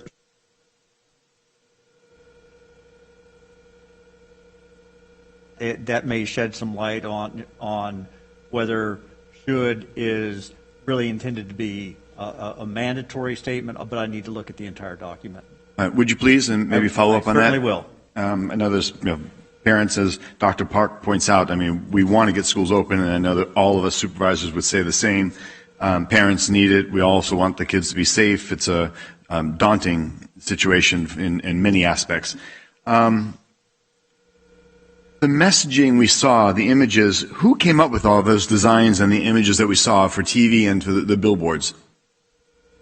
So we had great assistance from PR person from the CAO's office, Stephanie Yoder, and she worked closely with our PIO team and our communications team at Public Health. And do you know if anybody's really specialized in graphic designs? I have to tell you, I think they're horrible. Avocado green background with black lettering, that looks like bland. I'd drive past that 1,000 times, wouldn't notice it at all. I'd have a bright red warning, do not. I'd have bullet points saying what not to do if I want my message to go along. But it's very nice, it's very bland, it's very simple, it's very non-offensive, it's very nice avocado green, very mellow. I think it's a waste. I think we need a very loud message, and that's nothing personal but there's people that are designers of graphics that do this for a living, and they may not work in San Joaquin County because obviously we're very diverse in what we do and the tasks that people might be required in their job. So I would hire somebody to come up with some great graphics to really impress the image, because this is a very dire situation. If we're trying to get somebody to stop doing something, we better have flashing neon lights, we better have messages that jump out. It's like, stop, don't, and have bullet points of what not to do so that the message is getting through. Avocado green didn't do anything. It was just plain. And I come from a background of signs and designs. I've done it since I was 8 years old. That's my father's business. So I've had a history of working with signs and doing graphics and art layout and such, as many of us do in many capacities. I would just suggest if we're going to do more, that we may want to actually ramp that up and hire a specialist, hire somebody that specializes in graphic designs to punch it up, or even emulate maybe what others are doing. But I was not impressed by what I saw. Sorry. And that's not, again, a personal knock. It's just not what we specialize in. We all have other specialties. You're a doctor. Your specialty is not graphic design. So my suggestion, other board members may love avocado green, and that's perfectly fine, but my suggestion, my history of knowing and following and designing graphics and such and billboards, that didn't do anything for me. So we have a high level of infection in a segment of our population, a very large level of infection, which seems to be maybe skewing where the infection rate is for the entire county. And so schools are closed, restaurants, businesses, all of the mandates that are happening because of this threshold we are restricted. But is it fair to us? Because if we've got a segment that's testing and they may not be throughout the general population, we've got the general population of the county that's maybe restricted. Would you feel that if we did more testing and we had more negatives, our numbers would come down versus testing only people that are symptomatic? Where's that fine balance? Because we're really stuck between a rock and a hard place here, and it's a very precarious position to be in. Thank you, Supervisor Patty. So first I'll say, in regards to the billboards, I don't take any personal offense, and I'm thankful for your input, and I'll do my best to look into that. We were testing less a month and a half ago, and yet our positivity rate was lower. So as we test more, the positivity rate is higher, unfortunately. I would hope that there would be more negatives, but I think what's driving people to get tested is the fact that they're actually sick and they're symptomatic and they want to know if they have COVID. So we actually have more people who are sick, therefore the number of tests are going up, but so is our positivity rate, unfortunately. And it's hard to say that it's really one or two sectors, and it's not all these other groups of people, and therefore we can't blame them. It's so difficult to say that these people shouldn't suffer, and these people shouldn't suffer, and these people shouldn't suffer. I understand what you're saying. Restaurants, hair salons, nail salons. I completely get that, but it's not really just Latinos and ag. When we look at the numbers, maybe the Central Valley in general, because of ag, there's just a lot of movement of this virus. But when we actually look at the people here with COVID, it's everyone. Mm-hmm. And that's the problem, is it's just out there now. It's all age groups, it's all communities. Our outbreaks are in medical offices, so where you have medical staff mm-hmm. who are probably doing their best to try to prevent getting COVID. But in the last couple of weeks, just looking at the list that my EPIs gave me of where the outbreaks are, several of them are medical offices. It's restaurants, it's skilled nursing facilities, assisted living facilities, it's distribution warehouses, but those are just the samples of places that we've been able to pinpoint outbreaks. The majority is still community acquired, meaning unknown. Don't know where people are getting it from. It's just out there. And so, and the majority of people are actually not farm workers and not ag. They're just regular, otherwise non-farm working people who are just going to work or living with somebody who brought it home from work. And so it's a difficult and, it's a moral, ethical thing. And I think what the governor is trying to do is just say, without going completely back to a shutdown, let's try to shave down some of what we're doing. Let's try to get some people back into their homes and get some things under control. And unfortunately, it seems to be a punishment for certain businesses in certain sectors. And it's very difficult, but there's science behind what they've tried to choose to close back down on. Understood. And I'm not singling out any group. I was just following up on the statistics. But as you point out, it's much more expanded than just isolated. So that answers the question. I certainly wasn't targeting one group, but wanted to see the ramifications. There's a technology out called BD. It's some sort of company. If you just look at 15-minute test. I got tested. Supervisor Villaputo got tested, and it's days and days and days upon days before you get results. If there's a technology out there, which I'm sure everybody's paying attention to, and we could maybe acquire a mass amount of these 15-minute tests, because somebody could be positive and not know that they're positive, and in the next 24, 48 hours, infect 20 more people. So I would hope that at some point we're looking at it, and if you may be aware of this 15-minute test, that's a couple of companies have developed, and they're producing millions of these tests. Are there any plans, or are we utilizing some funding, some CARES funding? Because we need to get a grip on the positivity and this expansion of people getting infected. Right. So these are point of care tests, meaning at the point of testing you will have your result very soon. And obviously that's an advantage to have a result very soon, because then you can turn around and lock people down and isolate them if you need to. They are becoming more and more sensitive, so the tests that are being developed will catch a positive person with specificity, with great specificity, but the sensitivity rates are not that great. In other words, if you are a negative, it might be a false negative. And so a positive helps you because you know right away that that's a true positive, but then the negative sometimes is not so reassuring, especially if a person has classic symptoms of COVID. You are encouraged to retest that person through a PCR. So, it's promising. I don't know of any counties right now that are utilizing these tests wide scale, but I do believe that there are different agencies, hospitals, clinics that are looking into it. At Public Health, we're ramping up our ability to run the tests that we run with more machinery and with more ability to extract the RNA with the things that we're purchasing.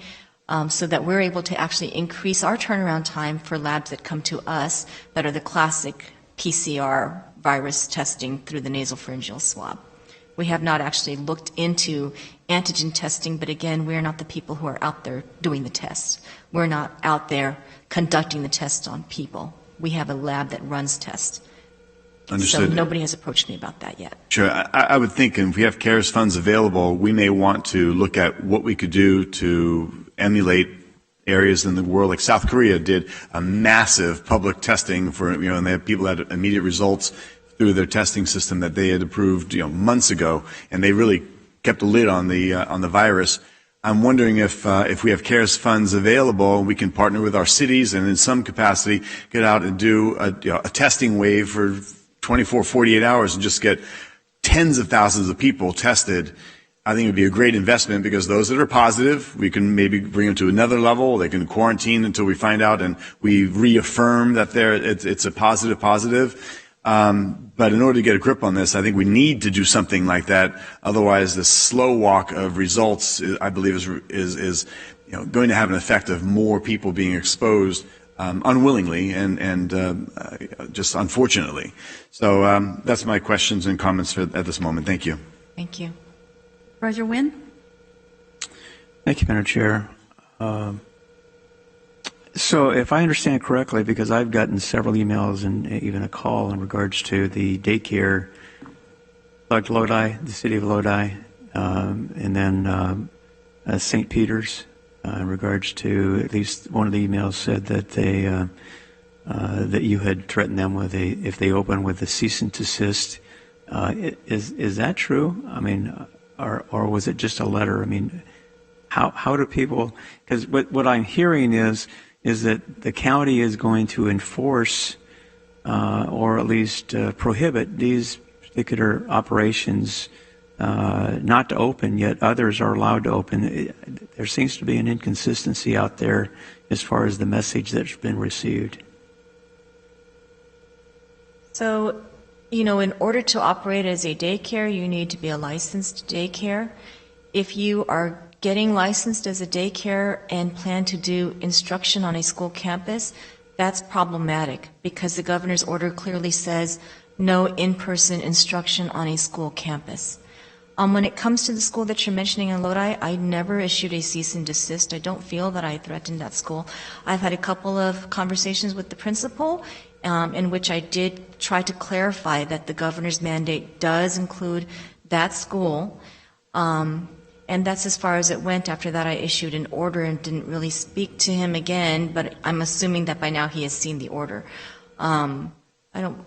Maybe I mentioned to him that there could be a cease and desist in the future. I'm not sure if it was a threatening comment at all. Maybe there was a question as to what would be the consequences. Many of these schools have asked me what would be the consequence if they did not follow the governor's mandate. I've had that question posed to me many times, and I honestly did not know how to answer except to say that that would be a violation and there might be some forthcoming legal action taken because we would have to. But therein lies the problem, is that there are schools across the state that are trying to become daycares, and yet as a daycare, the intent is that you're taking care of children in your daycare, not that you're turning the school into a daycare. If you're still on a school campus and you're doing in-person instruction, that's forbidden by the law. And that's the problem with that setting. And I understand it's very troubling and confusing, but that's the law as we have it right now. Well, my understanding is that some of these daycare facilities are doing some digital or distance learning. There's not a teacher in the room, for example, but they do have some type of instruction, or I shouldn't use that term, probably crafts or activities that they're participating in with the children as part of the, I guess, the schedule in these particular locations. So would that be a violation if they're doing not in person, but they're doing computer learning, like the digital learning that they tried to do towards the end of last year? Is that prohibited or not, or what? No, certainly not prohibited to do any distance crafts or activities through Zoom meeting or whatever mode. If the children on the receiving end, though, are in a facility where they're crowded around one computer and they're not 6 feet apart, that would be the problem. The actual act of offering teaching via distance is not prohibited. So essentially, if they follow the guidelines, then that would be okay, even though in those crafts or discussions or whatever, there may be some, I don't know, teaching or instruction or whatever, but as long as the teacher is not in the room and all the children are obviously at the right distance from each other, then that would be permitted, correct? My understanding is that yes, it would be at this point. However, the state is entertaining many, many questions because myself and other health officers continue to get questions about learning pods and alternate ways of educating kids. Can you hire a tutor and have 5 kids in a home get taught and facilitate their distance learning?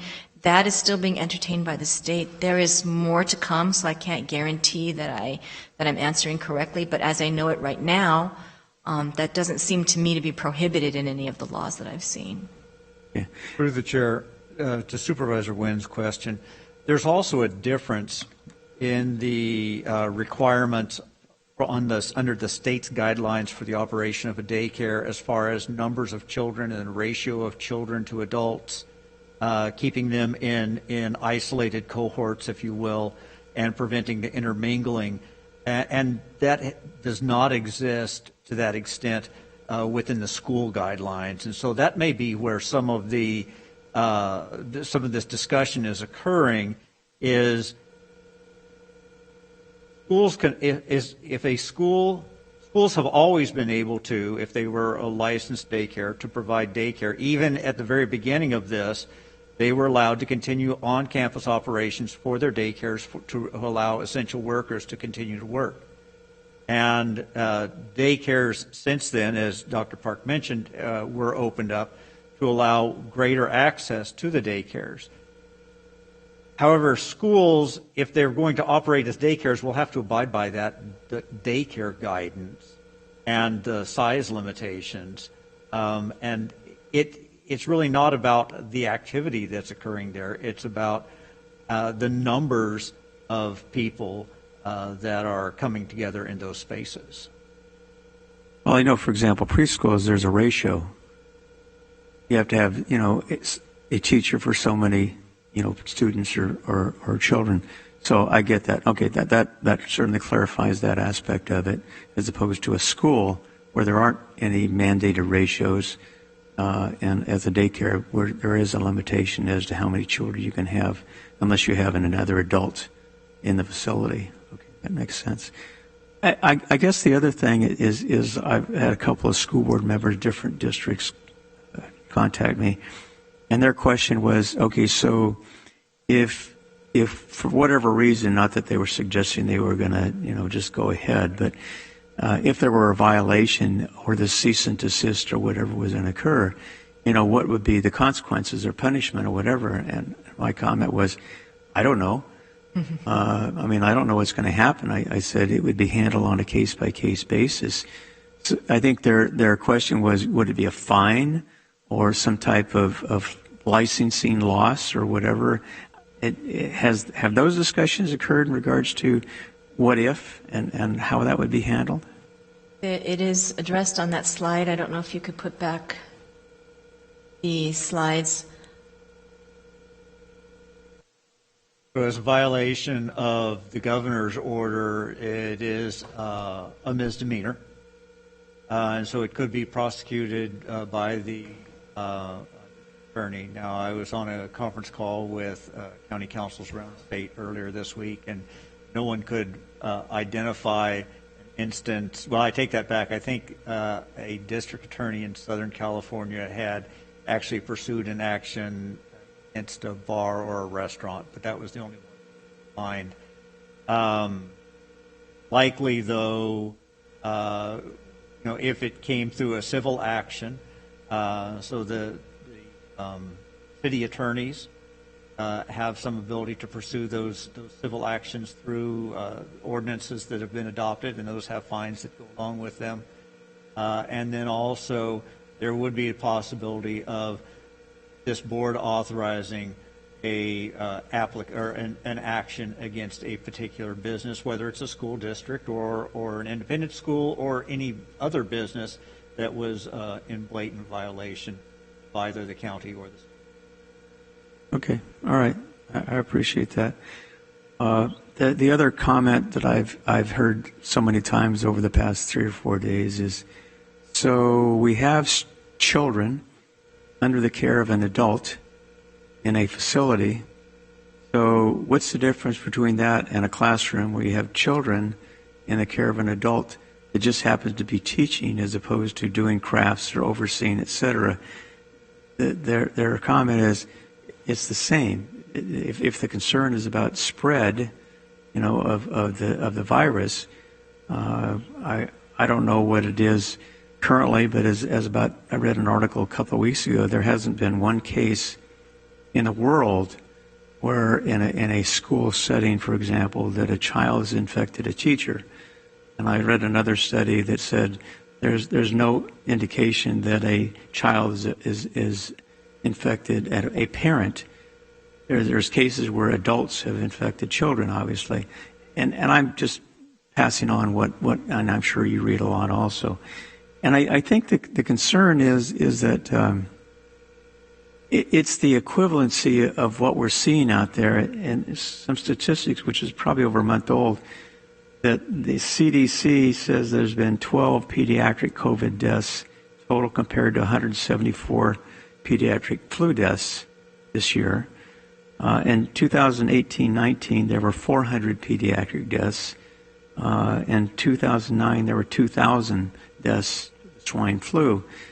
And then if you go on to the studies, you'd mentioned, for example, Iceland and others. If you read, some of those studies, for example, one says children under 10 are less likely to get infected than adults. And if they get infected, they are less likely to get seriously ill. If you look at Switzerland, even when children are tested positive for the virus, their viral load is often very low, which would explain why they are bad vectors of the disease. It seems that it is the adults who infect children, not the other way around. Netherlands, it says the decision to reopen schools is based on a wide range of research, shows young children are unlikely to pass the virus and develop serious symptoms themselves. And then that's their public health. And it says, and the closure of schools has no impact upon the spread. France says, as far as coronavirus risk, for children, extremely low. We can say 1,000 times lower than in adults. Children are weak carriers, poor transmitters, and when they are infected, almost always in the family who have infected them. And then Australia talks about school closures initially posed the epidemic. Planners had influenza in mind. And then essentially they said that the number of transmissions from children and adults is far less with COVID-19. And then last, and I won't go on, but with England, they're opening their schools, et cetera, and without any restrictions. So my question is, and I know that I'm sure you get just barraged with information from all different sides, but it would seem that overall, internationally, there seems to be a stronger weight given to opening schools than to keeping them closed. And it was mentioned earlier, and I obviously I want to look at this objectively from a not just a healthcare standpoint. And when I talk about healthcare, I'm not just talking about the virus. I'm talking about mental health and physical activity and socialization and learning and all those other things that go along with being in school. I guess the question is that, unfortunately, some of the unions have injected politics into the decision, which unfortunately has kind of contaminated the dialogue or discussion, because I would really prefer to have a discussion over the merits of the children and their outcome, not just from a health standpoint, but from a mental health standpoint and all the other associated activities. When we closed the schools and went to distance learning, parents and teachers I talked to, it was an absolute total disaster. Accountability, attendance, attention span, on and on and on. It just didn't happen. And this idea that somehow they're going to do distance learning, I'm sorry, but there's no replacement for in-class teaching. Having taught for 9 years in a college, which is a little bit different, but believe me, college students can be just as wiry as middle school students. But my point is that I think, unfortunately, and I understand I'm not being critical of you. I think you're doing your job. However, all the weight is given specifically to the virus and to the outcomes, et cetera. And even though our calls to suicide hotlines, the increase in sale of alcohol and use of drugs, domestic violence, I'm sure the Sheriff's Department, at least from what I've heard, has had an increase in domestic violence calls in police departments, et cetera. And not even talking about the closure of businesses. They're estimating in some cases 60% of restaurants will never return. We may lose our movie theaters. I mean, all these things are projected, probably just as wildly as some of the projections about the number of deaths and cases and all the other things that haven't materialized. But I guess my point is that I think from our perspective, and you have a job to do, but we have a job to do, and I think we have an opportunity to look more widely or globally as far as our decisions and how we handle this, because we're killing the economy. And I mentioned, on the call when I couldn't attend, I can work from home for 2 weeks, be quarantined. But what about the individuals who can't work from home? And when you're talking about farm laborers who may even have 2 weeks of sick leave available, the fact is that those individuals who have to show up to get paid are really suffering. And I had no symptoms, never have, still don't. So the question arises is, I think sometimes we can be overly cautious, and I'm not suggesting we just let everything go, but I think there's ways that we can be reasonable and reach some sort of middle ground as opposed to only doing it one way, which is, and even with our closure of businesses, I got a haircut on Saturday on a porch in 98-degree weather, okay? There was no difference in that haircut or the chair or the sanitation or anything that wasn't done 3 weeks earlier inside. So I'm going, what's the difference? Same barber, same everything. So my point is that I just think sometimes we don't look at things critically, as opposed to what government does best is if we have a problem, we either regulate it or we tax it, one or the other. And unfortunately, I think oftentimes we take the easier out as opposed to really working through it collectively. And I know you have with your peers and with the state, but we're killing ourselves. And I hate to say that. So anyway, again, and the last thing, as I mentioned with Mr. Culberson, was that Lodi Advent has done videos also. And again, it would seem like we could, whether we with the United Way or whoever, that we coordinate some of our messages, as Supervisor Patty talks about. There's a lot of good ideas out there and ways to spread the message. And I really think individual responsibility and getting the word out to impress upon our residents that this is really serious, and if we don't get our act together, we are going to go off that cliff. So again, thank you for all that you do, and I appreciate your input. Thank you. I appreciate that, Supervisor Wynn.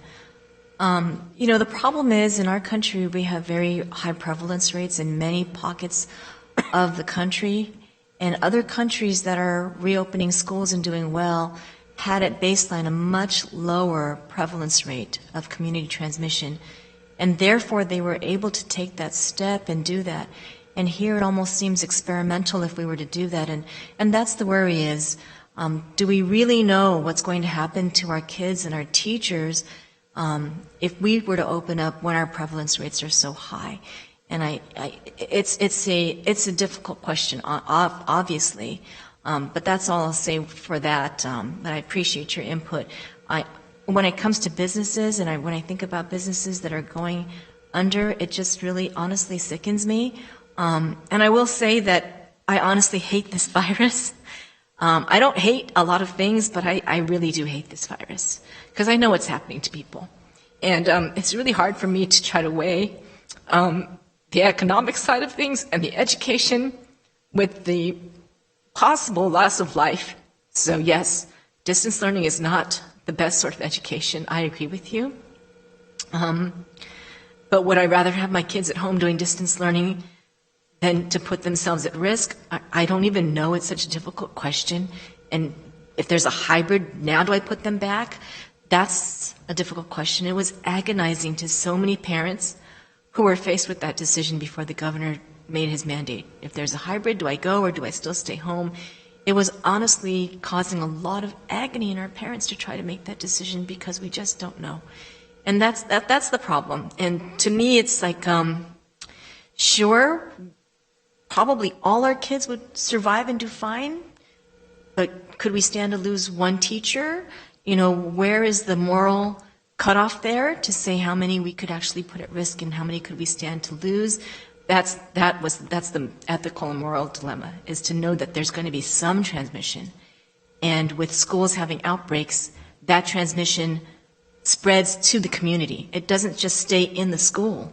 It's kids taking it home to their parents and parents taking it to work, and our community just can't stand even a small uptick in the number of people in our ICUs, and therein lies the problem. But I really do hate the situation that we're in, and I'm hoping that the closure of schools is an impetus for people to really say, let's not hate on each other and get so angry about this. Let's band together to try to bring our case rates down and get all of our kids back in school. If we kind of do it together as one process and we say this just sucks, but we've just got to do it, even before a vaccine comes out, I feel it could be done if we were to really all follow the rules as they are, whether we agree with all of them or not. That is my hope, is that there will be some increase in people actually listening to the messaging and maybe changing the way they feel about masking or changing something that they do. If I could just get a few more percentages people masking, maybe we'll get to that point where we have that herd protection. So we'll see. Thank you. Dr. Park, thank you for all of this. Supervisor Elliott? Thank you, Chair. And Dr. Park, I was happy to see the efforts that are being undertaken to get the information out there. I think that's one of the things that we really need to do is put that positive information out there as to the things that we can do and should do to try to control the spread here. One thing that whenever we start talking about results and data and basing things on data, it always causes my ears to prick up. But now, when you started out, you were talking about we're hearing that there is a problem with the data that is coming from the state now. So we don't know. So who decided that there's a problem with the data? I mean, you mentioned that we're still trying to figure out where the problem is. So who says there's a problem with it?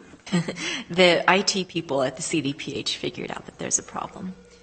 And I think it's because so many counties were experiencing significant drops in their COVID case rates that they knew that it was not right. Well, that brings me to another part of what you were talking about now. You were talking about the testing, and that you may get a false negative, and that's somehow problematic. I mean, if you get a negative result, then you should be suspicious of that because you might really be positive. But if you get a positive result, then you should just assume you're positive and take the steps. So isn't that kind of one-sided? I mean, it seems to me that that what we're hearing is we should always be hyping things toward the worst possible situation rather than just taking an even-keeled approach to things. If it's possible to get a false negative, then it's also possible to get a false positive. So just these things, when the data looks favorable, then there's a problem. That's one thing that just bothers me when people say, yeah, we're going to base all of our decisions on data, but we don't like some of this data, so then we have to question that. So is there any talk about that sort of thing when you have these discussions among your peers on public health officers? Well, yeah, I would say that the data is not favorable. It's just wrong. It's the wrong data. But yes, do we talk about looking at things in a favorable light? What are the positives out there? I do look for it. And I try to present to you, as I did 2 weeks ago, the fact that our R0 was failing. There are certain things that started to look like maybe we were stabilizing, but unfortunately those things don't drive the fact that we're on the county data monitoring list. There's just those 5 metrics. So those were chosen by the state. But I do try to look at all data in general, and I'm in constant communication with my epidemiologist. I'm waiting for them to look more favorable for our county.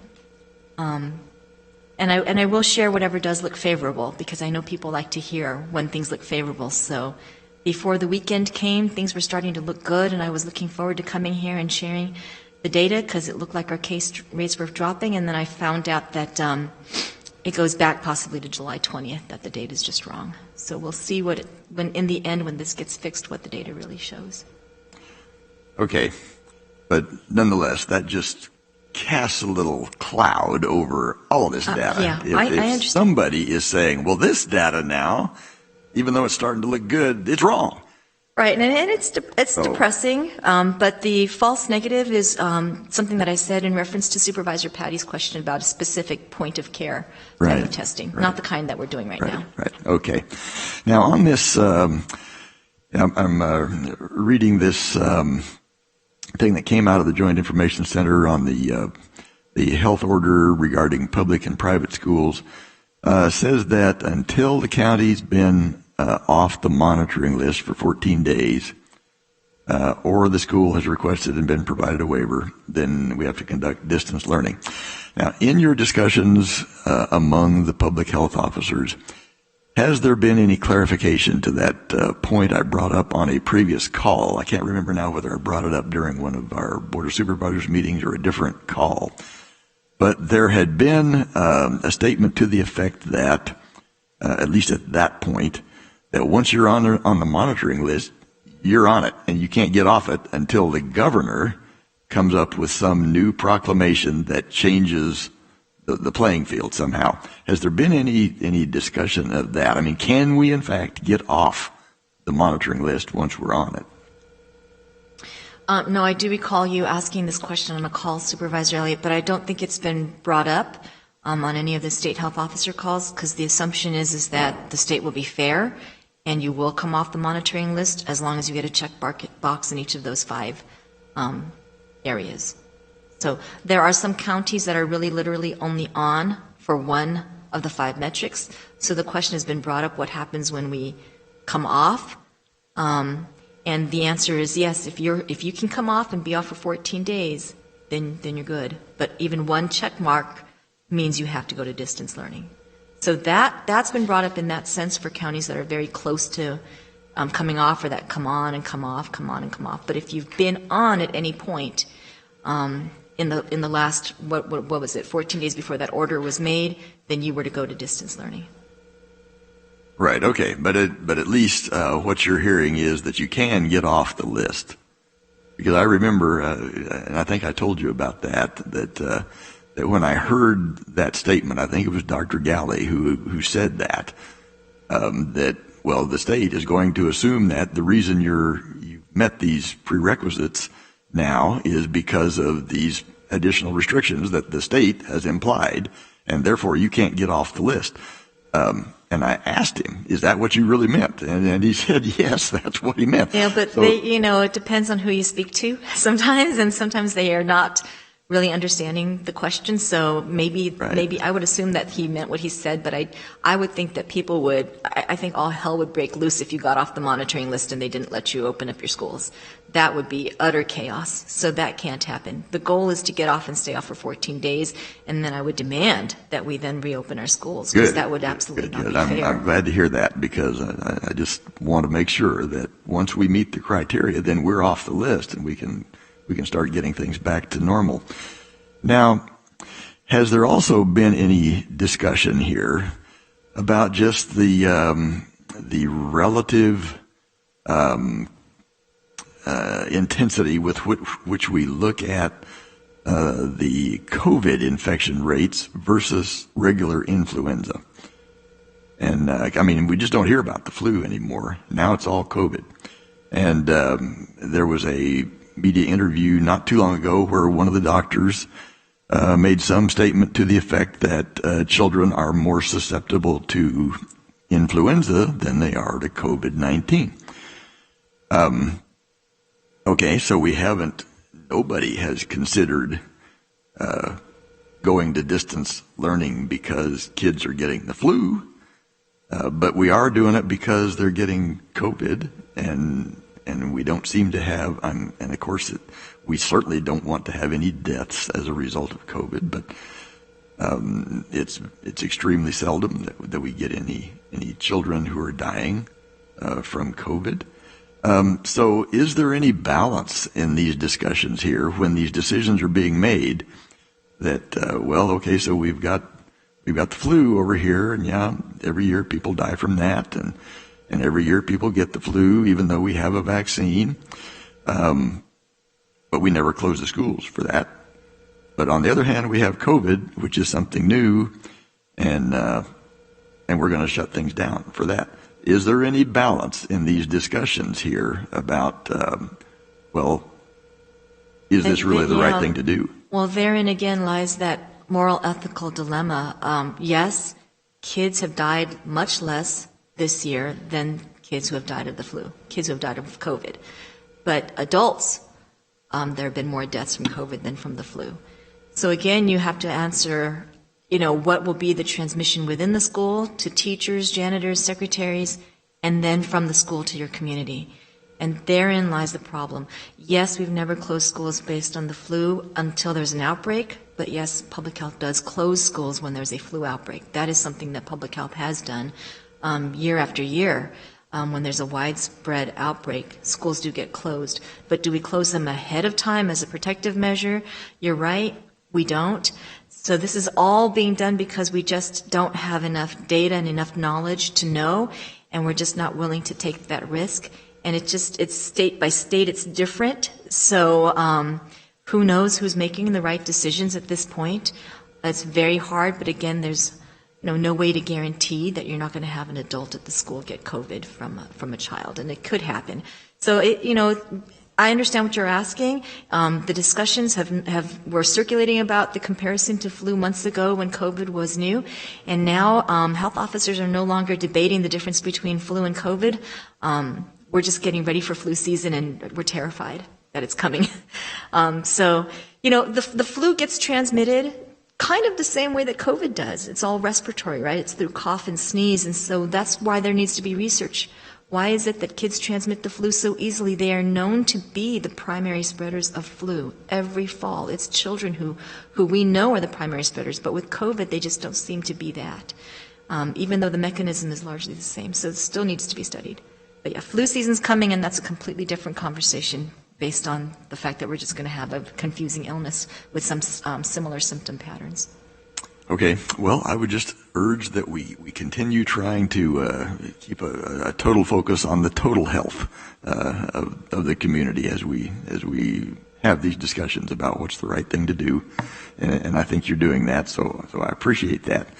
My last question has to do with the question I asked last board meeting as well, and that was the contact tracing.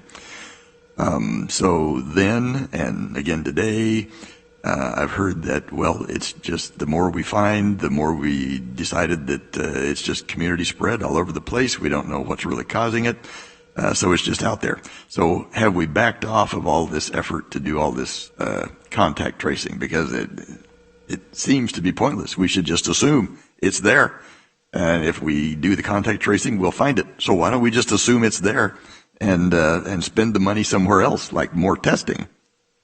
No, another good question, Supervisor Elliott. And it's really a difficult one, because at what point do you back off? And there are counties that have considered it, but no one takes the plunge. And we have not backed off. We are still doing the best that we can. We continue to do our case investigations and our contact tracing to the best of our ability, using the priority list as we have it. We did seek from the state 15 case disease investigators, and you might recall that I said that's really what we really need.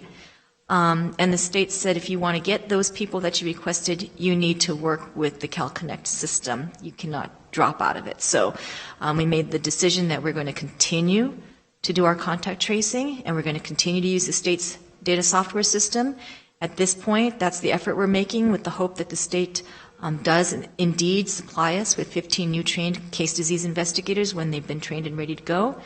And so, that is the plan right now. And I will let you know if it changes, but we have actually backed off. Okay. Do you think the cost is worth the benefit? Well, at this point, we have hired more staff to do that. So maybe a month ago, I was very perturbed by the fact that some staff who were doing other things in public health had to be reassigned to do contact tracing, and it was taking away from our ability to do the things we needed to do in other departments. But we have very thoughtfully moved people around. It was a very concerted effort to get on top of our practices and to get it honed down and to get best practices in place where things were more efficient.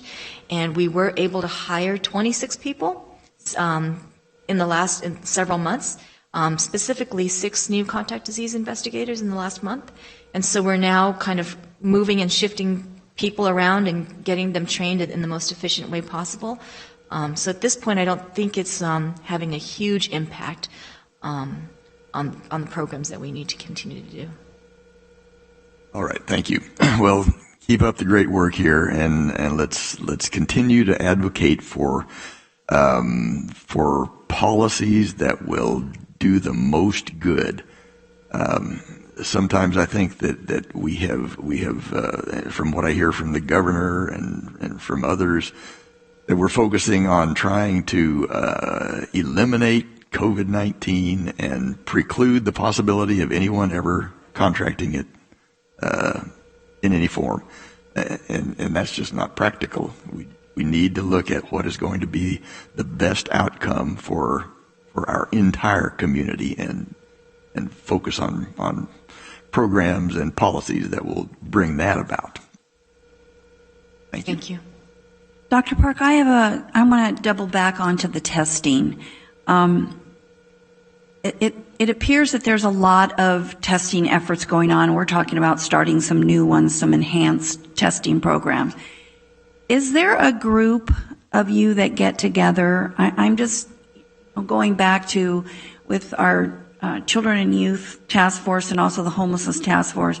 There was tremendous benefit in getting the CBOs together that were on the ground doing the work and talking, sharing about where the opportunities were, where the gaps were, where the needs were, and how could we address it in a more comprehensive way. So is there a group, I mean, are you convening in some fashion the various entities that are actively involved in testing, or are CBOs who are dealing with some of these more at-risk populations to put everybody's heads together and figure out where is the greatest needs and how can we work together to sort of maximize our resources and be more efficient and effective? So thank you for the question, Chair Miller. Aside from the public messaging campaign with the billboards, as I showed you, and the radio and TV ads, we are pivoting towards doing more work with CBOs that already have a connection to the community. We are realizing that we need boots on the ground, people who, like the promontoras of some of our Latino-based CBOs, have deep connections in the community and they're trusted people, and so we know that we need to utilize them to outreach to certain communities. So this is something that we did start talking about, and we are going to be, we endeavor to do that. Now, to start off, what we've done is we've put together a Save the Date invite for August 19th, and we're calling it the Resilient Community Advisory Committee. And we have invited CBOs to this meeting on the 19th to meet with us via Zoom and to ask them, what do you see are the issues in the Latino community, in the Asian community, in the African American community? Please speak to us and tell us what you know about the communities, where are the deficiencies, and what do you think we could use to message them? What would be an effective way to speak to the Latino community, to the African community? How would we get messaging to them that's going to hit them hard and really resonate? So this is something that is going to be happening, and I'm hoping it's a huge success. I do think that we're going to get a lot of input from our CBOs. And, as far as the testing side of it, we don't expect our CBOs to actually test, but maybe we could get some more events together where they are there doing education, and then we've got San Joaquin General or CMC, somebody there doing the testing, more of this sort of outreach where it's all kind of planned together, where they go, and there's just a variety of services being offered. So yes, that's in the works. Sort of an old-fashioned health fair. Right, yeah. Everybody's there and people come and there's a lot of free services and education and that sort of thing. I wish we had started this earlier, collaborating with our CBOs, but it's not too late. This isn't going away anytime soon, and I really think we need those partnerships. There is a lot of, you see them all the time. There's the people that are, making the masks and feeding communities. There's a lot of people out there who have a lot of good information. We need to harness that energy and, exactly as you said, start all of us pulling in the same direction instead of sniping at one another. I think it would be great to expand this kind of a coalition. Supervisor Patty, do you have an additional question? I do. Thank you, Madam Chair. A couple things just to reiterate. Dr. Park, you're very limited with what we can do. I believe as a pediatrician, as a doctor, as the medical director in San Joaquin County, you want schools open. And I know that there's a lot of restrictions or limitations to even your discretionary choice or options until we meet the state parameters. That's correct. Yes? I want schools open, yes. I want them open when it's safer to open. But yes, I do want schools to open. Right. I don't know when we'll get there, but when we get there, I will be very happy. Right. When you say it's safer to open, it's when we've reached the state threshold.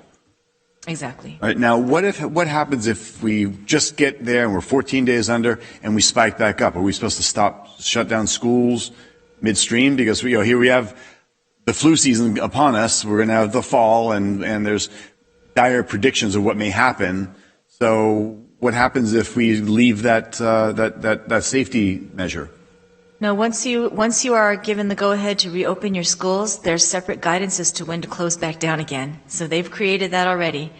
And it's per school or per district. So I think it's something like if your school has many positives in different classrooms or a 5% rate overall in the school, you then close down the school. If the district has, I forget the number, but there's a certain percentage of schools that have COVID outbreaks, then the entire district is to close. But that has all been created already, and it's on the CDPH website. So there's instructions as to when a school that is opened, as you know, there are a few counties that do get to open, when they are now supposed to close, and then when they can reopen again. The measures have been created. So it wouldn't mean that we would close everything at once. It would be school by school, and if there was a huge outbreak, it might mean the district, but I don't foresee that happening. Understood. Okay, and I'm just clarifying for the people that really want this, that we in the county are limited and restricted with what we can allow at this time. But I know as we spoke with, as I asked county council, we're going to look at the should not versus the if we will not, and see if we have any wiggle room. And if possible, we may want to try something that's in a couple of private schools to open up and see what happens there as they open in very small, limited structure, if possible. I mean, that's a possibility down the road to look at. One last thing, if we were going to wait to meet these the standard, that's not the new, but the standard for the state, what are we going to be doing additional? Do you need more funding, as I completely attack the ad that we have going? Do you need more funding? Do we need to allocate from this board some CARES funding to get out the message more and to be emphatic about what we're doing and have some bright, shiny red lights and get this message out?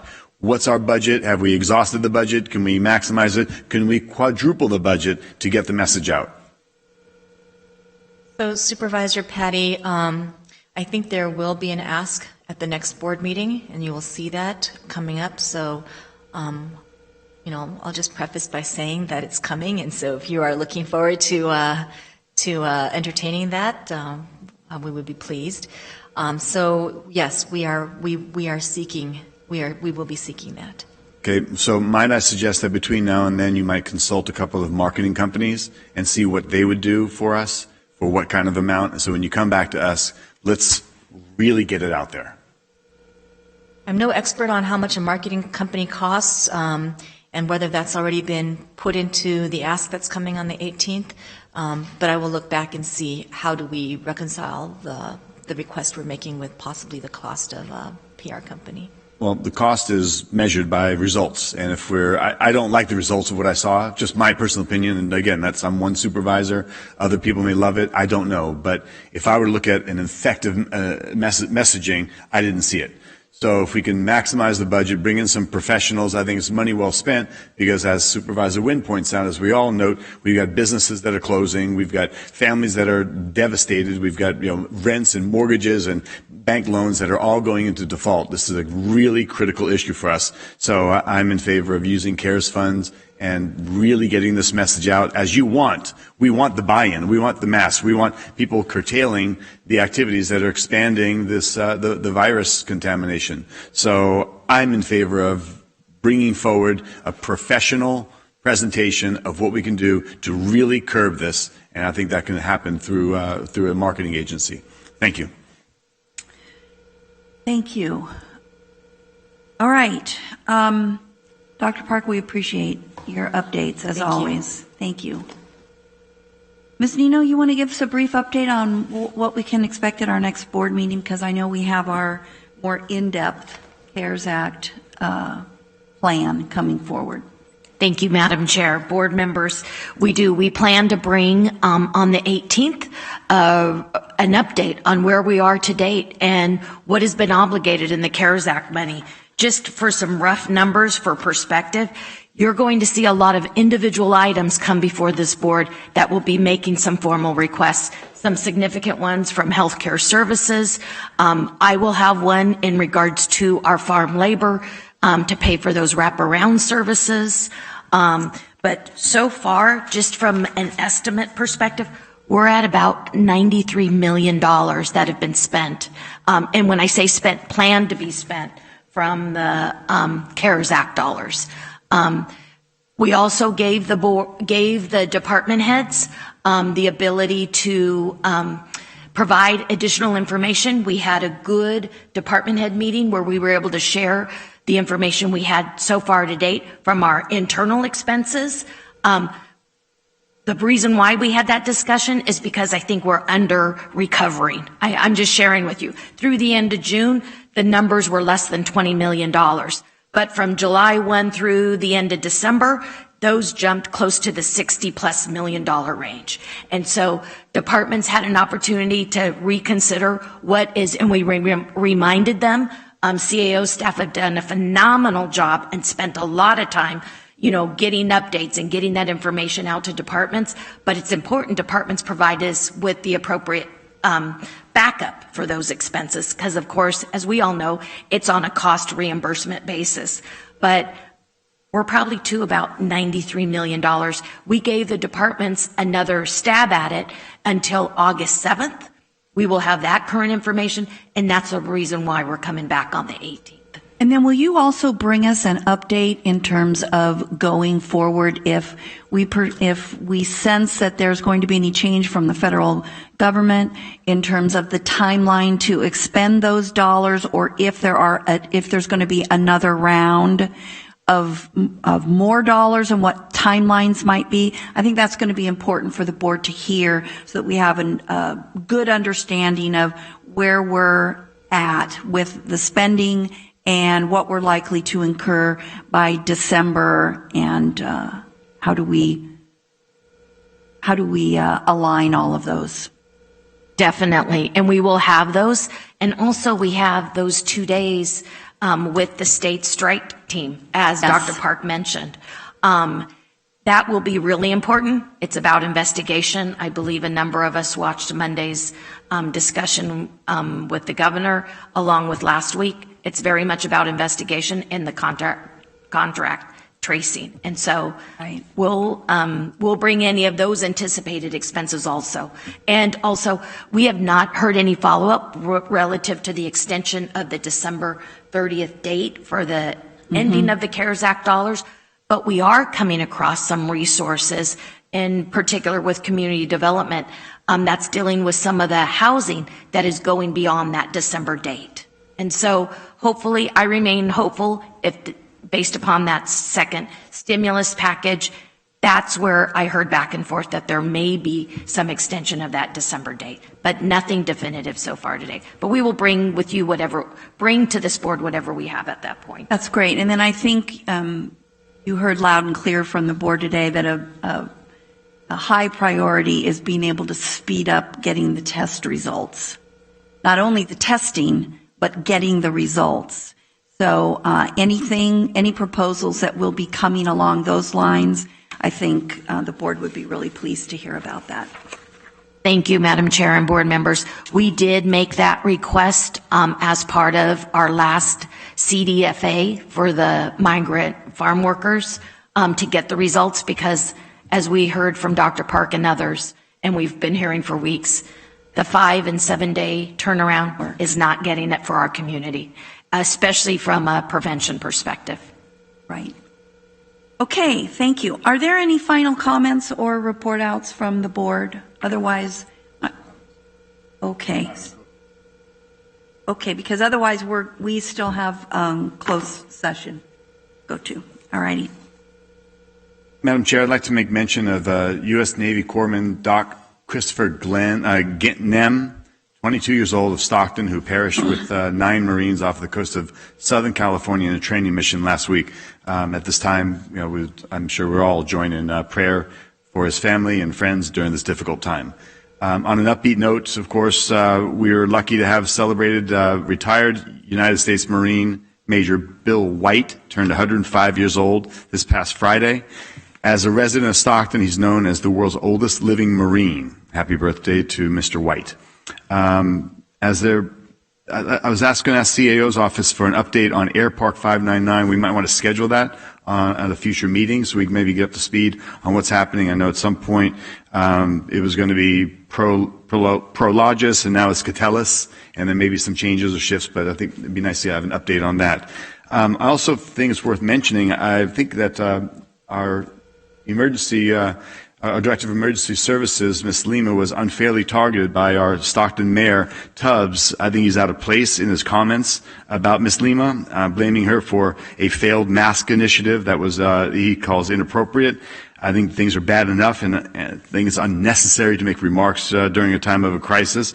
County Council, correct me if I'm wrong, but Stockton has autonomy to do whatever they want, in addition to more stringent and strict, but not more lenient measures. So am I correct in thinking that Stockton could, on its own, mandate masks for in the city of Stockton? Yes, the city of Stockton could pass an ordinance requiring masks with it.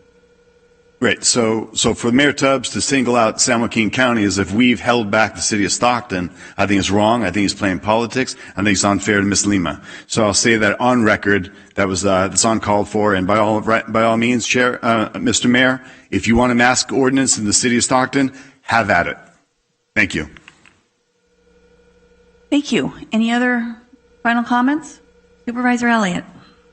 Thank you, Chair. Just to follow on with that last comment there, it was my understanding that when Mayor Tubbs first proposed a mask ordinance for the city of Stockton, his own city council voted that down. So I think his, unless I'm mistaken in that, but that's my understanding. So unless unless I was wrong with that, it is entirely inappropriate to be trying to blame the county for something that his own city council didn't agree with him on. I concur. Okay. Then I am going, if there's no more, I'm going to turn to County Council to please announce closed session. Board will meet in closed session on the items listed on the agenda. The board will not be discussing item number 2, anticipated litigation, City of Lathrop. There are no announcements expected coming out of closed session. Okay, great. Then we are adjourned. How long do you anticipate closed session taking?